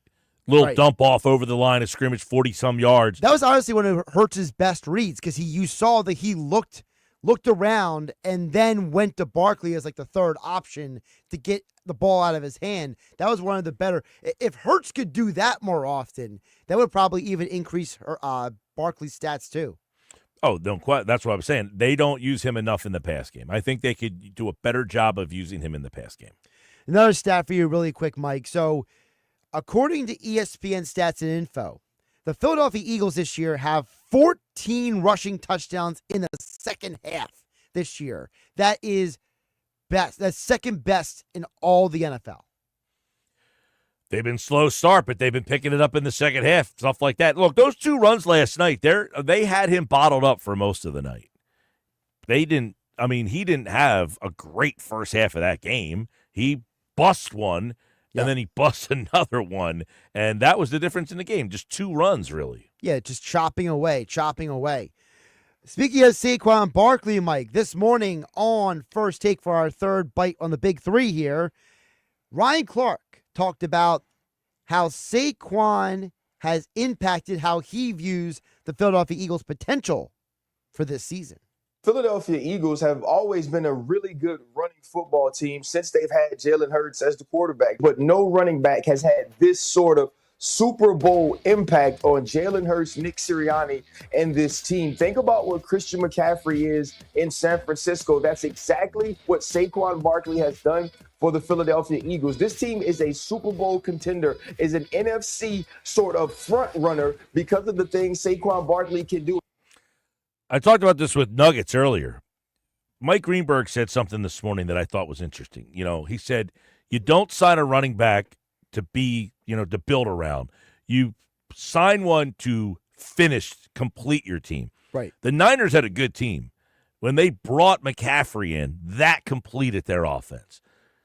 You see what's going on in Baltimore right now with Derrick Henry. He's kind of completed that offense. He's given them something they just did not have, a true identity running back. And the Eagles have done the same thing. This is going to be interesting to see what this does for the running back position moving forward. The other example I would go with was back in the day when Marshall Faulk was acquired from the Colts by the Rams, and he completed the greatest show on turf for that run for the Rams. And to that point, Mike, so Saquon Barkley, he was averaging 3.9 yards per rush last season with the Giants. This year, he's averaging 5.8 yards per rush with the Eagles. Christian McCaffrey, his final year with the Carolina Panthers, he was averaging 4.5 yards per rush. His first full year at the 49ers, Mike, 5.4 yards per rush. And finally, Marshall Faulk, his final year with the Colts, was averaging 4.1 yards per rush. The next year with the Rams, 5.5 yards per rush. So these are running backs who they get to a better situation and they just say, give me the ball because I'm on a better team and watch me run. Better offensive lines. Big thing to keep in mind for all those teams. Also better offensive weapons in general. When you're surrounded by good players, it elevates your play as well. Look at DeAndre Hopkins. We all thought he was dead, basically his career in Tennessee. Now he goes to Kansas City and he's a viable receiver. Well, he's just different. I mean, he had no quarterback situation. I mean, he's playing with Will Levis. That's not fair. Well, true, but I mean, the year before, he had been there a couple of years in Tennessee and basically been done doing nothing. He had no quarterback play. But again, you go to a better situation. Yeah, I mean, and by the way, he's doing okay in Kansas City. He's not like the guy that we saw when he was really, living it up. He's not 7-catch, 110-yard guy. He's getting 2 catches for, they're both touchdowns, and that's what stands out. But he's kind of become like more of a possession guy. They needed a possession guy, though. Yeah, I'm not saying they didn't, but I'm saying he's not the same player that he was in his prime. No. What I'm saying is that you take a guy from a bad situation, put him in a good situation. These guys were good players where they were and have become elite players now because of the changes they made. Right, because of the teams they're on. Yeah.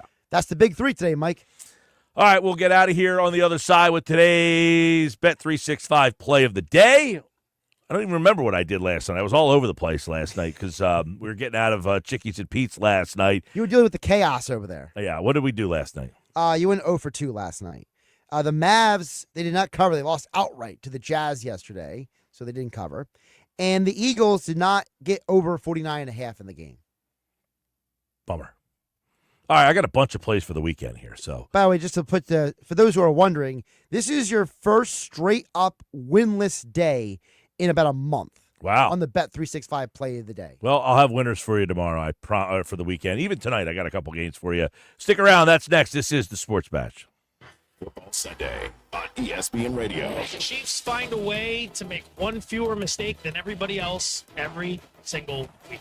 7-0 in one-score games, 9-0 overall. Undefeated at 9-0. Patrick Mahomes and the Kansas City Chiefs face Josh Allen and the 8-2 Buffalo Bills. Looking for Allen. He's got it. Touchdown.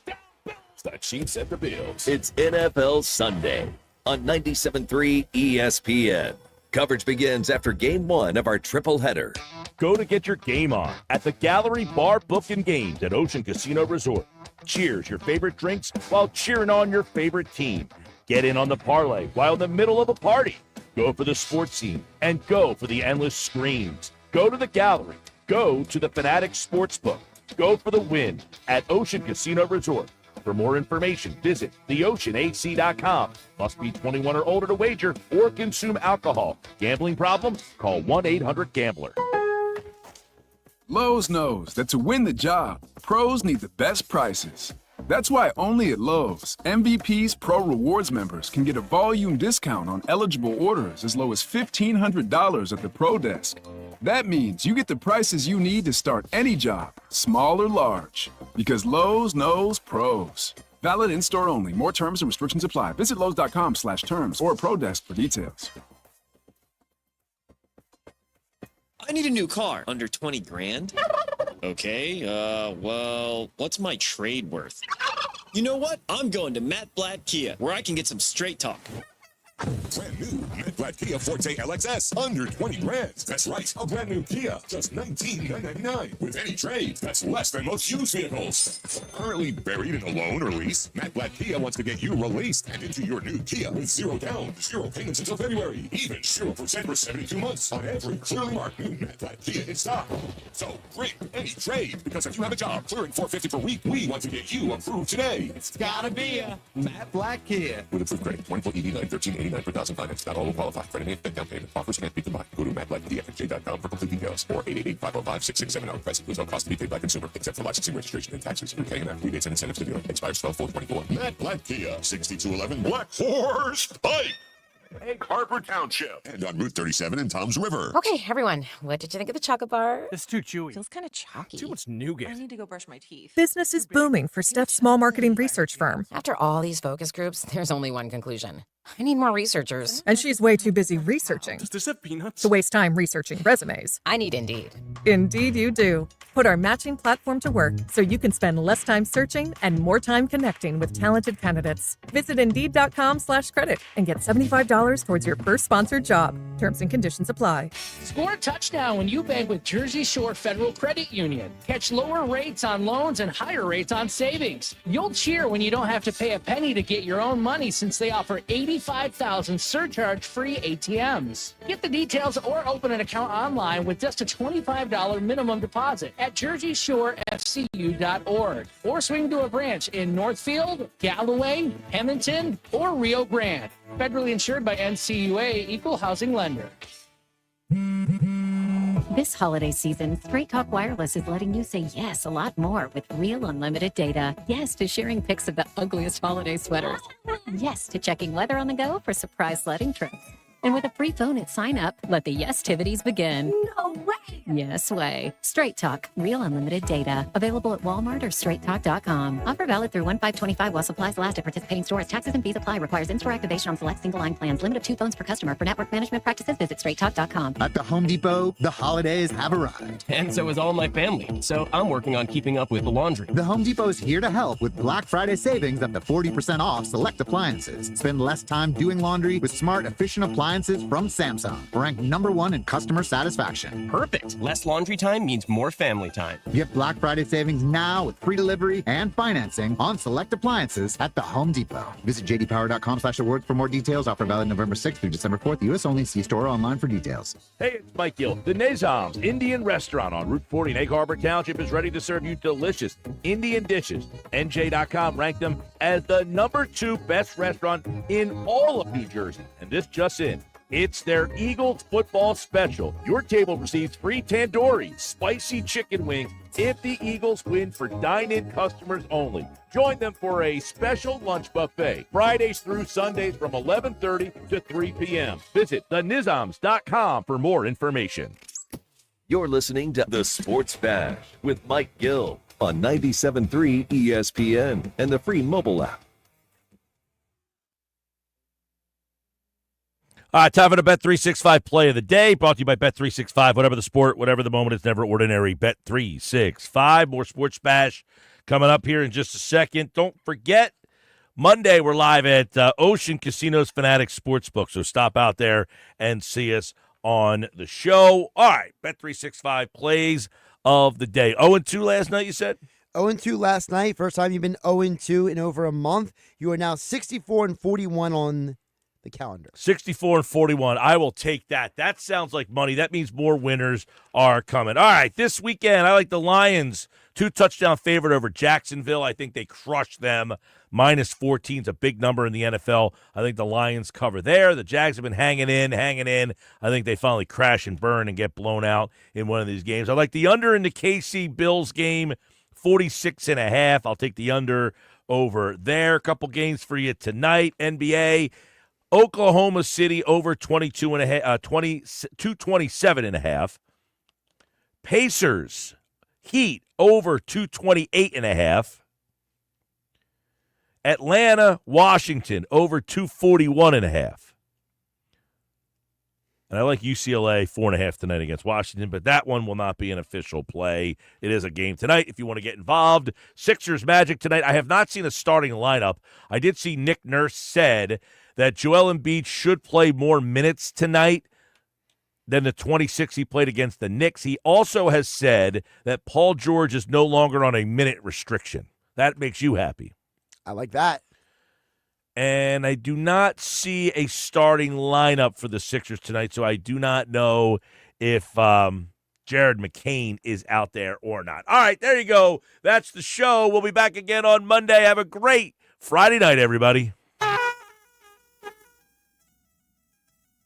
But before I go, I got one more chance for you to qualify for this year's 99 Growlers Party. Live from Mudhead Brewing Company in Wildwood, Rio Grande Avenue. Yes, we will be live at Mudhead in Wildwood. Can't wait to get down there. Great spot. 99 Growlers. I hope they have Gander on tap for me down there. That's one of my requests. It's great beer. I love it. The 1883. Great beer down there. They got some good ones. Rambler to Miami. Oh, I need a caller. 7-609-573-3776. 609-573-3776. That's the number. Caller 7. Eagles, Steelers, Club Box tickets, Sixers, Flyers, concert tickets, tickets to see shows, and more. They got great beer down there. Rambler to Miami. Can't wait. 99 Growlers. Mudhead Brewing Company. We'll see you Wednesday. Good luck. It's Sixers basketball tonight on 97.3 ESPN with the voice of the Sixers, Tom McGinnis, calling all the exciting play-by-play action. Jared McCain's going to have to do it.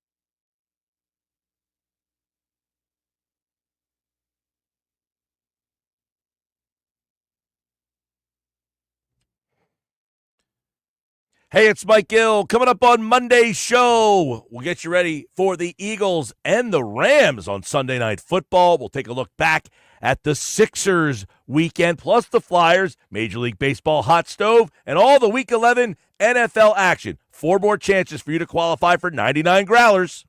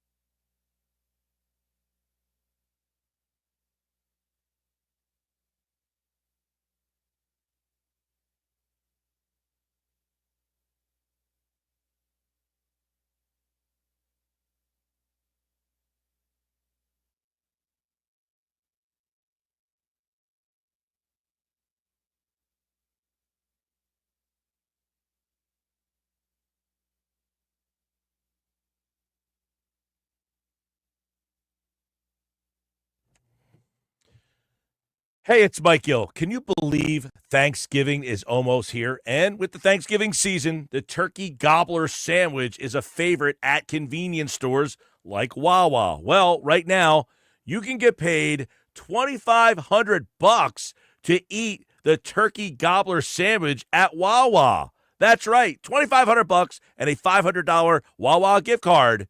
Yep, all the details are on our website.